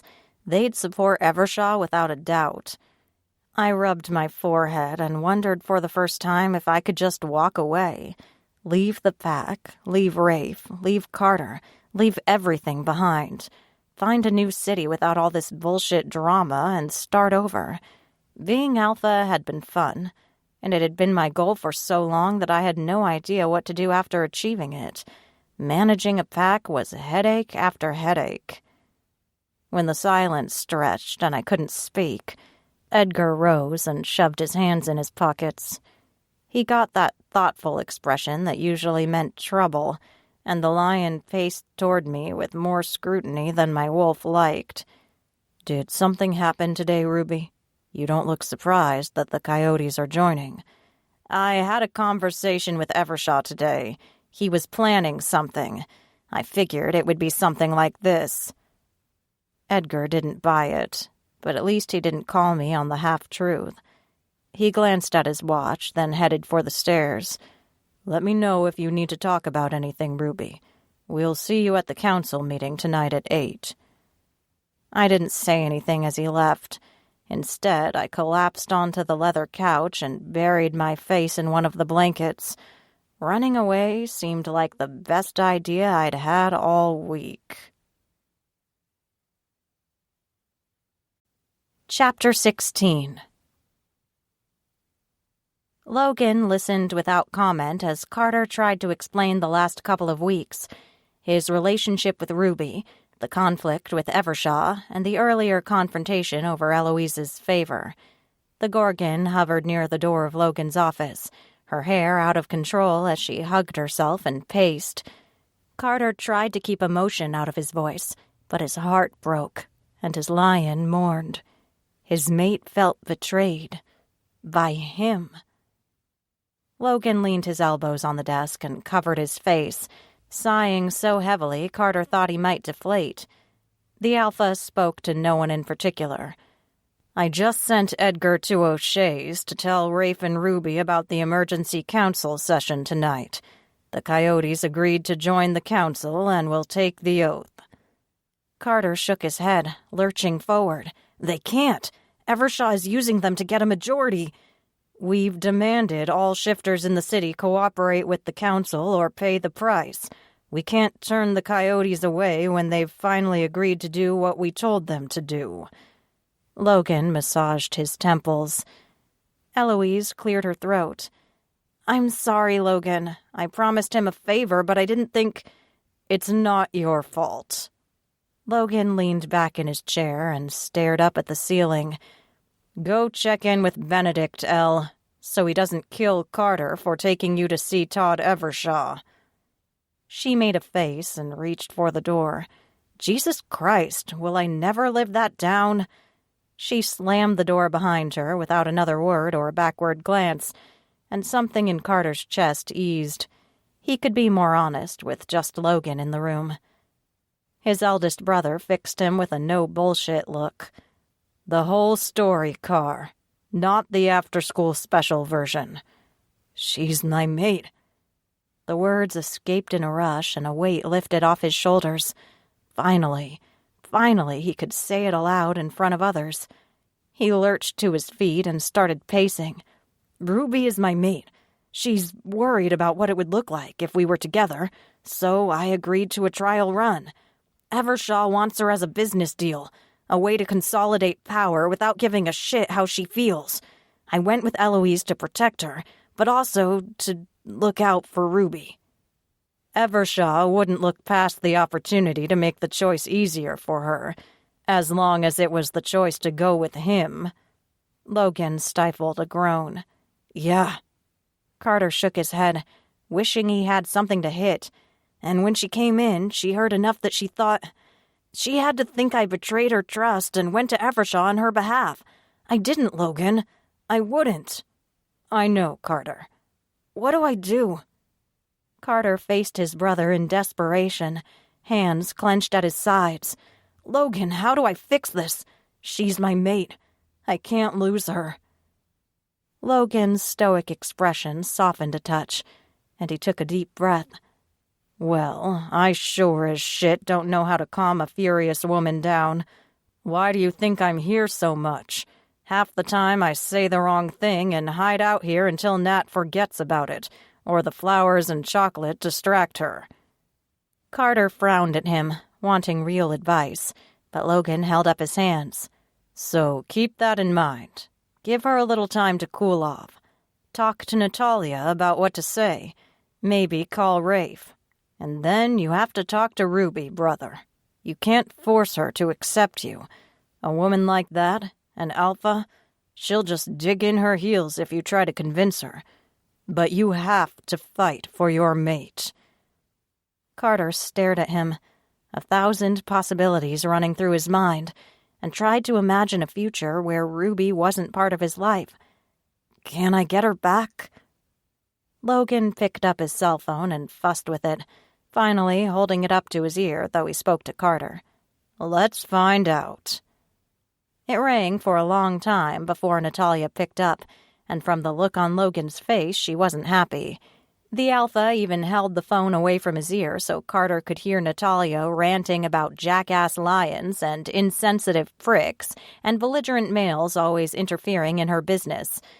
Logan listened for some time, making agreeing noises whenever Nat paused to take a breath, and eventually she trailed off to only spitting curses. Logan sounded mild and barely interested. Babe, please listen to me. From the way the alpha flinched, the response was not positive. Carter held his breath. Logan rubbed his forehead and rolled his eyes, still trying to sound soothing. I know, babe, I know. We can talk more about that later, okay? Now, though, I need you to listen to me. What happened wasn't what Ruby thinks happened.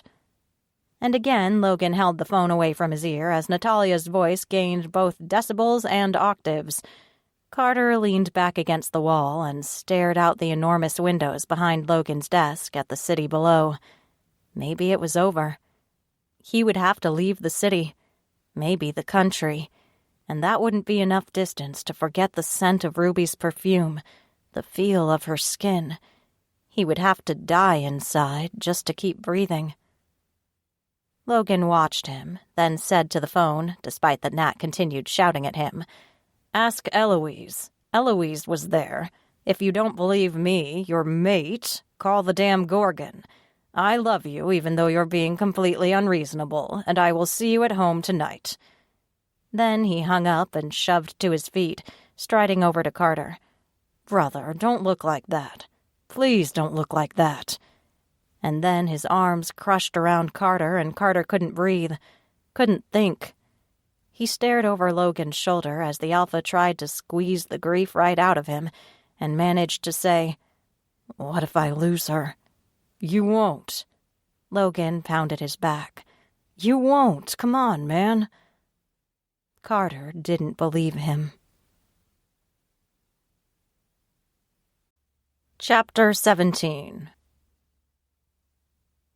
2 hours of crying and shouting and arguing left me with a bitch of a headache. Natalia tried to make me feel better, but after Logan called, she was more distracted by what a dick he was than helping me see whether Carter was just as bad.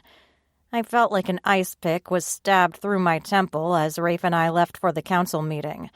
Nat still fumed at the bar, unwilling to go back to the mansion to deal with Logan or Carter or any of the Lions, though she grudgingly admitted she'd promised Eloise truffles and would have to go back to make them.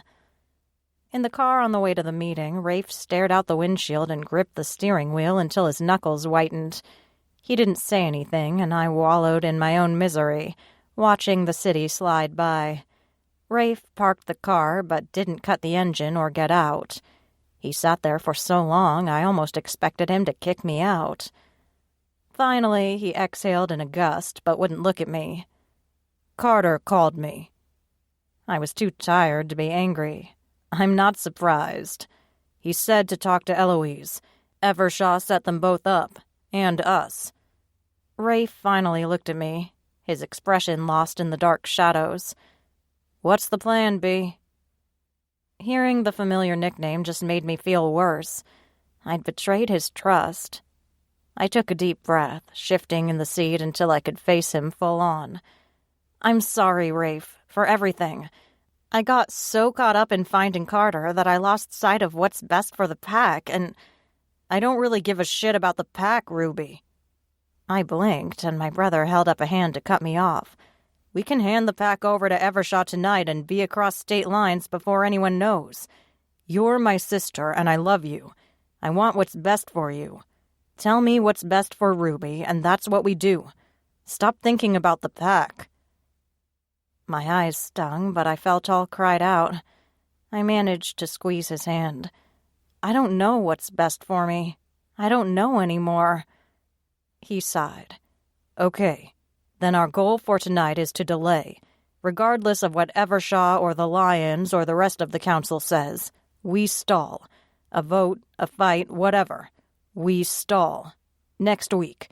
That gives us more time to plan and for you to think." "Rafe, I'm really sorry. I don't know how things got so screwed up." My brother attempted a smile. "It's probably my fault, too. I should have kicked Carter's ass the second I caught him staring at yours 6 years ago." I blinked. "You what?" "Jesus, Ruby, he's loved you for years. He's quiet about it, though. I didn't say anything because I didn't think he had the balls to ask you out. Good for him." Rafe shut off the car and kicked his door open. "Let's get this over with." I checked myself in the mirror to make sure I didn't look like death warmed over, though my eyes were still puffy, and followed Rafe into the council's meeting rooms. We couldn't face Evershaw or the other alphas with anything less than our strongest defense. Inside, the halls were quiet and dim, barely lit. Each alpha had an office in the hall, but we bypassed our pack's office in favor of the meeting chambers at the far end of the hall. Most of the alphas already gathered, and the coyotes sat in the center of the circle of tables. They looked just a tiny bit nervous. I refused to look at Logan, Edgar, or Benedict where they sat next to us, though Rafe went to shake Logan's hand, and instead seated myself to stare straight ahead. I didn't have anything to say to anyone. We had business to conduct, and the sooner we made it clear where Blood Moon stood, the sooner we could get the hell out of there and start preparing to take Miles Evershaw down. The Silverline Alpha sat across the circle from us, unfortunately in my line of sight, with Todd next to him. Evershaw's famously impassive visage only made me hate him more. The man might as well have been cut from stone for all the emotion he displayed. I could have respected him more if he at least looked gleeful about the trouble he would cause. But no. He sat with his arms across his chest and watched the Coyote Alpha, John, with as much interest as a man watching grass grow. Rafe eased into the chair next to mine, but said nothing. No reason to show our cards so early in the meeting. I pushed away every shred of emotion and did my best Evershaw impression as the other alphas filed in and took their seats. The Hyena Queen, one of Eloise's friends, looked about as happy to be in the room as I felt. Kaiser spoke first, big and gruff and calm, as he lumbered to his feet and leaned forward. The table creaked under his weight, and I wondered whether any of the furniture had been reinforced to account for shifter strength. Probably not, by the way it wobbled. Kaiser scanned the room, his eyes narrowed, to take in every alpha there. The Coyotes wish to join the Council as members, and have sworn to adhere to the guidelines and rulings of the Council. His gaze paused on Rafe and I before he went on. That is the matter before us, and that is the only matter we will be discussing tonight. Everything else can wait until the next scheduled council meeting 3 weeks from now. Maybe Logan bought us some time. Or maybe Kaiser remembered what he'd told me, what felt like another lifetime ago in his gym. Evershaw was dangerous for me, too. I refused to react, though. John, the skinny coyote leader, addressed the assembled alphas with a winning smile. The Coyote Collective is pleased to join the council. We agree to abide by the judgments of the council and will adhere to the standards of conduct as outlined by the council. Logan's voice rumbled into the quiet room, and he managed to sound irritated as well as disinterested. So you will cease organizing and profiting from illegal street fights? The coyote's smile broadened, but he held his hands out in an almost helpless gesture. We could, but it turns out we supply an entertainment option that is in high demand. We wouldn't want to cut off the fighters who profit from our enterprise, or the spectators who so enjoy each sporting event. Pitting unwitting humans against shifters is not sporting. Kaiser's fingers drummed a sharp tattoo on the table. Much like a coyote baiting a bear is not sporting. Don't you agree? John didn't even blink, his conman skills bubbling up as he took an offended air and a wounded tone. I would never bait the bears, Kaiser, and I'm disappointed you feel that way. And we go to great lengths to make sure the humans aren't in any real danger. We even employ a Gorgon as insurance against anyone going berserk. Well, we used to employ a Gorgon until the chases stole her away. And he shook a finger at Benedict, as if the lawyer was a naughty kid and not a lion about ready to shift to protect his mate. A snarl broke the silence as Benedict leaned forward over the table. Stole? Stole? A coyote baiting a lion is also pretty stupid, Kaiser said, as Edgar gripped his brother's shoulder to keep Benedict from launching at the grinning Coyote Alpha. The bear did not look impressed. And since Eloise is no longer in your employ, how do you propose to run fights that are illegal but will not get any humans killed? We're reevaluating our business model and security posture. John's grin never slipped, and look forward to the council's input on our way forward. Lacey, the Hyena Queen, folded her arms over her chest. And if the council voted you must cease organizing and supporting these fights? The collective would respectfully petition the council to develop alternate revenue streams. John faced her until I could no longer see his expression, though I wanted to throw something at the back of his head. Unfortunately, the fight sustained the entire collective. If those earnings went away, we would be in dire straits. Most dire. The council will not provide welfare because your illegal business is put out of operation. This from the Jackal Alpha, a grizzled older man with his son Harrison by his side. Sam Armstrong didn't take shit from anyone, and his attitude only grew colder and angrier after the death of his youngest son, Cal. It was still so recent that the Jackals occasionally retreated from the council as they debated how to heal their pack internally. Sam gripped the edge of the table as he watched the Coyote Alpha hem and haw. John finally inclined his head at the Jackal. Point well taken, Armstrong. We're developing other investments to take the place of the fights. Rafe glanced at me, about to speak, but Logan beat him to it. The Lion Alpha started gathering his papers, preparing to leave. Fine. When you're ready to stop conducting illegal fights, we will be ready to readdress your petition to join the council. We're not going to accept a criminal enterprise into the governing council. Funny, coming from the biggest criminal in the room, Evershaw said, and I blinked. Rafe tensed beside me and leaned away from where the lion sat on his left. Logan's teeth glinted in the light, and a gold shadow crossed his eyes. Tread lightly, Evershaw. The wolf shrugged. Your business skirts the law, Chase. Bends it, interprets it, breaks it. You steal from the poor and gather more wealth for yourself and your friends. You do nothing to contribute to society. At least John is providing housing, food, health care, and other necessities for his people and strays in the city. A chorus of growls rose from the lion table, and I allowed a bit of hope to grow in my chest. Evershaw only alienated the rest of the council by antagonizing the Chase brothers and supporting the fights. Sure, some shifters made money fighting in abandoned warehouses, including Atticus Chase and his mate Sophia, but every fight increased the risk of the humans discovering shifters existed. Logan bristled, the shoulders of his suit straining as he flexed. You know nothing about my business, Evershaw, and if you defame me again, we can handle this in the traditional manner.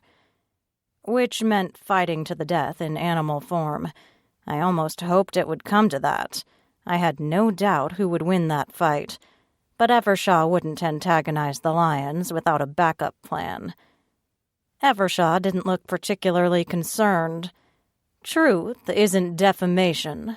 That aside, I will vouch for the Coyotes. They will cease the illegal fights within 60 days, or you may hold me accountable for their failure and any penalties levied against them. Will that assuage the council's concerns? Kaiser looked between the lion and the wolf, then heaved a sigh. Not entirely, but it's a start. We'll put it to the vote, then. The bears do not oppose allowing the coyotes' provisional status with the council to be reviewed in 30 days. My stomach clenched, and I dug my nails into my thigh to keep from turning and snapping curses at the bear leader. Son of a bitch. How could he vote in support of those bastards? Logan didn't blink. The Pride is opposed. Strongly. And then it was our turn. Rafe folded his arms over his chest. Blood Moon opposes. Equally strongly. John, still standing in the middle of the council, just grinned at me, unconcerned, like the outcome was already set. I hated the feeling of inevitability that swept through me, as if I watched a movie and could identify the exact turning point when everything started falling apart. Lacey, the hyena queen, stared at the coyote leader for a very long time before she voted. We will support the new membership, contingent on all illegal fights ending within 60 days. It grew more difficult to breathe, my heart in my throat. Sam Armstrong shook his head. Fine. 60 days to prove yourself, coyote. The last syllable was clipped with ill-concealed anger. And with that, and Evershaw's supportive vote, we lost. John executed a partial bow to the council, shook Evershaw's hand, then eyed the assembled alphas. We'd like to raise a motion to create a single representative for each species. There's another group of coyotes operating outside the city, and if they were to try and join the council, it would create tension and strife. Kaiser's expression soured. Don't push your luck, Coyote. As I said, your status is the only issue we will address tonight, and Silverline seconds the motion to create a single representative to vote on behalf of the rest of their kind. Chase votes for the felines already. It doesn't make sense to have multiple wolf packs and coyote groups.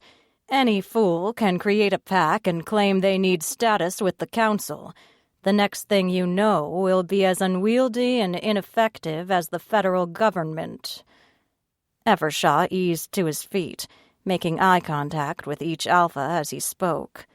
What if more bears showed up in the city but wanted to remain loners? Should each lone bear have a voting position with the council? No. We need to limit the voting members, and the best way to limit it is by species. 1 vote per species. The bear grumbled as he scowled at Evershaw. We're not getting into this now, Evershaw. If there's trouble between the wolves, we will deal with it at the next meeting. Very well. The wolf alpha didn't look disappointed. So long as it is on the agenda, we can table the discussion until then, but we will certainly address it. So we had 3 weeks to figure out how to stonewall Evershaw, how to convince the rest of the council this was just an insane grab for power. Before Kaiser could even close the meeting, I shoved my chair back and walked out. 3 weeks wasn't enough time. If we weren't strong enough to meet and overturn Evershaw's challenge in 3 weeks, it would be the end of Blood Moon Pack. Chapter 18. Carter tried yoga. He tried meditating. He tried beating the shit out of a punching bag in the gym at the mansion. When none of that kept his mind off Ruby and the council meeting, he retreated to the kitchen for beer and something deep-fried or covered in chocolate. He found Eloise and Natalia deep in conversation, which stopped the moment he appeared. Carter nodded to Nat as he headed to the fridge. I'm just getting a beer. I'll get out of your hair and... Sit down. The chef's voice didn't give him much confidence it would be a pleasant conversation for him, so Carter put the beer back and got a bottle of whiskey from the cupboard instead. Eloise snorted, swinging her feet against the cupboard where she sat on the counter, and tossed a towel at him. Want a blindfold before you face the executioner? He gave her a sideways look and used the towel to mop up a puddle on the island as he pulled out a stool. He poured himself more whiskey than he normally would, and put about half of it down before he could face Natalia. She wore an apron dotted with chocolate and spattered with flour and other baking ingredients, and a bit of flour dusted her cheek as well. But she looked ready for battle as she waved a whisk at him. Eloise has been trying to explain what the fuck went on today, and I've already heard from Ruby what she saw and heard. Logan said you wanted to fix this. If that's true, then start talking. Carter finished the rest of his drink and poured another. Sometimes liquor worked better than yoga and meditation combined. It was only a temporary fix, but at least if he was drunk, he could get a little sleep. The weight of their attention made him shift his own weight on the stool. It would be easier just to talk to Benedict and Logan, and even Atticus. But Natalia was the only one with a direct line to Ruby. He studied his hands on the smooth quartz countertop. Eloise asked me to go with her to talk to Evershaw. I went. I lost my temper with Evershaw and told him to fight fair if he planned something against Ruby. Did you get involved in pack business?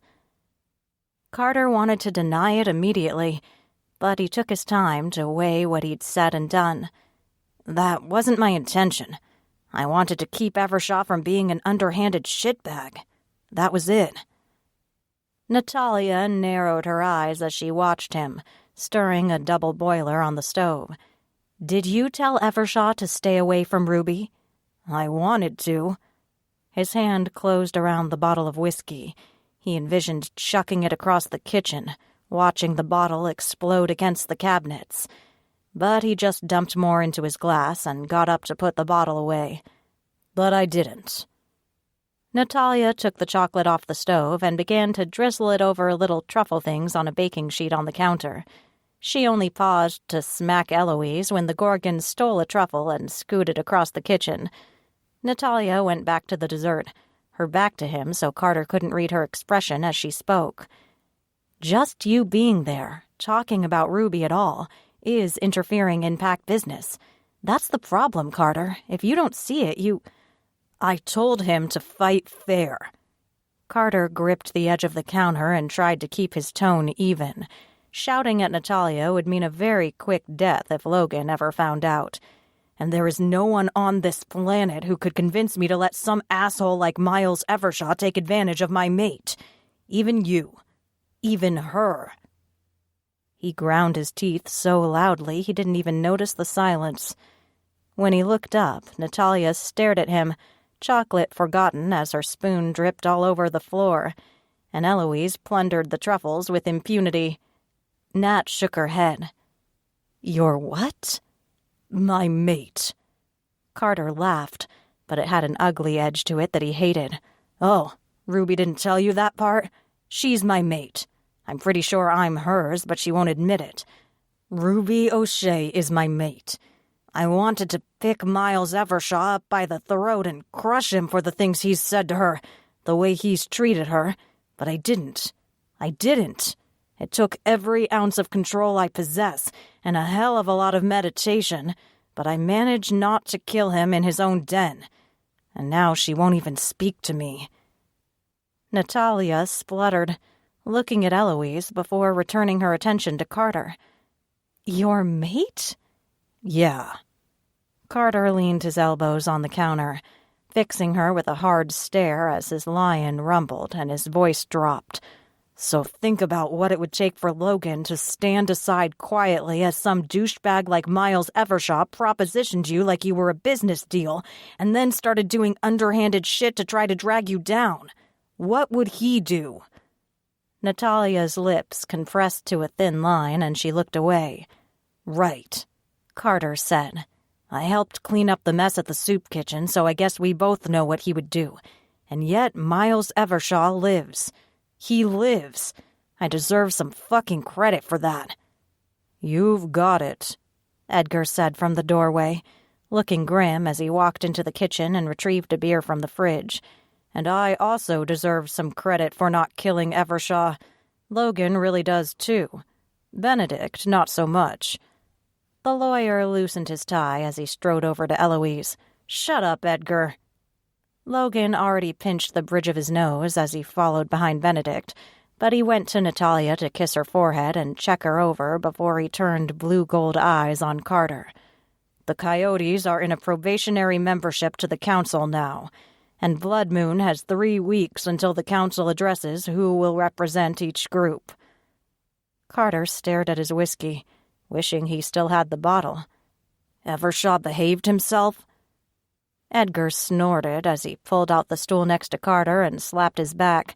"Of course he didn't. Called Logan a criminal." Natalia untangled herself from Logan's embrace and started cleaning up the chocolate on the floor. She sounded flustered as she scrubbed. "How was Ruby? Did she say anything?" "No." Logan frowned as he pulled her upright to hold against his side.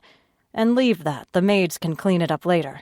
Ruby didn't do anything but sit there." Carter wanted to flee, with 3 of his brothers watching him closely. The silence stretched as they waited, and Natalia finally blurted out, "Ruby is his mate. They're mates. What happens if she doesn't forgive him?" "Depends," Edgar said when no one else spoke. Eloise looked at the floor, and Benedict edged closer to her with a worried grumble.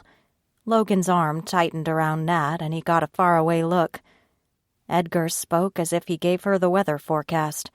"She's still around. He could torture himself by staying here and seeing her every day, but not being able to have her. He could leave and torture himself knowing she's here, alone and unprotected. They will both spend the rest of their lives knowing there is a hole in their heart, something missing from their soul, that life could have been 1,000 times better, more real, more colorful. It would be the difference between living in black and white and living in color. It's like not being able to feel any warmth unless you stick your hand in a fire, not being able to taste anything or smell anything. Edgar's voice never changed, but Carter couldn't swallow, staring down at the counter and praying he didn't bolt for the car to drive to O'Shea's to convince Ruby she was wrong. He had to get her back. He couldn't live like that. "How do you know that, Edgar?" Natalia's voice cracked, as if she already knew the answer to her question. Logan held her tighter still, pressing his face to her hair. Carter watched Edgar in his peripheral vision, holding his breath. Edgar never talked about it, never talked about her. They knew better than to bring it up. It was too terrible, too impossible to comprehend or understand, or even just hear. But Edgar's expression didn't harden. He didn't break or grow angry. He sounded resigned, tired. Even the smile that tugged at the corner of his mouth looked just a little sad. "Because my mate died in a car accident 12 years ago." Nat's eyes brimmed with tears and then overflowed, and even caustic Eloise dashed at her cheeks. Edgar knocked his knuckles on the counter and eased to his feet. "So I know whereof I speak, Natalia. It's a shitty way to live, and I wouldn't wish it on either Ruby or Carter." "You can't do this to a pregnant woman," Natalia said too loudly, and lurched forward to hug him tightly. She cried on his shoulder while Edgar stood and patted her back, but Edgar had long since stopped crying over his lost mate. Carter remembered the exact day Ed stopped crying, because that was the day Ed stopped feeling almost everything. Nat hiccuped and punched Edgar's side, pushing him away to sniffle and wipe at her nose. "You never said anything, and you let us walk around here in love and hugging and happy, and you didn't say anything. How can you stand it? How can you stand seeing us together?" Carter couldn't breathe, let his head fall forward on his arms so he might not hear Edgar's response. Carter didn't want to face a future like Edgar's, always alone, always wondering what if, always angry at the universe and fate or whatever took his mate away. And Carter would still have to face Ruby, knowing their life together would be amazing but still unable to have it. He didn't know what would be worse. Edgar patted her back and directed her to Logan, agitated by Nat's tears. Logan immediately engulfed her in an embrace. Edgar retrieved the bottle of whiskey from the cupboard and poured a bit more for Carter before he took a deep swig right from the bottle. He capped it and held it up for Nat to see. "I drink. A lot." "Does it help?" Carter asked, not lifting his head. "Not really." Edgar squeezed his shoulder. "So we'll get you sorted, Carter." "Yes." Natalia's voice barely escaped from Logan's arms. No one said anything. No one made eye contact for a long moment. Benedict finally straightened from his lean against the counter and looked at Natalia. "Did you just say you're pregnant?" Logan sighed. "Yes." Benedict looked around the room, expression comical. "Did everyone know but me? What the hell, Logan?" "You explain," Edgar said to Logan, then reached out to drag Carter to his feet. "Little brother and I will take a walk." Carter went with him, struggling to breathe. Edgar would know how to fix it. Edgar would find a way. He always did. Chapter 19. I met Nat a few days later at the designer's shop for her final dress fitting. I felt like 9 miles of bad road, with a constant migraine and a short temper. Rafe and I spent every waking moment at the bar or the office, searching for ways to challenge Evershaw's assertion. We reached out to the jackals, the hyenas, the bears, a few stray wolves roaming the city, and every other shifter we could find to try and gauge their interest in supporting us over Evershaw. He had a good argument, though, and none of the other alphas wanted to see their power diluted. So I wasn't in the mood to gossip and giggle as I dragged myself into the designer's fitting rooms. Not that Nat wanted to giggle. She looked pale and wan, almost uneasy as I walked in, and she wobbled to her feet to hug me. "How are you?" "I've been better." I attempted a smile and flopped onto the chaise. "There's a lot of work to be done." She waited until the designer retreated to face me from the dais, wearing her beautiful gown. "Have you talked to Evershaw? Or Carter?" "No and no." I covered my eyes, feeling tired to my bones. With each passing hour, walking away seemed better and better. The stress would kill me before Evershaw got a chance. "Rafe and I have been busy trying to make friends." "Logan said it isn't clear which way the council will go." "Oh, it's plenty clear." I rubbed my forehead and couldn't meet her gaze. "They'll side with Evershaw. He's giving them a case for maintaining their power later. If more bears or lions or jackals move in, Evershaw's stance gives Kaiser and Logan and Armstrong the precedent to force those newcomers to swear fealty. They'd have to be stupid to side with us."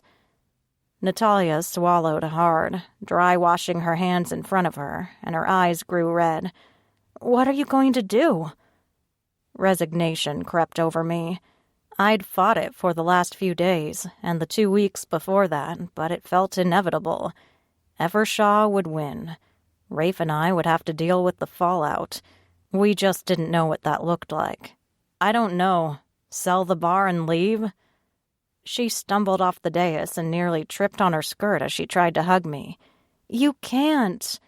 "We'll stick around until the council meeting, so I can still be your maid of honor." I tried to smile. "So don't worry about that." "I wasn't, you idiot." Natalia gingerly sat on the chaise next to me, fussing with the gown and the skirt and the neckline, and shook her head. "You can beat Evershaw in a fight, though. If it comes down to it, can't you just demand trial by combat and finish things up that way?" "Maybe." I shoved to my feet so I could undress and get into my gown. I tried not to remember the last time I'd tried it on, when the evidence of Carter's passion covered me from head to toe. "That's assuming the rest of the council lets the wolves decide among ourselves." She watched me without expression. "Carter might..." "Don't." I refused to look at her, even in the mirrors, and concentrated on checking the hem and waist and back of the dress. I didn't want to look unkempt or rumpled at the wedding. It might be the last time I saw Carter, and I wanted him to remember me in the best possible light, even if it was torture for us both. "He wants to explain." She gripped her knees and continued on doggedly. "And you should listen. You don't understand." "Maybe not exactly." She clamped her lips together as a seamstress knocked and oohed and awed over my dress, making a few final adjustments before she gestured for me to take it off. I complied, and once the seamstress disappeared with the dress, Natalia bowled on. Stubborn as a mule, that one. "But the thought of living a day without Logan takes my breath away. I can't function without him, Ruby, and I know it's worse for him. I can't imagine you would torture yourself by walking away from your mate. I just don't understand how you could do that." "You're human," I said under my breath as I got dressed. "You're not an alpha, and you're not a wolf. For us, the mate and the pack take up parts of our soul, our heart. You can survive with one. That's enough." "But why is only surviving enough?" She lurched upright and caught my hands, squeezing until my fingers cracked. "You shouldn't just survive, Ruby. Jesus. You don't get it, Nat." I pulled away and ran my hands through my hair. "And you won't. Ever. So let's talk about the party and what else needs to be done." She gave me a dark look. Don't shut me out just because you're being stubborn and miserable. I'm not. I hugged her and gathered my bag. Put your clothes on so you can make me something delicious for lunch. Natalia pulled on her jeans and scowled at me. Don't act weird, girl. She almost made me smile. As she led the way out of the designer's showroom, my phone rang. Carter. I hesitated, then silenced it and put it away. I wasn't ready to listen yet. I needed more time to figure out what Rafe and I were going to do. Then I could see if Carter fit into those plans. My wolf didn't like it, wanted to stalk and chase him, but loyalty to the pack consumed her as well. I forced myself to be cheerful as I followed Nat to the nearby apartment. At least I'd look damn good and go out in style. Chapter 20. The night of the party and Nat's surprise wedding, I spent most of the afternoon getting a manicure, getting my hair done, getting dressed in that gorgeous dress. I spent every minute of it second-guessing myself. I finally made a decision, what was best for the pack and for Rafe. And yet my heart hurt just to think of it. My wolf mourned, but she understood. I steeled my courage and had one of my wolves drive me to the warehouse where Evershaw worked. I didn't call ahead or give him any notice, but Todd assured me he was there. The younger Evershaw didn't ask any questions. Neither did my driver, though I caught her watching me in the rearview mirror as she parked.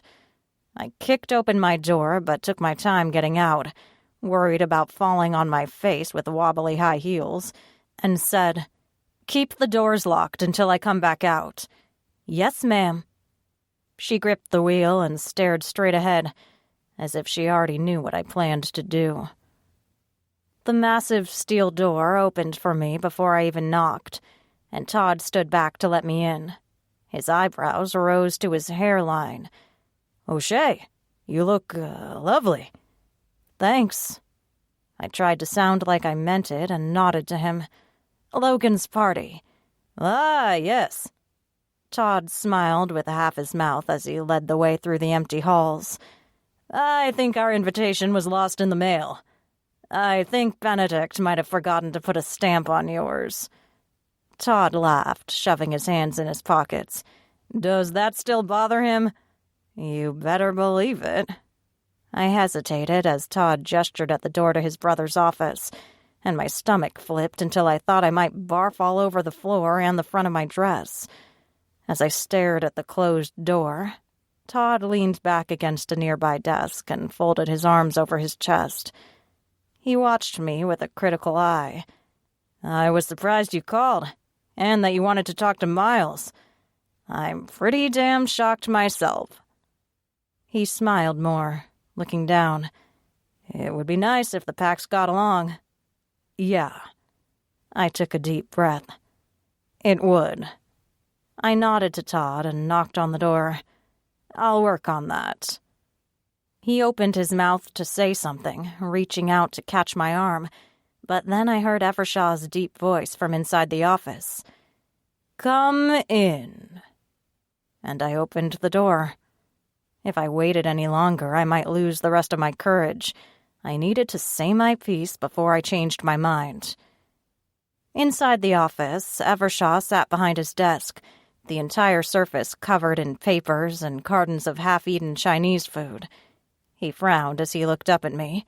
Then the expression melted off his face. He eased to his feet. "Ruby." My mouth went dry. He never stood up. Ever. It was a power play, always, to show that he owned the room and didn't have to get up for anyone. But he stood up for me and called me by my first name. I cleared my throat and knocked the words loose as I approached the desk. "Evershaw, thanks for seeing me." His eyebrows arched, and he nodded at the chairs in front of his desk. "Sure. Have a seat. You look nice." "Thanks." I perched on the edge of the chair, gripping my clutch so my hands wouldn't shake and clue him into my nerves. He rubbed his jaw, and the graying stubble rasped against his palm. "I'm surprised you're here." "Why?" Evershaw shrugged and leaned back in his chair. "Technically, we still practice bride napping, and since you walked into my den by yourself, I should just keep you." My heart jumped to my throat, but I refused to react. I kept my expression as blank as his, and prayed my voice didn't wobble. "That won't be necessary." He glanced over my shoulder toward the door, and I wondered whether Todd would overhear, or if he waited with a bag to throw over my head. Bride napping? But Evershaw didn't look concerned. "Oh? I thought about your proposal." The word tasted like ash. Business proposal, really. None of the magic or love or sentiment of Logan's proposal to Natalia. I talked faster so I wouldn't change my mind. "And I accept, with a couple of conditions. Blood Moon Pack remains under Rafe's control, and you drop the issue with the Council over there being a single pack in the city. Silverline will not attempt to destroy or drive away Blood Moon. We can work out whatever power-sharing agreements need to be made, but I will leave Blood Moon and join you as alpha of your pack." Evershaw didn't react at first, though he played with an extra chopstick as the silence stretched. Eventually, he cleared his throat. "Why?" "Why?" I blinked and shifted my weight in the chair, uneasy. I hadn't expected him to question my decision. I didn't want to convince him to take me. It had been his idea. "Jesus, Evershaw, you were the one who—" "Ruby," he started, then cut off and shook his head. He leaned his elbows on the desk and looked at me evenly. "Cut the bullshit. What the hell are you doing here when your mate is waiting for you?" "Are you fucking kidding me?" My wolf snarled at the rejection, the insult that he would refuse us when we'd offered ourselves. I clenched fists against my thighs and wished I could shift and tear his throat out. But I couldn't ruin my dress, not with Nat's wedding in an hour. I struggled to breathe through my nose so I wouldn't pass out from sheer rage. "You, of all people, have no right to—" "Why me, of all people?" Evershaw pressed his hands together near his chin and watched me. "What, because I'm an asshole? Because I made things a little tougher for Carter and for you?" I lurched to my feet and threw my clutch on the floor, picked up the chair I'd occupied and hurled it across the room so it splattered against the fireplace and broke apart. I prayed I hadn't busted a seam. I wanted to break everything else in the office, including his face, as tears burned my sinuses and threatened to spill over. I would not cry. Would not. Because this was your idea. Your stupid fucking idea, and now— I cut off and turned away so he wouldn't see me, just in case the tears broke free. Evershaw, thank God, didn't follow me. He stayed where he was, and he sounded tired. As tired as I felt, as if every muscle hurt and every joint ached, and all he wanted was a warm bed. "Ruby, I proposed that deal before either of us knew you and Carter are supposed to be together. I'm not going to take another man's mate. I'm not going to be with Carter." I steeled myself and faced him, hands on my hips, and took refuge in the wolf's rage. "That's over. Done with. You two don't get to negotiate for me. I make my own choices, and this is it. This is my choice." "It's the wrong choice." When I geared up to break something else, he held up his hands. A gold sheen rolled over his eyes. "Take a breath and sit your ass down, O'Shea, before you break a leg in those ridiculous shoes." "I hate you so much," I said, but part of me knew he was right enough about the shoes. I grudgingly sat, but I dragged the surviving chair away from the desk so I could establish my own territory. Join the club." Evershaw ran a hand over his short hair. "You're making a stupid choice. Part of it is my fault, but most of it is yours. You found your mate, Ruby. What the fuck else matters enough to walk away from that?" "The pack," I said. "My pack. My pack matters. I've worked too hard to—" "Bullshit. Packs come and go." I rocked back in the chair as if he'd punched me in the chest. Evershaw made a face, then yanked one of the desk drawers open. He pulled out a bottle of scotch and 2 glasses and poured a healthy drink in both of them. He handed me one and finished his own before going on. "Look, I've led a couple of packs. Shit happens. Families break up. Some kid challenges you and you're having an off day. Or maybe you're just tired and hurt, and you walk away because it's not worth fighting for anymore." I held the glass and sipped, wrinkling my nose as it burned my nostrils, but his words would have knocked me over if I'd been standing. "You left your pack?" "Yeah, twice." His gaze slid away, and for a moment the wolf looked out of his eyes. He shook it off and poured another drink. "And a couple of times the pack left me. So believe me when I say it's not worth giving up a mate for some bullshit pack. It's not that easy." "It is." He shook his head, gold eyes searching my face. "Your mate is waiting for you to pull your head out of your ass, and he's been a hell of a lot more patient than I would have been. So go tell Carter you guys are meant to be, and get out of here before I vomit all over my desk." I frowned as I looked at him. "And you'll give up this shit about a single pack in the city?" He braced his hands on the desk. "No, it's a legitimate concern, which is why all the other alphas are entertaining the idea of a single spokesperson for each species. But I'm willing to table the issue until we have a discussion with both packs and the coyotes." "Not the coyotes. They aren't going to make the 60-day deadline." "I know." Evershaw sighed and scrubbed at his face. "Don't remind me. Look, we meet sometime next week and figure out how to make this work. Maybe the solution is a 3rd pack. Then we always have a tiebreaker." A 3rd pack? I stared unseeing at the corner of his desk, then shook myself out of my reverie. I didn't have time to sit around arguing with him, although it was the first time he'd been a decent person. I kind of wanted a photo or something. Before I could even suggest such a thing, Evershaw fixed me with an irritated look. "And don't look so fucking gleeful. I have reasons for everything I do. Just because I don't want you to be a miserable old wolf like I am does not mean I don't gain from it as well. So go to the damn party and tell Carter he owes me one." "We don't owe you anything," I said, just to make sure things were clear.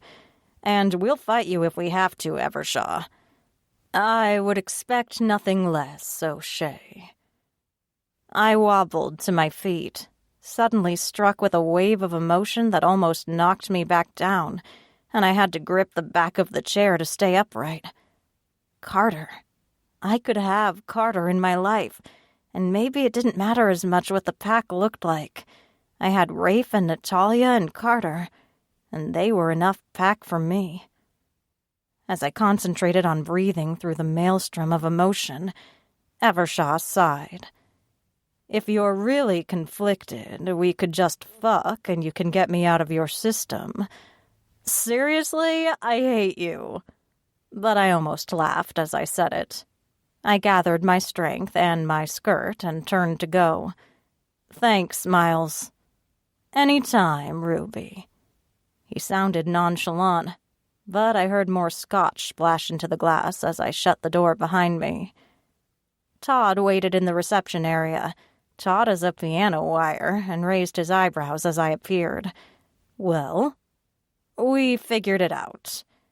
I patted his shoulder as I strode past, feeling light as air even in those damn shoes, and headed for the exit. We'll talk in a week and figure this stuff out, but I'm late for a party, so I've got to run. I even picked up my skirt and jogged for the door, shouldering open the heavy steel and scaring the bejesus out of my driver, who leapt out of the car and prepared to face whatever chased me. It wasn't an Evershot chasing me, but a chase pulling me forward. I didn't want to be late for Natalia's wedding, but the thought of Carter being there, being able to touch him, to be with him in public, I shivered. I laughed and waved at her to get back in, jumping into the back seat. Drive. Fast. The Chase Mansion. She did, but it wasn't nearly fast enough. Chapter 21. Carter almost didn't go to the party. The last thing he wanted to see was Logan celebrating his birthday, and he sure as hell didn't want to be in the room when his cougar matchmaker walked up to ask how all the dating went. Any answer he could offer would not be socially acceptable, or even polite. But Logan insisted, and since the party took place in the ballroom at the mansion, Carter didn't have an excuse to stay home. He even wore the tuxedo Edgar left for him, though he grumbled and growled the whole time. He'd called Ruby a handful of times, and every time he got her voicemail. Even when Carter stopped by the bar to drop off the completed business plan, Rafe just shook his head when Carter asked how Ruby was doing. The other wolf alpha wouldn't talk about her, other than to say she was stubborn. Carter waited as long as he could before heading to the party, but eventually Benedict dragged him out of his room and through the halls.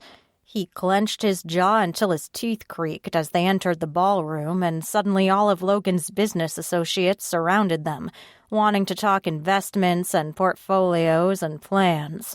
He tolerated it with the now familiar mask over his features, even feigning a smile as one of the accountants cracked a numbers joke, and he understood better than ever why Edgar reacted, or failed to react, to some things. Carter could already feel numbness creeping through his heart, and it almost cracked when he looked up and saw Ruby walk in. The entire room hiccuped. She was that beautiful. Carter felt like someone punched him in the balls and the throat at the same time. He would have paid anything to be able to drag his eyes away, but nothing in the world could make him stop staring at Ruby.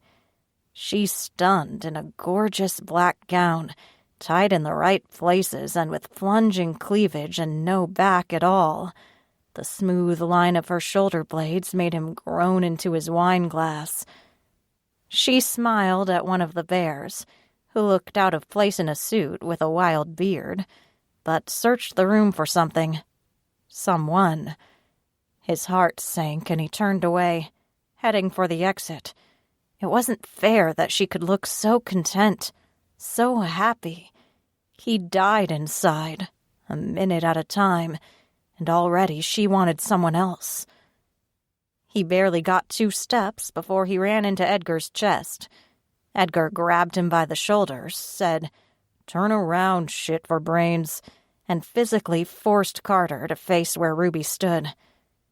Carter set his heels, like when they were kids and Edgar wanted to shove him into the pool to teach him to swim, and scowled. "Look, I'm not—" "I know more than you. Go talk to her." The vehemence in Edgar's voice made Carter pause. Edgar never sounded that passionate about anything. So Carter stopped resisting and remained where he was as Ruby fought the crowd. She had to stop and shake hands with people, nodding to others, but her focus stayed on Carter. On him. It seemed like his heart started to beat again, as he wondered if maybe that joyful expression on her face had more to do with him than some other schmuck in the crowd. The lion rumbled and started to purr in anticipation, but the man didn't want to get his hopes up. He wouldn't survive if she rejected him again. So he composed himself to neutrality as Ruby approached, and she flushed. She chewed her lower lip and rubbed her palms, shifting her feet as she looked at him. "You look handsome," she said, quietly, almost shyly. God, the lion loved it when she was demure, shy and cautious, like they'd never seen each other naked, and he hadn't covered her in strawberries and eaten every one. Carter cleared his throat and tried to smile. "Thanks. You look beautiful, as usual." The flush crept up her cheeks, and the chewing grew more intense. He waited, part of him wanting her to suffer just a little, and it didn't escape his notice that Edgar and at least one of the bears kept the space around them clear of prying ears. Ruby edged a little closer and finally lifted her gaze to his face. Tears caught in her lower lashes, and his heart broke. "Look, Carter, I've been a jerk. I'm sorry. I shouldn't have blown up at you. I should have let you explain. I saw you there in Evershaw's office, and I assumed the worst of you, and I—" "Don't," he said, and caught her hands. He wanted to hug her, but knew the moment he did so, he wouldn't be able to stop holding her. The lion purred louder. "Ruby, you don't have to apologize. Please don't. All that matters is that you know I would never willingly undermine you or your authority, or try to get between you and your pack." "The pack doesn't matter," she said, gulping, and a tear escaped to trickle down her cheek. She dashed at it, but immediately grabbed his hands again. "I mean, it matters, but it doesn't matter as much as this. As us. You and me. Carter, we're us. I can't imagine a future without you. I don't care about anything else. I just want to be with you." His heart soared. He couldn't hold back any longer and reached for her, dragging her close in an embrace, and held her so tightly she squeaked. He buried his face in her hair, drinking in her scent and her warmth, and he didn't care that tears filled his eyes as well. "Always, Ruby. Always. I'll never let you go." Her arms tightened around him as she laughed, a bit teary, and her fingers worked into his hair. "Oh my God, Carter, I can't believe I almost lost you." "You didn't," he said. He kissed her shoulder, her throat. He lifted his head enough to kiss her cheek, and then his mouth pressed to hers, hungry and demanding, and her lips parted, welcomed him in, gave gracefully under his onslaught, and answered his passion with her own. Carter drowned in her. His palms slid across her back, slipped in the open side of her dress as she made a hungry, needy sound against his mouth. Carter grumbled, and his hand grew bolder. "Okay, kids," a low voice said next to them, and through the fog of lust, Carter recognized Edgar's voice. "Don't make me get the hose." He still remembered Edgar throwing buckets of water on Eloise and Atticus, so Carter knew Edgar would make good on his threat. Carter dragged his mouth from Ruby, struggling to breathe, but couldn't take his hands from her skin. She fixed Edgar with a glare that should have stopped his heart. "Edgar Chase, don't you—" "They're about to start," Edgar said. He canted his head at the other side of the ballroom, where Logan picked up a microphone. "So you should be in the back with Natalia." And he pointed her toward a side room. Carter, still dazed from the kiss and the warmth of her skin against his fingers, tried to decipher what Edgar meant. "Start what? Dinner isn't for—" "Just get your ass up there," Edgar said, giving Carter a push, then dragged Ruby away and steered her to where Natalia apparently waited. Carter growled a little to see his brother touch her, but Edgar flexed and his higher rank silenced the lion. Carter dragged his feet, looking over his shoulder to watch Ruby as she disappeared into the side room, and took his place on the dais next to Logan, Benedict, and Atticus. Edgar followed, patting his shoulder, and then Logan spoke into the microphone. "Friends, if I can have your attention for a moment. Natalia and I are grateful to have you all here with us today to celebrate my birthday. And some of you might be wondering why Nat isn't up here with me. Well, the reason is we have something else to celebrate. We're getting married. Tonight. Applause erupted across the ballroom and cheers soon followed. Carter stared at his brother, but none of the others looked surprised. Logan hugged him, laughing. Sorry, Carter, I didn't want to rub it in your face, but looks like things worked out. Speechless, Carter slapped his brother's back and staggered back. A surprise wedding. In a matter of minutes, the guests parted so a long red carpet could be unrolled. A door opened in the back of the hall, and then Eloise and Sophia, both bridesmaids, walked the length of the red carpet. From the grumbles Benedict and Atticus made next to him, Carter figured those dresses had about as good a chance of surviving his brothers as Ruby's dress did at surviving him once he got her alone. Sophia just smiled at Atticus, but Eloise stuck her tongue out at Benedict as she went to stand on the other side of the dais, out of reach. Benedict even started forward a step before Edgar's arm slammed across his chest and knocked him back. Carter blinked, distracted for half a second when he noticed Kaiser on the dais with them, wearing a suit and carrying a Bible. And then Ruby appeared at the end of the carpet, and nothing else in the world mattered. His mouth went dry, but his palms grew sweaty, and his heart thudded against his ribs. The rest of the people in the room disappeared. Her eyes locked on his, and Carter never wanted to look away. Even when she took her place next to Eloise and faced back down the ballroom to where Natalia, resplendent in a white gown, appeared, Carter couldn't look away from Ruby. He managed to see Natalia in his peripheral vision, but Ruby was his world. Kaiser officiated a short but very sweet ceremony, and Logan and Natalia read their own vows. There were tears and laughter alike, but more laughter, and Carter could not have imagined the depth of love radiating from Logan and Natalia if he hadn't found Ruby. If he hadn't been able to kiss Ruby before the ceremony, it might have killed him.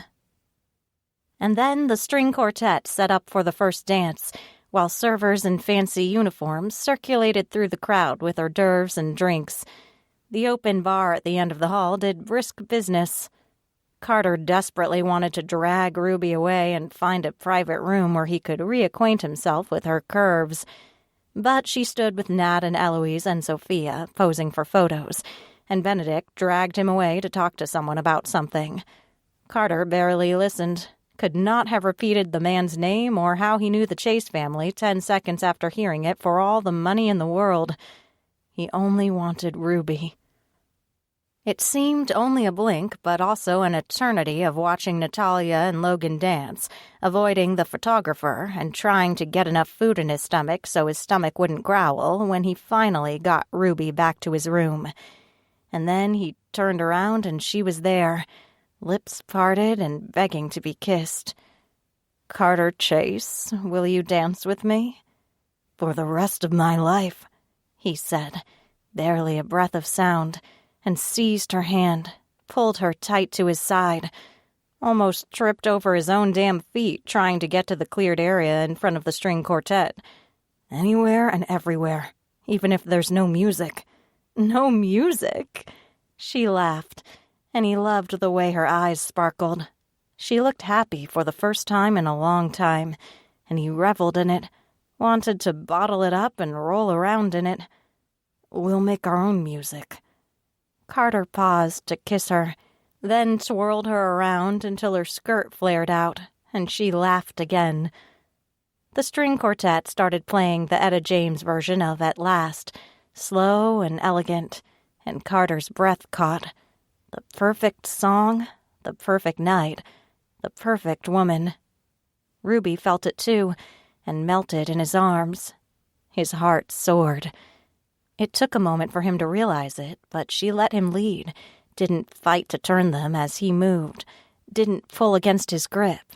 She surrendered, easy and supple in his arms. She looked almost drunk, and he couldn't speak. It felt like a precious secret between them. Trust. Total and complete trust. He loved the song, but rejoiced when it ended, because that meant he could hold her closer. Applause rose from the crowd, and Carter ignored it to capture Ruby's face in his hands so he could kiss her again. She broke away, breathless, and braced her hands on his chest, looked up at him with eyes a little shiny from tears. "I should say goodnight to Nad. Can you wait? Forever if I have to." He brushed his lips across the back of her hand as Ruby drifted away, but before she got too far, he pulled her back for another kiss. "But sooner would be better." She smiled and swirled away through the crowd to hug Natalia. Carter managed to drag his eyes away from her long enough to take his leave of Benedict and Atticus, and shook Logan's hand to congratulate him as he searched for Edgar. Carter frowned as he spotted his older brother retreating to the exit, hands shoved in his pockets, and Carter opened his mouth to call out to him. Logan squeezed his shoulder, though, and said quietly, "Let him go." Carter cleared his throat and shook his head. "Will he ever be okay?" "I hope so." Logan took a deep breath, and then turned Carter so he could see where Ruby and Natalia hugged and cried and laughed. "Let me worry about him. You've got someone else waiting for you." Ruby looked up, gaze smoldering, and Carter's desire sparked. His lion grumbled in anticipation, and he walked away from Logan without looking back. Ruby laughed as he stalked closer, and she retreated a few playful steps. He caught her, drew her to him, and kissed behind her ear before he growled, "You're coming with me. Now." She watched him from underneath long lashes, and her fingers trailed down his chest to toy with his belt buckle. And here I was hoping I would come first. He kissed her again before saying, "Only if you're good," then patted her butt. He captured her wrist and made a beeline for the exit, all of his focus on getting to his bedroom before his lion took over. Chapter 22. The way he looked at me made my skin prickle and my stomach clench, and the hard strength of his body next to me on the dance floor almost made my knees give out. I could hardly concentrate enough to keep from tripping us both. Part of me wanted to stay for the party, but Natalia told me there would be many more parties, and after the last couple of weeks, Carter and I needed to celebrate. I wholeheartedly agreed, so barely an hour past the ceremony, Carter towed me through the empty halls of the mansion toward one of the far wings. He didn't speak, just squeezed my hand in his, and when I cursed the high heels I wore for the third time, Carter fixed me with a dark look. "You're slowing me down." I arched an eyebrow, heart fluttering at the challenge. "And what are you going to do about it, Chase?" Without blinking, he picked me up and threw me over his shoulder, squeezing my ass. I slid my hand into the pocket of his pants, and he jumped, arms tightening over my legs, and started growling.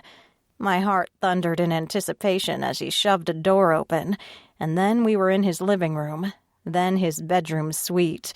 Then he tossed me on the mattress and stared at me with such a hunger, I knew immediately the dress was toast. Probably my bra, too. Carter's eyes reflected pure gold at me as he shed his jacket and tossed it in the corner. But instead of springing on me and ripping away the dress, he eased into the wide chair in the corner. "Stand up." I did, breath coming faster. I'd missed the command in his voice, but the gentleness with which he treated me in public. I craved him. He got me addicted to him, and I couldn't live without him. Carter watched me with narrowed eyes, feigning calm, though I could hear his heart racing. "Take down your hair." I eased a step closer, wobbling a bit in the heels, but reached into my hair and started pulling bobby pins out by the handful.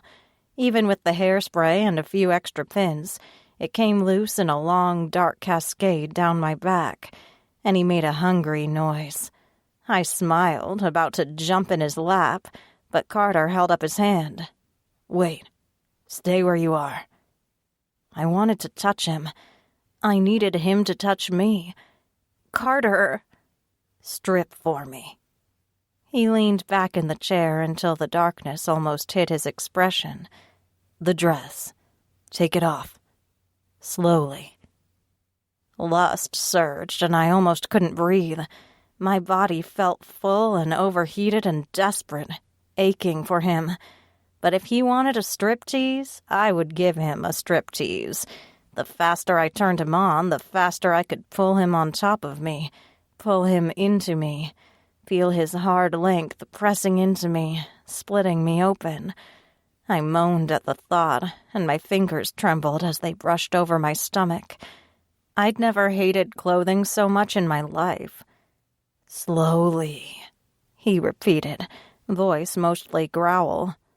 "Whatever you say, baby," I murmured, and turned slowly so he could see my back. He was an ass man, definitely. I fussed with the zipper on the side of the dress, looking at him over my shoulder to gauge his reaction, and let the dress slip from my shoulders.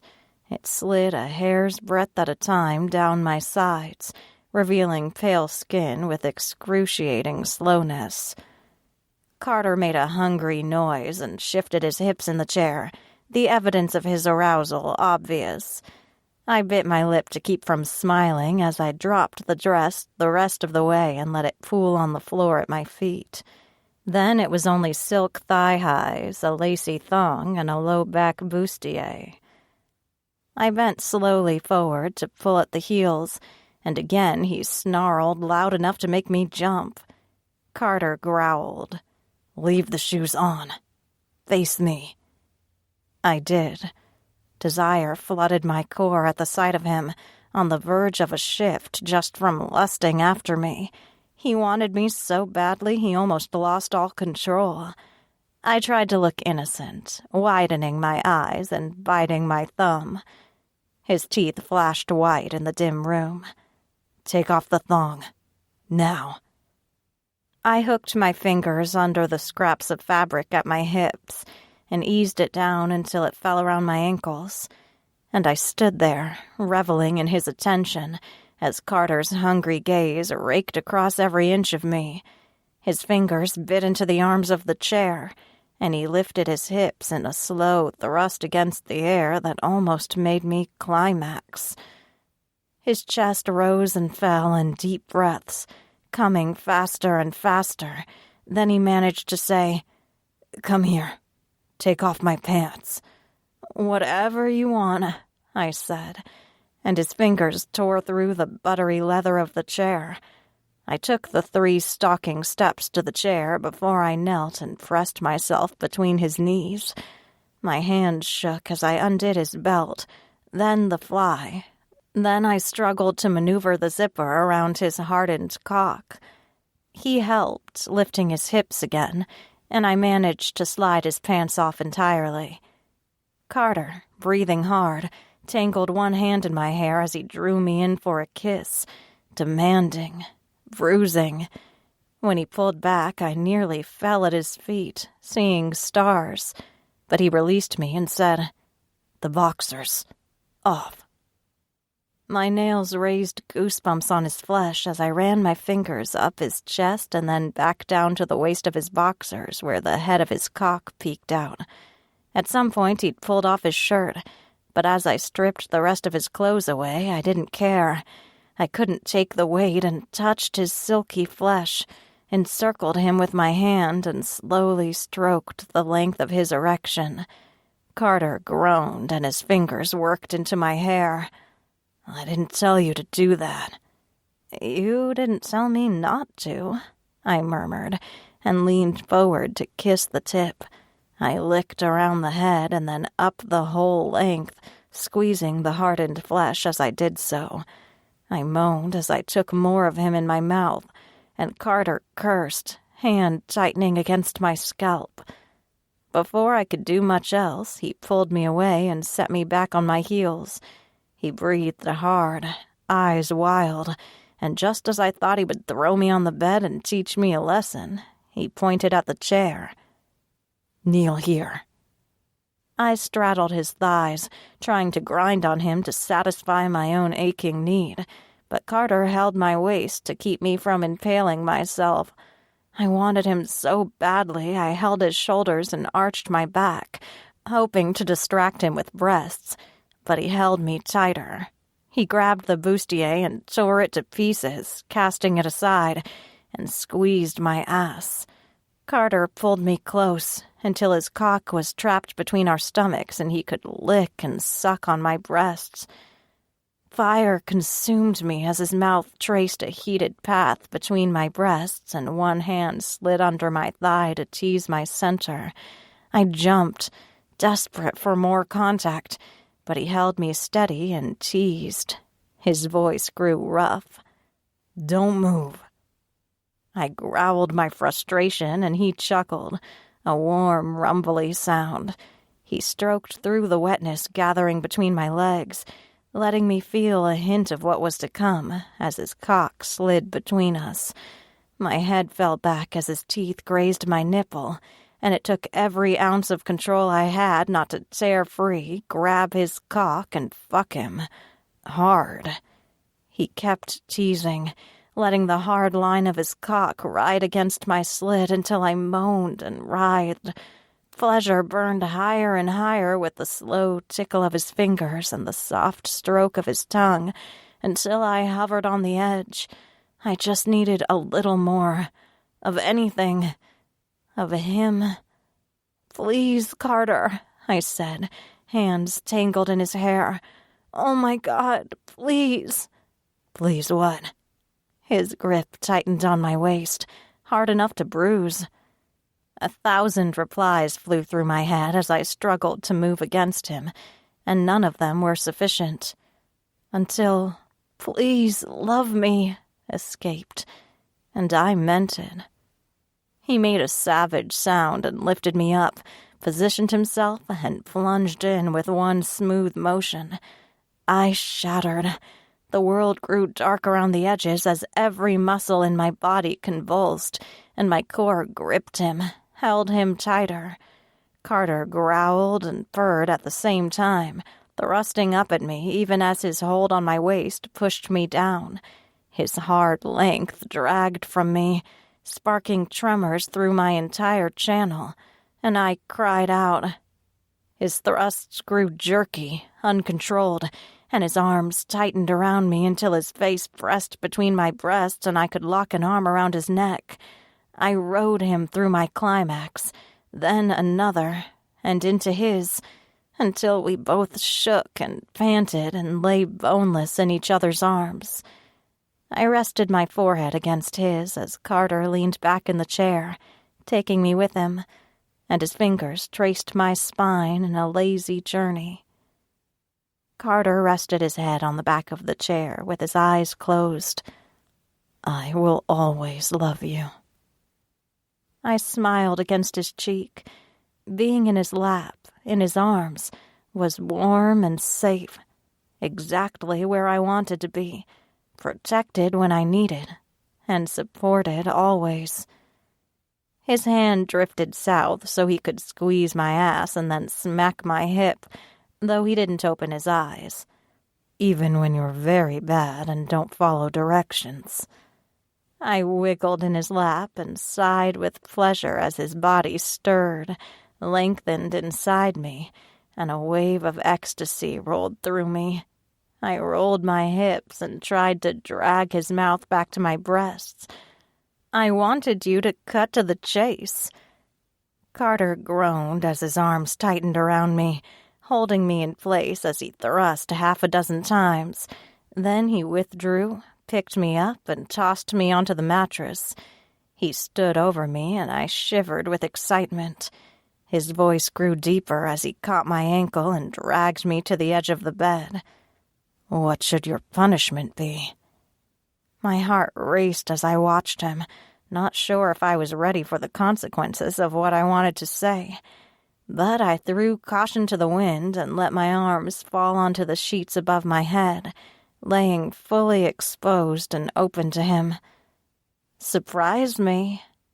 He laughed, a deep and dark sound, and his hand slid up my leg to caress my thigh. "Are you sure?" "No," I said and closed my eyes. "But I trust you." "Good girl," he murmured, and then he spent the rest of the night surprising the hell out of me. Epilogue.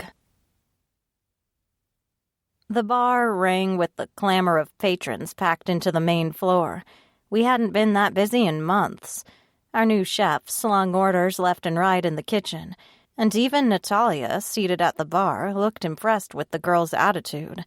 Maybe there was a new challenger for Iron Chef. I pulled my last pint for the night and folded my apron behind the bar. Carter squeezed behind me to take my place, though his hands settled on my waist and I bumped my ass into his crotch just to get his attention. I did, enough that he almost jumped me right there, and Natalia covered her eyes. "Dude, you guys, seriously?" I laughed and untangled myself from Carter's grip, though I jerked my chin at Logan right next to her. "He doesn't mind." "He doesn't get morning sickness," she said under her breath. "I can barely keep toast down, and you guys canoodling around only makes it worse." "Morning sickness?" Carter rolled his eyes and handed menus out to the few people who squeezed through the crowd at the other end of the bar. "It's almost midnight." "It's morning somewhere," she said, and mustered enough dignity that I almost bought it. But Logan finished his beer and hugged her against his side to kiss her forehead.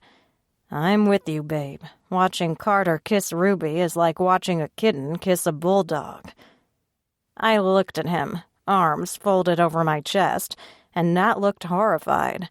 "Logan?" "What?" He looked at Carter, who was shaking his head and saying, "dude," over and over, then at me. I wanted to rip his throat out, and it felt like the vein in my temple might burst. Logan scowled. "I meant fierceness, not looks. Jesus, take a compliment, Ruby." "Calling a woman a bulldog for any reason is grounds for an immediate ass-kicking," Eloise chimed in, as she and Benedict made their way to the bar. The half-Gorgon leaned her elbow on the bar and waggled her eyebrows at me. "Want me to stun him for you? I could paralyze him. Just a little."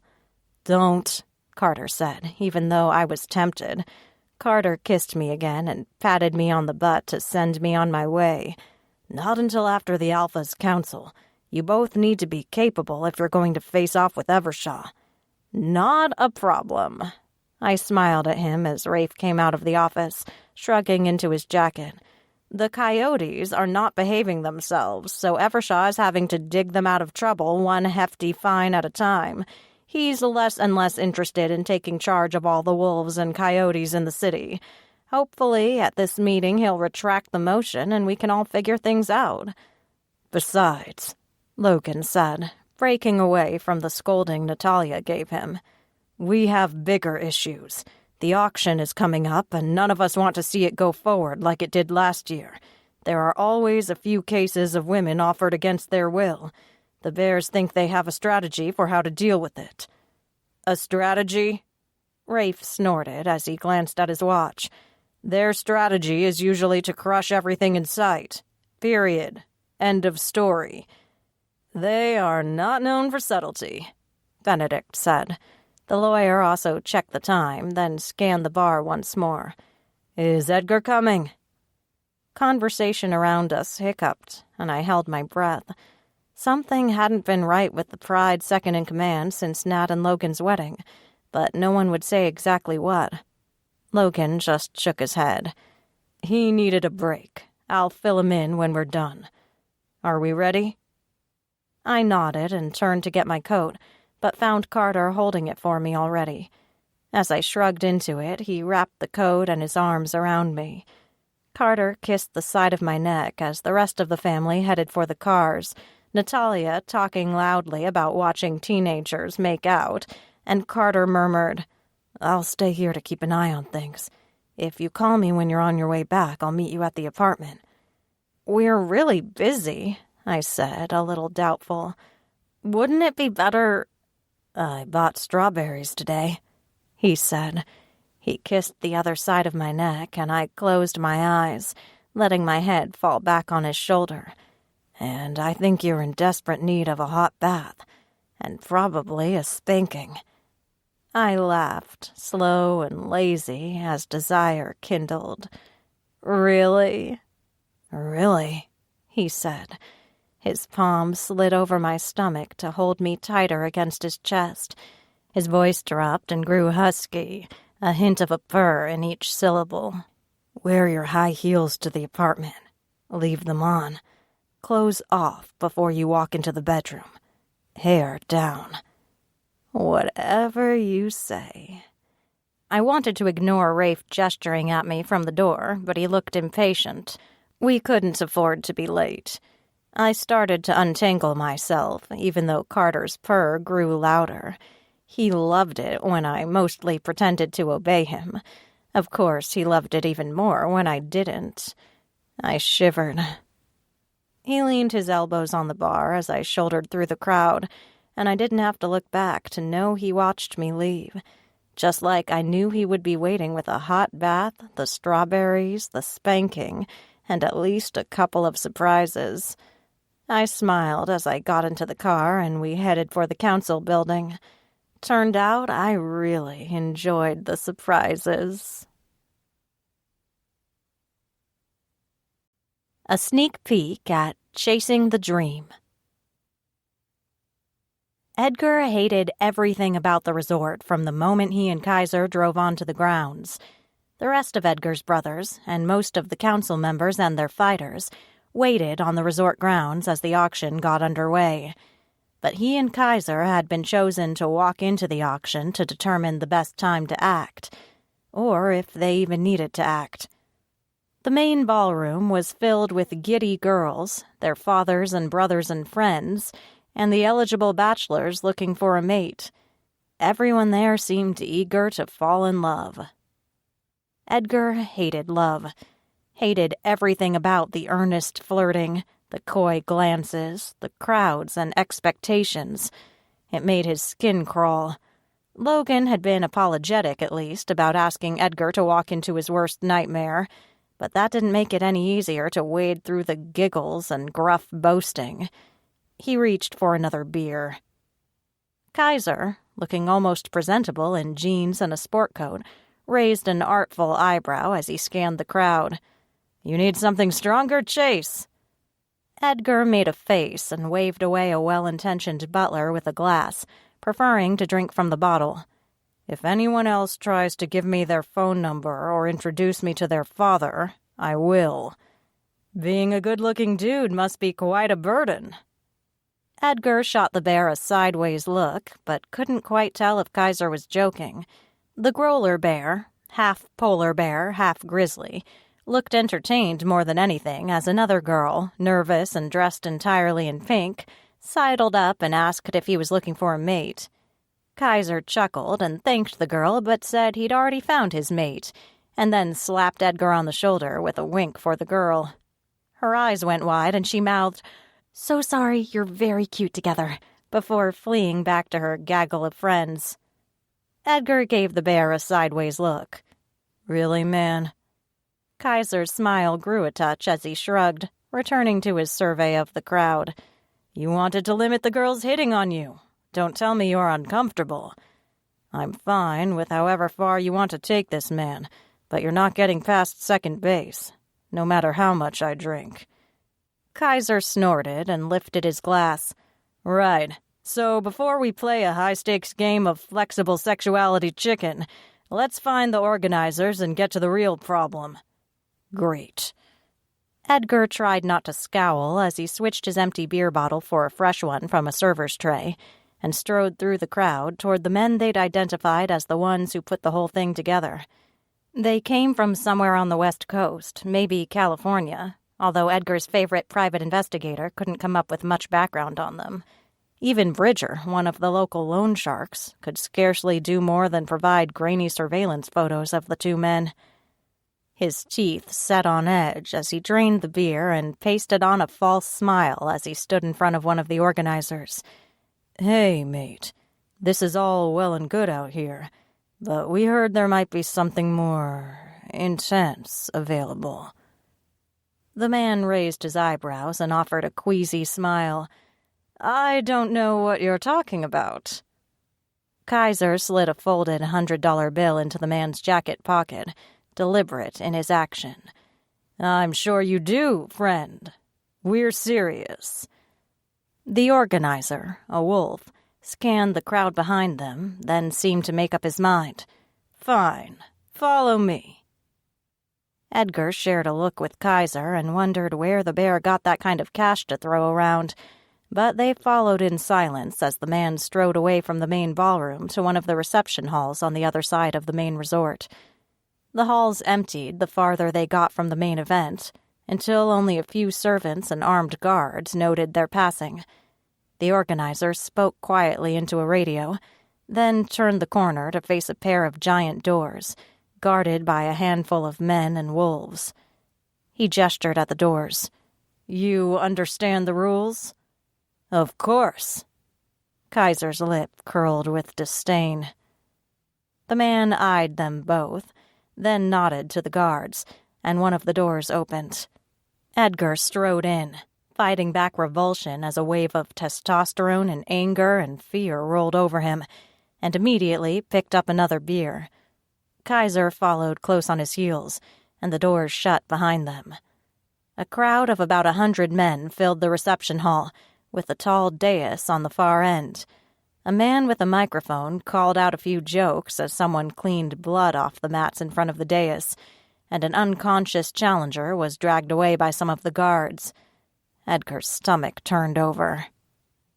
Kaiser frowned as they took up positions to observe from the wall near the dais, and Edgar studied the announcer, the bouncers, the guards, the escape routes, everything. The rest of the pride waited for the radio call and would storm in to mete out justice when needed. All he had to do was make the call. The bear watched as one young man, goaded by his friends, shuffled to the front of the crowd, apparently convinced to take a swing at the next round of bidding.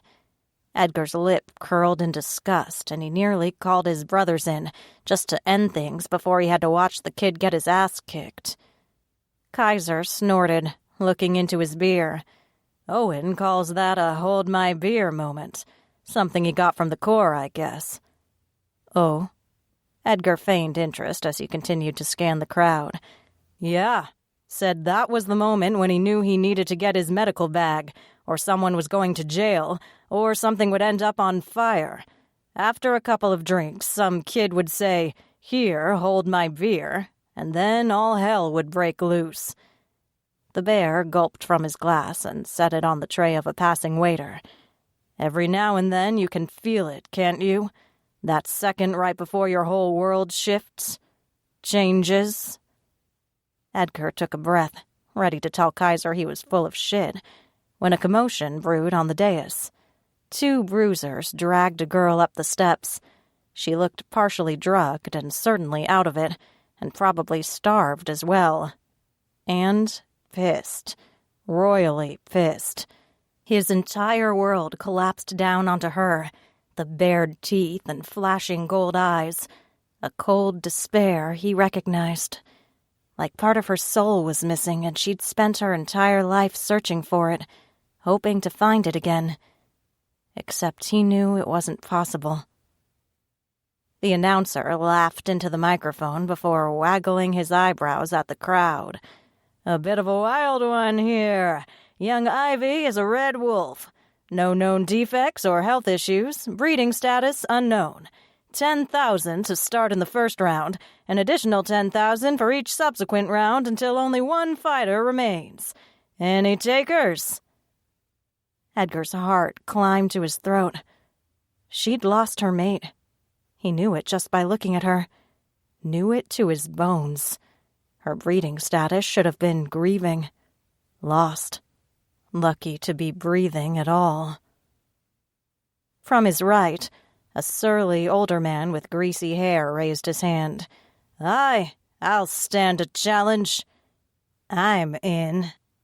This from a younger male on the other side of the room, cruelty in the set of his jaw. There was only one type of man who went looking for the kind of trouble that girl promised, and Edgar hated every son of a bitch who stepped forward to enter the challenge. The girl's eyes narrowed as she surveyed the crowd. Then she lurched and threw off one of her captors. She almost freed herself from the second when the first jabbed a taser in her back and she went down in a boneless heap. The men laughed as they straightened, and Edgar started to growl. Kaiser looked at him, eyebrows raised. "Problem?" Edgar's eyes narrowed as he held his drink toward Kaiser. "Hold my beer." The bear sighed as he took it. "Man, are you—" Edgar didn't hear him, shedding his coat to toss over Kaiser's shoulder as he strode toward the dais. The girl deserved a chance to choose her own fate. She fought for herself when no one else would. Well, he'd damn well fight for her when she couldn't. Her mate would have been there if he lived, but Edgar would do his best to honor the man's memory and the girl's independence. His voice came out more roar than human, and the crowd recoiled as he bristled. "She's mine." One of the challengers, the one with the greasy hair, scowled. "Who the fuck do you think you are? You fight like the rest of us." Edgar pulled his dress shirt off over his head, not bothering to unbutton it. He flexed, tattoos jumping across his back and down his arms, and the lion wasn't far beneath the ink. "I'm Edgar fucking Chase, and you better remember my name. Back off or regret it the rest of your life." The man's eyes narrowed, but he stood his ground. Maybe he couldn't back down with so many witnesses. The young kid, on the other hand, and two of the other wolves who'd paid the 10 grand to fight for her, backed off, hands held up in surrender. That left 4 serious contenders. Edgar bared his teeth and cracked his knuckles. The price jumped 10 grand each round as soon as a competitor dropped out, until only one man remained. As long as he could pay the price, he walked away with the girl. Edgar glanced at the dais, where the girl remained still and silent in a heap on the floor, then bared his teeth at the 4 men who faced him in a line. They fought as a pack against the outsider, the lion, and would turn on each other as soon as he was knocked out of the fight. A cruel smile tugged at Edgar's mouth. They underestimated the lion, underestimated the rage and pain and fury that boiled inside. A decade of hating life, of hating everything in the world, would spill out and over, and those bastards would pay the price. He flexed his shoulders and braced for the rush as someone rang a bell and the wolves surged toward him. This has been Cut to the Chase, City Shifters The Pride, Volume 4.